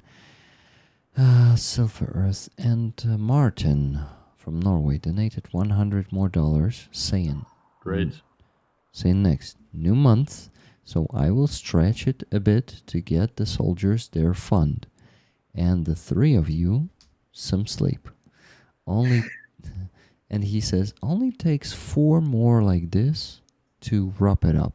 Take its That's place. a great point. Great point. So guys, 4 times $100, or 8 times 50, or many more 10. Anyway, guys, I think you all understand that if you all join in with no matter sum it is, we're gonna get there much faster. So please, guys, donate. I forgot to show you the motivation. We're actually also raffling stuff here today. So if you're visiting the stream later, here's the patch of 54th Brigade that we're gonna raffle as soon as we reach the goal. We still need to raise only $360.44. So 3 times 100 and 1 times 60, and we're done. This patch and one more. We're raffling 2 patches today. So it's even more motivation for you. Give me a second. I'll get it from under the table because it was falling, because I was blowing on it and it was dropping down on the very floor. Oh my god, here it is.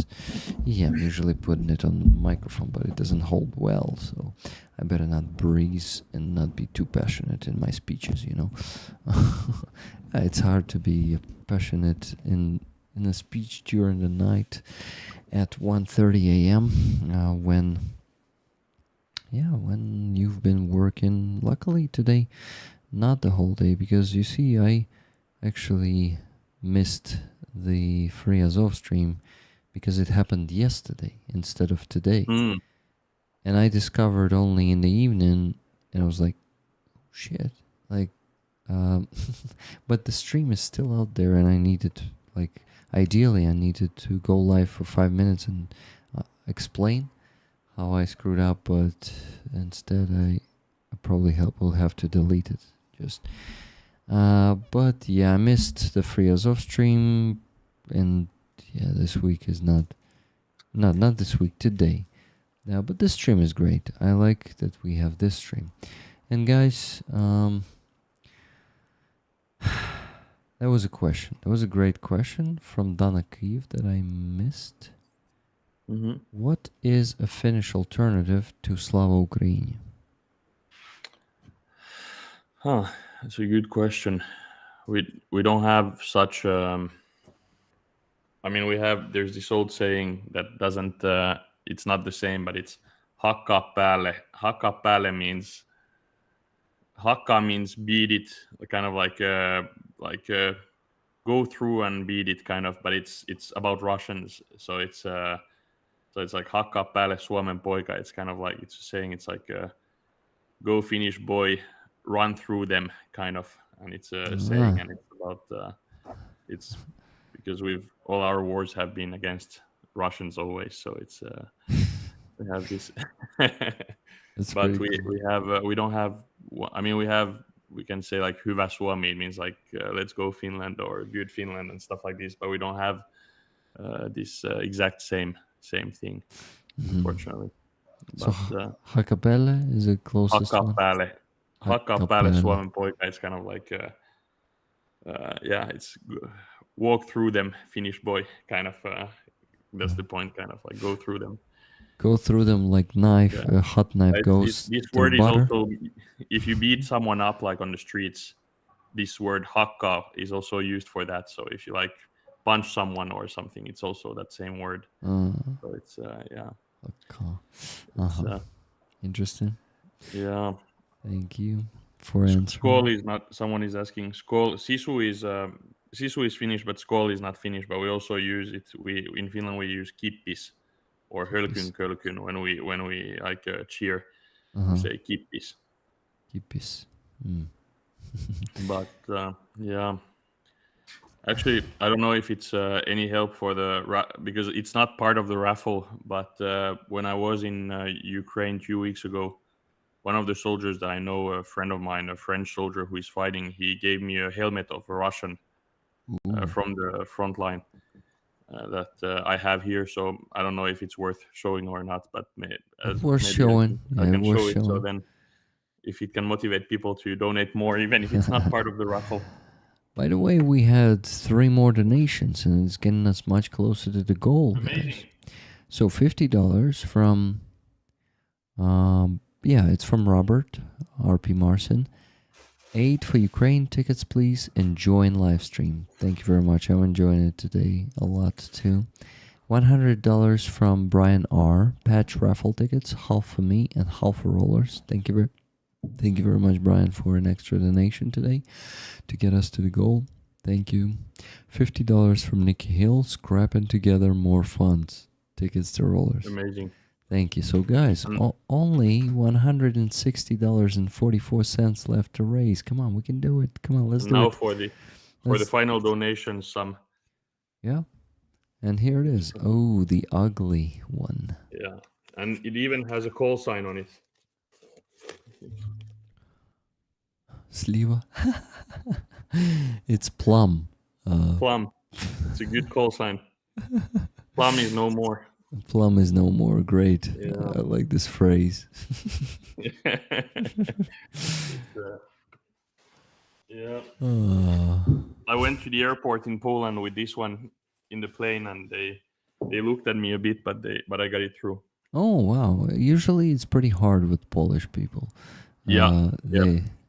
They are like they will make you leave some small shell from the bullet, and You're quite strict with that.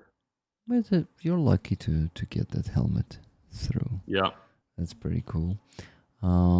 Okay, guys, last motivation. This patch is from Gook. It's 82nd Brigade of the United States Airborne, and they are, well, he was wearing this one in Ukraine. He is volunteering for Ukrainian Army, and he was wearing this one in Serebryansky Forest, so this one has a history. I actually envy some of you that you will get this one, but to be honest, oh shit, that's my phone charging, and I stepped on the cable, so my phone was dropping down, but I caught it. I was lucky. I actually got one more from him. You see, this one is the same one, but red and white and blue, the American flag colors. So same patch in different coloring. Is Guk in Azov? Is he in the 12th Brigade? I'm not allowed to say. Yeah, he's not. Okay. Yeah. Yeah, I will tell you privately, but right now, he's just from the National Guard. Okay. Yeah. Yep. And what else? Yeah, and the second patch is the 54th Brigade, and Ivan Mazepa. It is named after Ivan Mazepa. And Aziza, I was reading the whole article that Prometheus UA wrote about Ivan Mazepa on this stream. It took me 40 minutes to do that. Pretty big one he made. And it was longer because we inserted the song there and then the translation of the lyrics of the poem that song was based on. It's actually his poem, a poem of Ivan Mazepa. Yeah, I mean, it's a pretty famous Ukrainian hetman, the leader from the end of 17th, the beginning of 18th century. Great guy. Good motivation to donate with those. That's funny to say something like that, like great guy, about the guy who who lived 300 years ago. Yeah.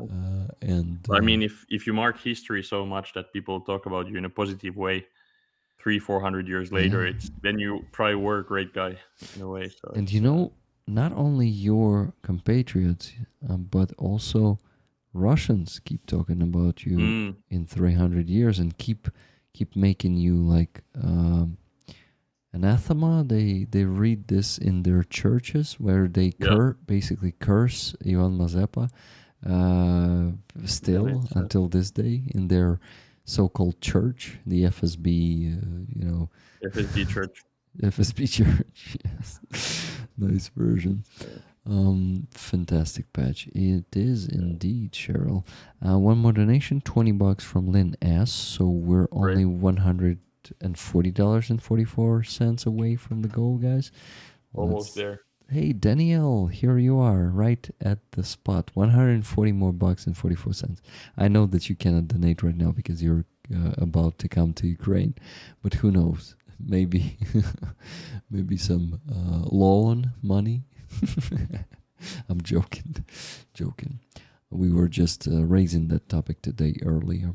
Aziza, is she painting? Hello, Aziza. Iskander, great solo. I think Duncan Stewart is asking if you're painting right now. Aziza. No. Hands free. Hey, $30 from Linda H. A little more. Tickets, please. Linda H. Thank you very much. Minus 30.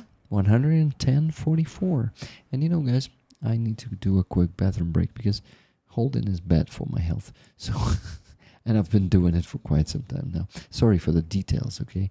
I know you didn't ask for this, but this transparency and full honesty, it brings some disgusting stuff also. But It's not disgusting. exactly. We are grown people here, after all. And we were actually discussing that stuff. Aziza, was it with you? Oh no, it was. I think it was with Leela yesterday. Yeah, we were discussing that in our society there are some forbidden topics, like you cannot say a word. Okay, I'm gonna be like direct and transparent. As I said it yesterday, you cannot say the word vagina or period. You cannot talk about this. Mhm. You need to be ashamed of that, or or stuff like this. And not only that, it's like a lot of superstition in the classic society. Like classic. I don't know. Conservative society. Conservative. Yeah, so it changes in time, and like more and more societies in the world are becoming less conservative, and that's pretty good because I think honesty makes life much easier, and this absence of shame, guilt that is constantly being put on us by society. And Soviet society was very shaming and very, very blaming, and that kind of society was very toxic to live in. So we still, unfortunately, in Ukraine have many traditions that stayed after the Soviet Union, and I'm happy to see that even the representatives of like older generations sometimes reconsidering some of that stuff, but it is happening rarely, to be honest. I'm just looking at my two grandmas who are pretty progressive, but there are not all the people. I'm just super lucky with my family. I don't have Vatniks in my family, and they are pretty like open-minded and progressive. Not in everything, of course, but yeah, it's really cool to see how I think my grandma called herself before maybe even 20. No, actually, I think before 2014 he might have called herself like a Soviet person. No, but like she grown in the Soviet Union, right? And she had to survive there, but like then she was reconsidering, and I actually discovered that she's not a Russian as she claims to be. She was saying, but I'm unfortunately a Russian after all. And I tell her, wait. You told me you're from Kuban, that region that is originally Ukrainian, where Cossacks lived, where Cossacks moved at some point. And she's like, yeah. And then I ask, and who was the second parent of your mother? She says, I think from Voronezh Oblast. And I say, and whose Voronezh Oblast was at the time? If I'm not mistaken, a part of it was also Ukrainian. So I'm like, and what kind of Russian are you then? And she was, yeah, you're actually right. So it was crazy. Like, Russians, they really like made people believe that they are Russians, and in fact they could be Ukrainians. And yeah, I'm really happy that she is discovering this right now at her age. But she's amazing. She's very progressive for her age, and I'm proud of my grandma, and she also played a part in my how do you call it, upbringing. We call it like education, but like wychowanie. It's a bit different. I don't actually know that word. And you remember 10 minutes ago when I started saying all this, I wanted to go do the bathroom break. Yeah, that's me. Now it's time. I also just have to wash my hands because of Sliva's helmet, but I will be back in 1 second. I just washed them because I don't wanna be. Okay, Aziza, you maybe tell something to rollers. Okay, yeah. I Thank just you. wanted to ask Yoni about, so I before the full-scale war, I heard and I knew about a music band from Finland with the title Kursk. And what's special of this band? They sing, so they are the music of this band. So, Yoni, I want to ask you first about your favorite music style and music, Mm. and also, before the full-scale war, I sang in Ukrainian, in Crimean Tatar, but most of all in Russian, and I Mhm. spoke in Russian. In Russian, and after the full-scale war, I changed myself Mhm. a lot. So I don't want to have something similar with Russian at all. So I really begin to to understand myself like Crimean Tatar much deeper, and into like process of decolonization and understanding of this like great power that try to destroy my nation. But before the full-scale war, I had really one of my favorite music band was a Finland music band. Maybe Mhm. you know about this music band Kursk. Kursk. Kursk. They had this title Kursk, and what's special? They're singing in Russian language. Oh yeah, I know it's doom metal. Yeah, it's the Yeah, metal, I know the band. Yeah. and yeah, and he like learned Russian language in the university. Mm. So and it's absolutely not like pro-Russian No, no. band Yeah. because exactly they show this absolutely disgusting Russian world. Mm. I think they have one of the most favorite song. It's like from my another life, Stalingrad, or Mm. and they made also a lot of video Mm. uh, with such message about this Russian world, and also with old photos about Soviet time lives, and you know that it was not like pathetic, propagandistic Mm. pictures about Soviet time, but exactly pictures about real life, and it Mm. was disgusting, absolutely, very bad life for human, for personalities. Mm. So I really like this band. It Yeah, it's was. surprising because they're a bit famous, but they're not that famous. A lot of Finnish people don't know them. I Oh, know them, but it's not the most famous band from Finland. So it's interesting that you know the band. There's one member of the band. I don't remember if it's the drummer or someone who is a very famous musician here in Finland and who mm. plays in some other bands as well. But He's no, like that's a producer, yeah. Uh, yeah, the producer. Yeah, exactly. And he's produced a lot of metal albums and so on in Finland. But yeah, I mean, I like a lot of metal, but also rock and indie and pop and rap and so on. But also a lot of metal music, and a lot of Finns like metal music. So yeah, we have a I, lot of stuff. I like such style a lot, and when you will look on my music, maybe you could not understand my style because now I have only keyboard and guitar, Mm, and it's like very acoustic version of my music.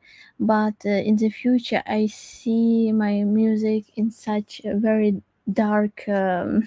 melancholic and Dark trip hop version, and also with metal, with different styles, but in mm, general it's trip hop.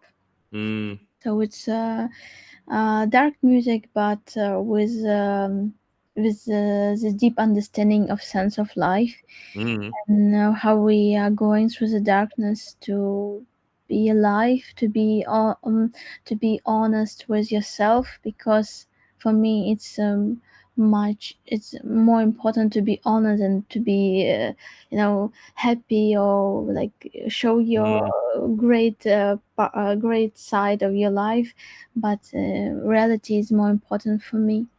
So like, and no, It's also interesting. Rick told about his grandmother, Mm, and about about our understanding of Russian world.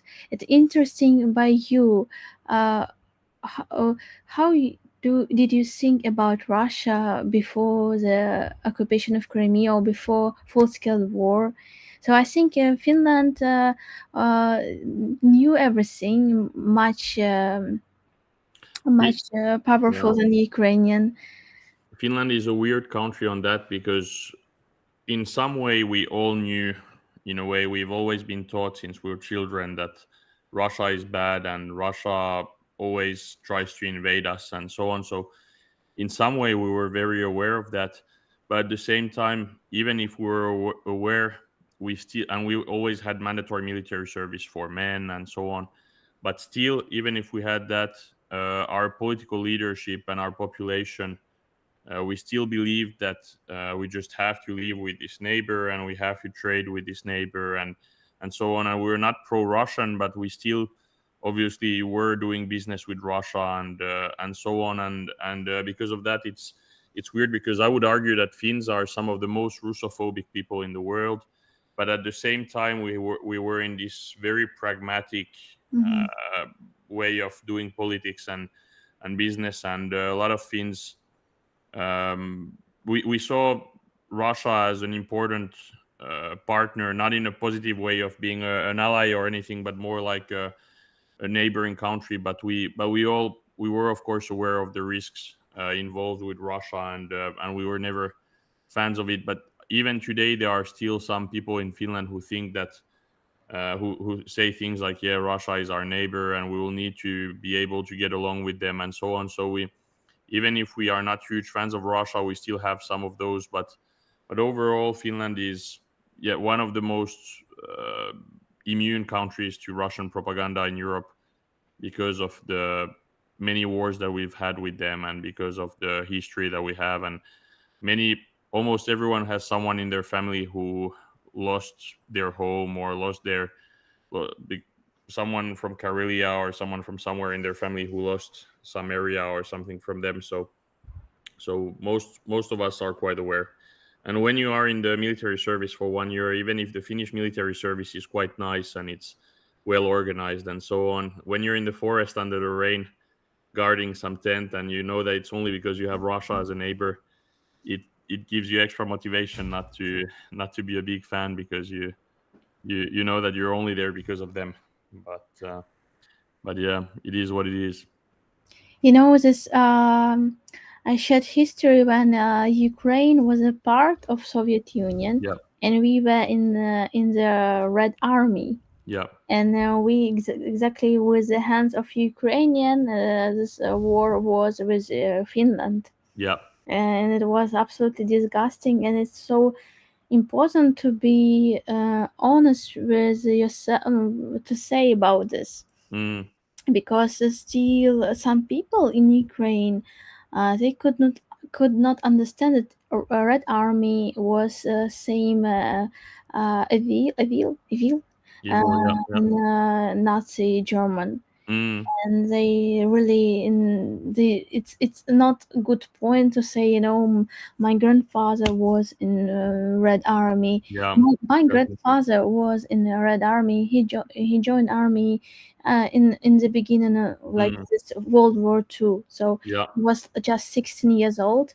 And Mm, I never said now it's like a great point, mm, because even he never said about this with yeah. great feelings, because he knew about the reality, how Yeah. it was, and it was absolutely not heroical Mm, army.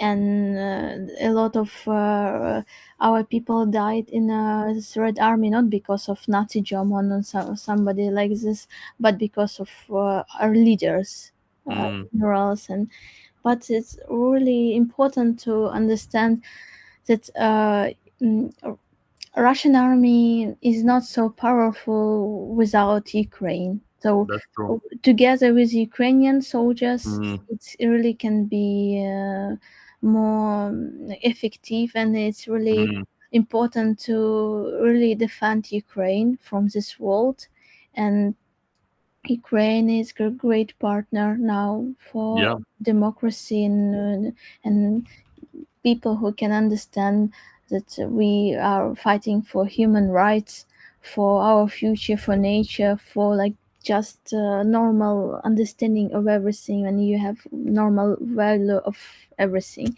not like this like terrible Russian world, Russian culture, about small personalities and about how we can feel good feelings to the criminal, to the person who murder, and you feel, oh, I'm so sorry, like they said about Russian soldiers, like наши мальчики, like our boys. That's a good Russian say about Russian soldiers. Yeah. Well, it's true. And that's also why Russia tries to get Ukraine. It's because, as you said, they know that, I mean, obviously it's never going to happen, but in their head they think that if they want to be powerful, they need to have Ukraine as a part of Russia, and they also want Belarus and so on, and it would, on demographics and so on, it would fix a lot of their problems because they have too few men. But obviously it's not going to happen, and it's a huge misunderstanding by Putin and by the Russian leadership to think that they could do it. Yeah. And, it's great that it's not happening. In general, they took our children, like from the territory that they occupied, and prepare them to the next wars. Yeah. And in general, it's good biological weapons, like because in any case we have good, maybe we have good nature for our people, and that is why they have good like state to be more effective. Maybe I'm not right, but it's really they use these people, small young people, for the next wars, for the future and these people can be more effective because they can be more brainwashed from the childhood. Guys, in the last, let me tell you, 18 minutes we did not have any donations, and we need just the remaining $110.44. Let's do it, guys. Let's raise the last part, $110.44. I want to show you something. So I went to this park we have here in Kyiv, Vadenha, the big one. And there was a it was actually Titanovy concert, guys. There they are raising funds right now, and they have their Raffle in the car once again. But yeah, I'm just not keeping up with that and not doing a sub fundraiser for that with you guys. But anyway, I donated there. I listened to the music, but there was a fair next to it, and on that fair we went on to the stalls, and there was a cool stall that had this. It's a pretty good board for the kitchen. I mean, well made. I really like it, and it smells cool. And it has the brand that is called Funny Owls, made in Ukraine. So a woman who was at the stall right away said that it's a veteran's business. And I see a guy is sitting behind her on the chair, looking like an ex-military. So I ask, and the veteran is also here? And she says, yeah. So he approached us. We started talking. His name is, I don't think it's a sensitive information since he's a veteran. His name is Andriy. Andriy is producing these in RP, and he's also helping the guys with, like, to raise funds for prosthetics, not with Titanovy, with another one.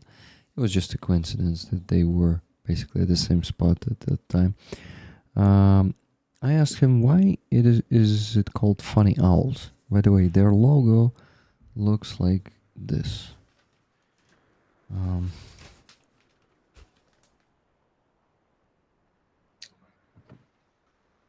So there are 3 funny owls there sitting on the tree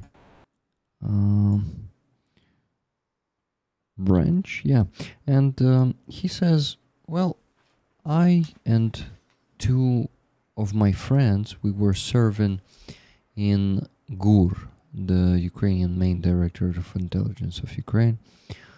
And he says, I'm the only owl remaining. Unfortunately, his 2 friends were killed on the battlefield, so it's only one owl, but you know, it's really cool that on the brand all 3 remained, and it carries on the memory of them. So I'm really happy to support the veteran business in Ukraine. Actually, didn't like the boards I have on my kitchen. They are pretty thin and cheap, so I'm really happy to get this one. I needed this. It's not something like you buy and you have plenty of this stuff already, but I really needed this. So I'm happy to meet Andriy. I'm happy to know his story, and you know, with this I just wanted to show you the example of veteran business in Ukraine. One of the examples, businesses in Ukraine can be different sizes, different like spheres or fields, you know, of production or services. It can be anything, and there are more and more Ukrainian businesses for veterans. And this field, this topic is very important and sensitive here, and we as a Ukrainian society need to do more, and the Ukrainian government also needs to do more, because right now we have some, we were talking about this before today, that we have some laws that are not being passed for years for veterans, and of course for the deputies it's not a priority, unfortunately.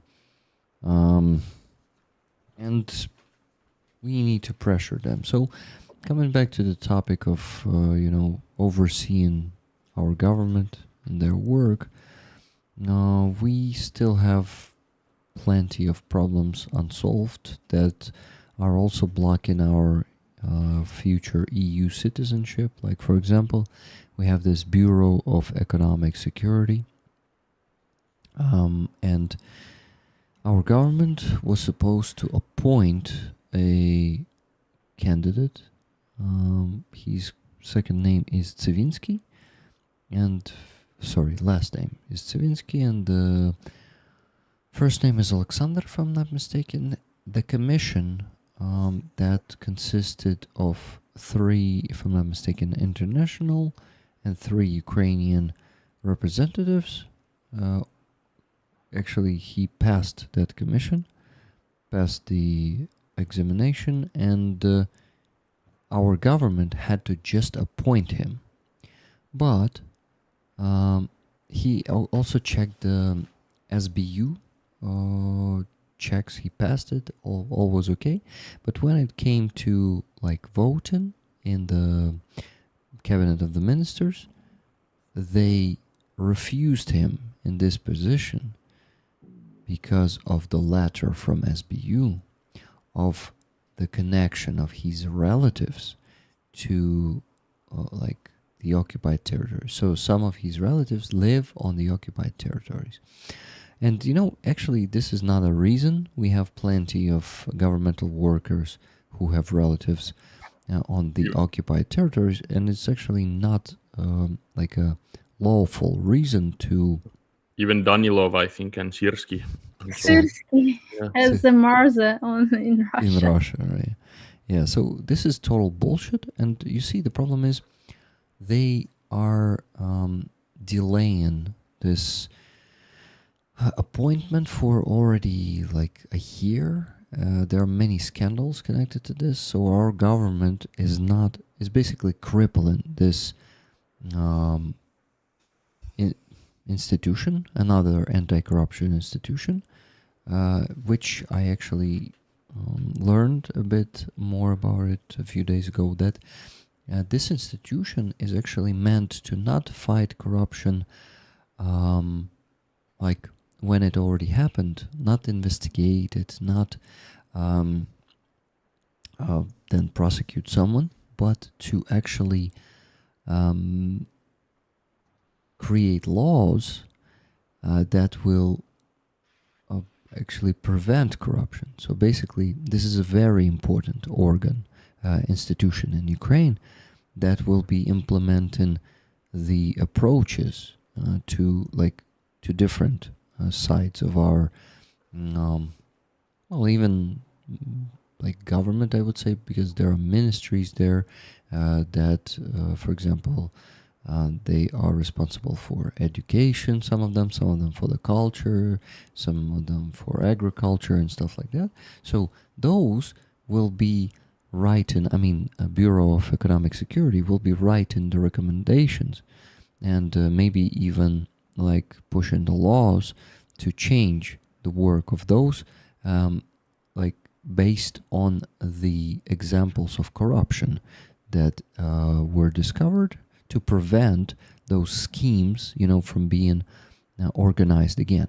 So our government, they unfortunately just, this shit show, I think, goes for the second year, if I'm not mistaken. The former bureau head was fired, and now this institution is basically like dysfunctional, it's not doing anything without the head, and they are just dragging this process. So, and European partners, our European partners were already openly saying after the protests, only after then, they said that actually the appointment of this head of the Bureau of Economic Security is one of the conditions to continue the financing from Ukraine Facility Fund. So this is, we're not done. You see, there are more and more reasons for us to protest. Right now we're taking a pause to see what they're going to do. They actually, you know what they did? Our Prime Minister, Yulia Sviridenko, she said 2 days ago that he will pass the polygraph. So they just used this new law of Zelensky against him. So this might be one of the methods to pressure the candidates, make him pass. And, polygraph is not like scientifically proven accurate method, right? And they can interpret it as they want. So they may, there is an opinion that they may actually sabotage the disappointment with... Look, this appointment, not disappointment, this appointment with this polygraph. So we'll see how it goes. I really hope it's just a formality, to show to the publicity that Zelensky was doing it for this exact reason. And now we're sure that, you see, it is already working, the polygraph and this new law that everyone has to pass, or every governmental worker in the law enforcement will have to pass that polygraph every 2 years, and first time they will have, all of them will have to pass it in the next 6 months. So 6 months first time, and then every 2 years. So it's a lot of work, but it's also a lot of unreliable results, and this could be manipulated easily also. So we kind of are already cautious, Ukrainian society. We see right through them. So my cardboard said, the citizens are not dumb, we see right through you. And that's my main message. All the schemes and plots our government may have, we will not let them fool us, because we see right through them. We know how that shit works, and I'm optimistic in this, because no matter the protests, no matter the risks to have some destabilization inside the country, I think we'll get what we want, and we're actually moving by one of the best scenarios right now. That law that was voted that fast also, and by 331 deputies. It's almost all our parliament, and it was signed by Zelensky the same day, so they've made the right decision. Because if they made the wrong one, it would be much worse right now. So it's not that bad. I'm pretty optimistic. I think it's going to be good. We will see the same fuck ups from our government, but at least we're not going to be silent. We're going to tell them what to do, and they will do it. Sets a good precedent to push them like this and get them to back down. Yeah. For future situations that are similar, it's a good precedent. Yeah, for sure. I totally agree. And guys, we reached the goal. We got Really? exactly what we needed, and 2 people, I don't think they actually agreed on that, but they did next. So we needed to raise $110.44. Robert donated $100, and Gail donated $10.44. So exactly the sum of money we need. Thank you. Thank you so much, Absolutely friends. amazing. So Robert R.P. Marsens donated 100 and said 8 for Ukraine, tickets for rollers, and $10.44 from Gail S. For Gooks Medics. Slava Ukraini. Massive thanks to everyone who has donated during the whole stream. It's not only the last ones, also the last ones, but also the ones that donated before. Yeah. Thank you. Thank you so much. And Yoni, we can finally let you go to sleep. Thank you. Thanks. Thank you so much for being here. Pleasure to join, and anytime, just ask. And most Sundays I'm available, so awesome. Always. I will be inviting you more because I really like your brain, and the fact that you're Finnish. And the work that you do, of course, my friend. Thank you, my friend. And thanks to all those who watched and donated, and great meeting you, Aziza, as well. And we'll keep in touch and hopefully see you again. Yeah, bye-bye. Live long, prosper, and donate. Good night. Good night. Bye. Aziza, it's me and you, and we need to finish real quick because we have the potential to drag this stream until 4 a.m. I know myself. Also, Aziza is recovering from some virus. How are you feeling right now, Aziza?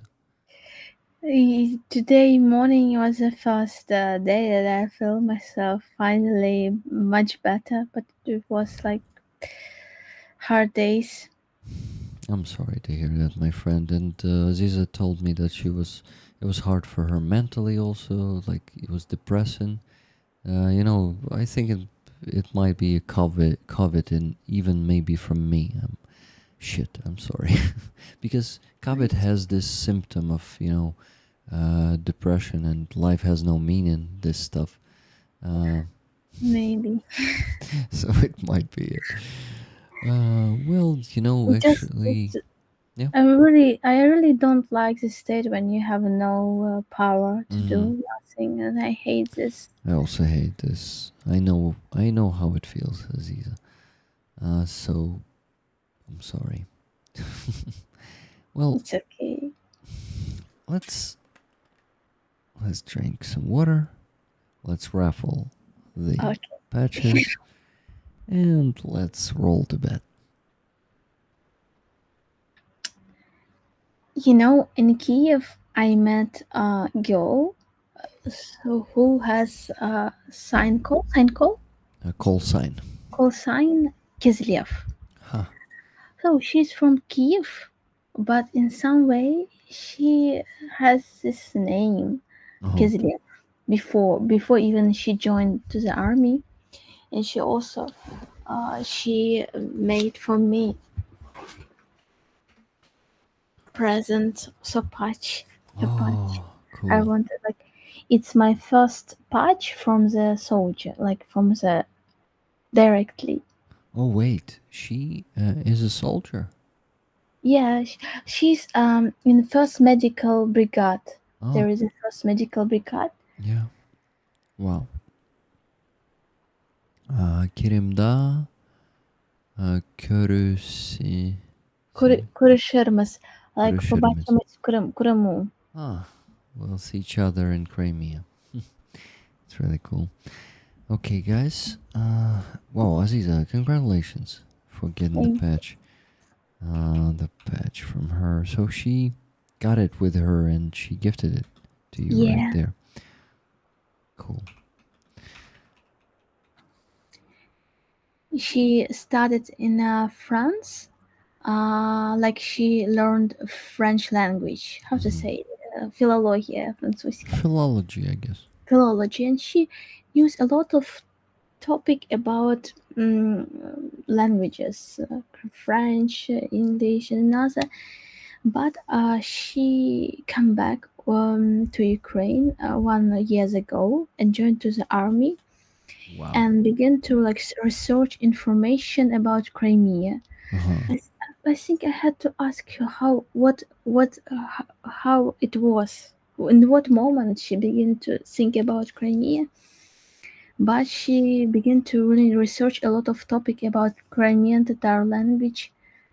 Even I didn't know about this. So amazing person, and very very kind, very very good, with good heart. That's cool. I would like to meet that person too. Yeah. Okay, I have a question. Gail S. Would you like a ticket for 2 patches? We're gonna raffle the 2 patches right now. Gail, wait. Gail, is it you sending the In Drones We Trust patch into the chat? Was it you 1044 donation? Was that donation from you? Please let me know. But oh my god, guys, I need to sleep. So let's give this ticket to Gail. It's me. I'd like a ticket, please. Awesome. But 10 more free tickets. Nikki, can you please work on that? Guys, pluses, please. Or maybe Nikki already has some spare pluses. We have gifted tickets from RP Marcin. Thank you, Robert. Gail S. 1044. Fantastic. I can actually, meanwhile I can calculate if the PayPal balance matches the balance on in the spreadsheet. For this I need to withdraw the Canadian dollars, and Canadian dollars are, it's 30 of them, yeah, $30. Withdrawing it to my volunteer card. It's 899 hryvnias. Done. Just a bit over $20, I guess. Not a bit over, actually. 20, something like 2150. Okay. Now I can calculate real quick. So guys, 597 tickets bought this week. Pretty good job. Thank you very much. And let's see. Yeah, I think the sum of money matches perfectly. Let's see. Yeah, fantastic. I did not miss even a single donation. Everything has been put to the Raffle spreadsheet. Raffle spreadsheet. Guys, you see, today we really are finishing stream earlier. It's 2:17 a.m. and we have the potential to finish it until 2:30. And 2:30 is in 13 minutes. So we have 13 minutes to do everything. And Nikki is already working on the last tickets. Thank you very much, Nikki. And only 6. Sorry. Only 6 left. By the way, Aziza, I don't think I've ever seen you yawning. That's a позихат. Yeah, I did it. you did it. Okay, I'm not always looking on the screen or at the camera. Sometimes I'm working on the spreadsheet. But I'm happy you did this. That means you're human just like all of us. You know? No, it's not like I have any doubts in that. Just glad to have you among us. Just some people have this reaction, just not for the sleeping, but for another reason. Yeah. And when they see, for another reasons, but also when they see other people yawning. Oh yeah. That is called mirror neurons. Циркальные нейроны. Yeah. That thing. Yawning is contagious. Exactly. Do you know the word contagious? Заразный. Oh yeah. Contagious. Contagious. It is written like contagious. Contagious. Заразный. So when people have COVID, they are contagious. Contagious. That's the example. Oh wait, Nikki Hill is given pluses herself to work on them. Wow. That's pretty cool. Okay, I think I can get ready the rolling machine, that number picker wheel. Oh, you have great t-shirts under you. You have not forgotten. Oh, it's flag. You are not forgotten. Oh yeah, it's a flag. It's a flag. It's American flag. They made this exactly for POW and MIA, prisoners of war and missing in action, and they put it under the governmental, like on the governmental buildings under the American flag, like in sign of solidarity. And I really liked this idea and this flag. And Nikki, when she was in Kyiv this year, she brought... Oh wait, it was not Nikki. This one was brought to me by Jason Slobodyan. Nikki brought me the patch. I don't know if you noticed, but it's the same patch here on my backpack. Remember? You've seen it a few days ago. Maybe did not notice. It's okay.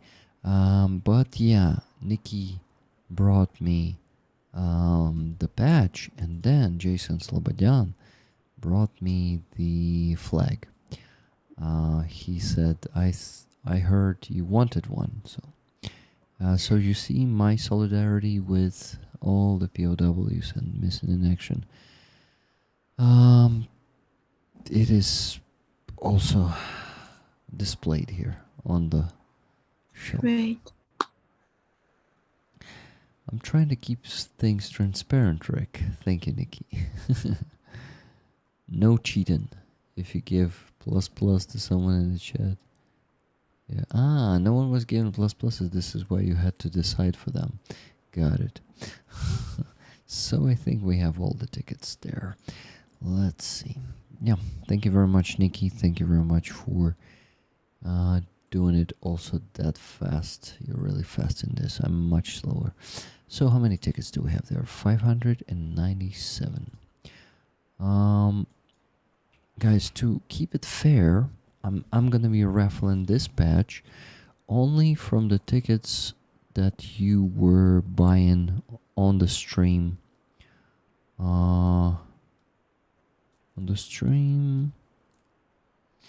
With Gook. So yeah, we're gonna raffle that badge only among the people who started buying tickets from that day and until the end of the stream. But this badge is gonna be raffled among everyone. So, and I think it's gonna be fair. I did not discuss it with you. I just made this decision. Sometimes, I actually have this privilege as a leader of this community to make decisions myself. So Let's go. 597. Let's raffle the patch of 54th Brigade. And it's gonna happen in 5, 4, 3, 2, 1. And we're rolling. Let's spin it. Oof. Falling asleep. And the winner is the batch of the 54th Brigade goes to number 83. Number 83, we're scrolling up to number 83. And who is that? That's Sousa from RP Mars. And Brian R was pretty close to get that one. He was number 84. And Sousa is winning the batch. Sousa, I really hope you're in the chat. If not, Congratulations. congrats to you. And hello, Apatogs. Good to see you. Hello, Denise. Guys, I was noticing the chat. I was reading it, but fortunately, not all the time. Yeah, Sousa. Yeah, Sousa is here. Amazing, Sousa. I don't think I have your address. Can you please contact me, either email or Discord, wherever you are, and send me your address, your phone number, and stuff. But by the way, Pepsi Cola, are you still there in the chat? I don't think so. I had a question for you. Yeah. Hey, Brian is in the chat. Cool, Brian. You're not chatting much, so for me all the time, like, see you in the chat is pretty cool. Glad Rick and Aziza get to go to bed with the gold mat. GG Rollers, congrats, Sousa. Congrats, Sousa. Yes, congratulations. Now, second patch to raffle. Let's go, the patch of Gook. This beautiful Alcoholics Anonymous patch. Азіза, цей жарт, розумієш цей? Alcoholics. Бачиш дві букви А? Це абревіатура зазвичай для анонімних алкоголіків. Це типу, а насправді це, ну він пояснював, я не пам'ятаю чому. Gook was explaining, but I don't remember why it's AA, but it has something to do with airborne, з цими десантниками. Щось якось має справу, бо англійською десантники це airborne, типу, як народжені в повітрі. О, вау. Прикольно. Народжені в повітрі, це дуже круто. Правда, там born в кінці ще і, типу, not born, а borne. Тому я не знаю. Ну, я не знаю, може це пішло там або від французького, або може це означає не народжені, а щось інше. Треба подивитись, звідки це пішло слово. Це цікаво. So, Army Airborne. Dark Oblation is helping us. Thank you, dear Oblation. So, зрозуміло? Army Airborne, типу армійські десантники. So, він жартує, каже, це типу анонімні алкоголіки, бо багато десантників бухають. Ну, десантники теж такого складу. Ага. Блін. Ну, знаєш, ці радянські десантники, це, які в фонтанах купаються. В тільняшках, так. Це пережиток, звісно, це Радянського Союзу. So, guys, Brian was saying, Rick, doing shopping and other housework today while listening. Awesome, thank you, Brian. So, guys, let's raffle this patch. Let's go. But wait, I need to see from which number to which we need to do this. Let's see. This one is gonna be 54th patch, and we need to begin with, if I'm not mistaken, 100, around 150 something. Yeah, I think. Monsky, I can actually easily check on PayPal. Let's see.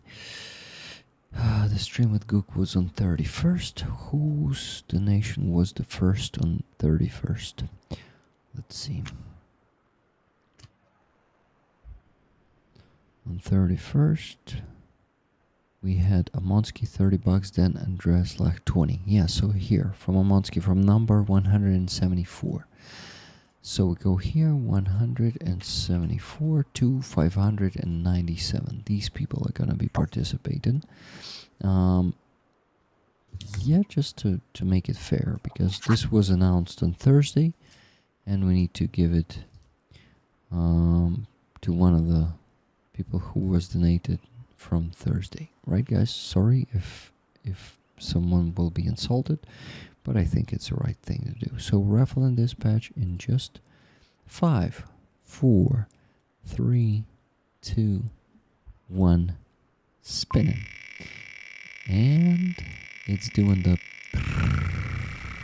sound, and then it slows down, and the winning number is 360. Sorry, and 76. 376. Let's go and see who is that. 376. Gifted ticket from Laura S. Mr. Squiggle. Congratulations, Mr. Squiggle. If you're still there in the chat, if not, guys, if you see Mr. Squiggle either in my chat or in the chat somewhere on the other channels, please let him know that he won the airborne patch. And I hope Mr. Squiggle wants it. So, Mr.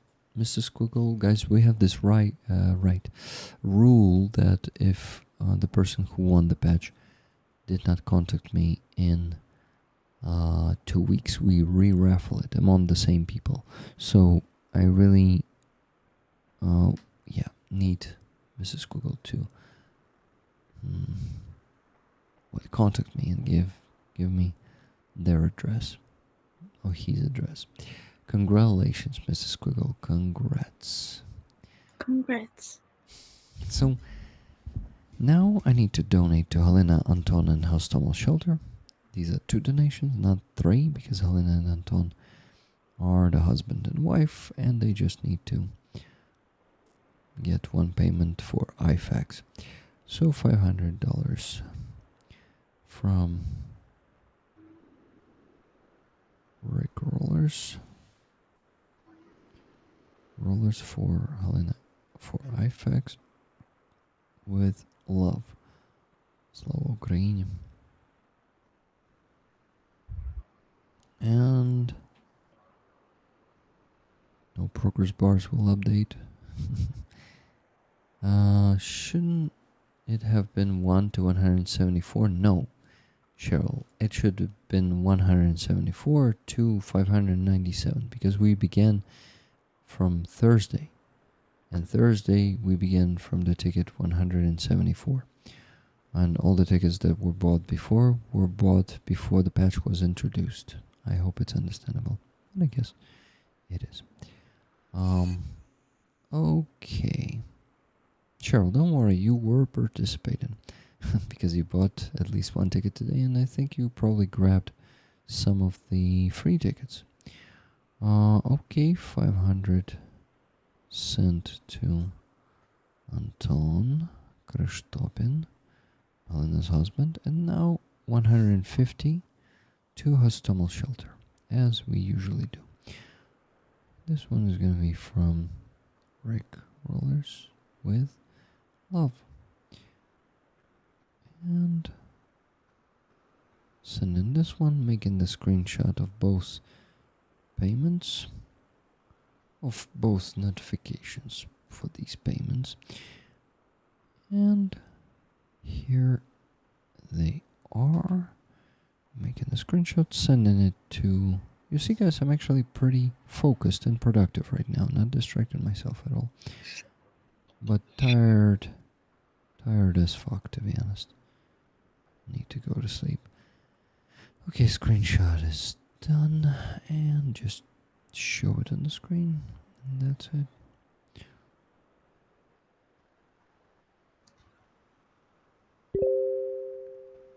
Why is Aziza as vibrant as a jewel today? If she is in love, I hope it lasts for a non-regrettable time. Oh, The memories we should retain in happiness. I feel happy again. Thanks, Aziza Angel. It's, you know, they exist in the chat. Pretty cool. Vibrant as Cheryl today. Vibrant — это посяюче, я думаю. Guys, vibrant goes for like glowing, or is it like, I don't know. Thank you so much. You know they exist. If you see me like this. Yeah, this actually, you look cool today. I mean, great and beautiful. Thank you. So I forgot to tell you this, but I noticed this, so maybe that's what he meant. But what? I need to stay focused. Yeah. Here it is, guys. Oh shit! Sorry. That was a big yawn. Here it is, guys. This is called a screenshot of 2 donations that were done only 3 and 2 minutes ago. Stonewall Shelter, 150, 500 to Anton Kristopin. And without further ado, we hurry up to sleep. Aziza, thank you so much, my friend. It's always a pleasure to have you here. You know this. You know this. And guys, I remind you that we have beautiful paintings that Aziza is once again gifting to me to auction them, and to, not to me, but to you, to the whole community, and to the soldiers, because they are gonna get the donations, the equipment. This time, Aziza, we are helping the Blackbeard group, and they will get the car. You will contribute to that. Thank you so much. Vibrant Aziza and Rick in ASMR mode, that's the winning combination.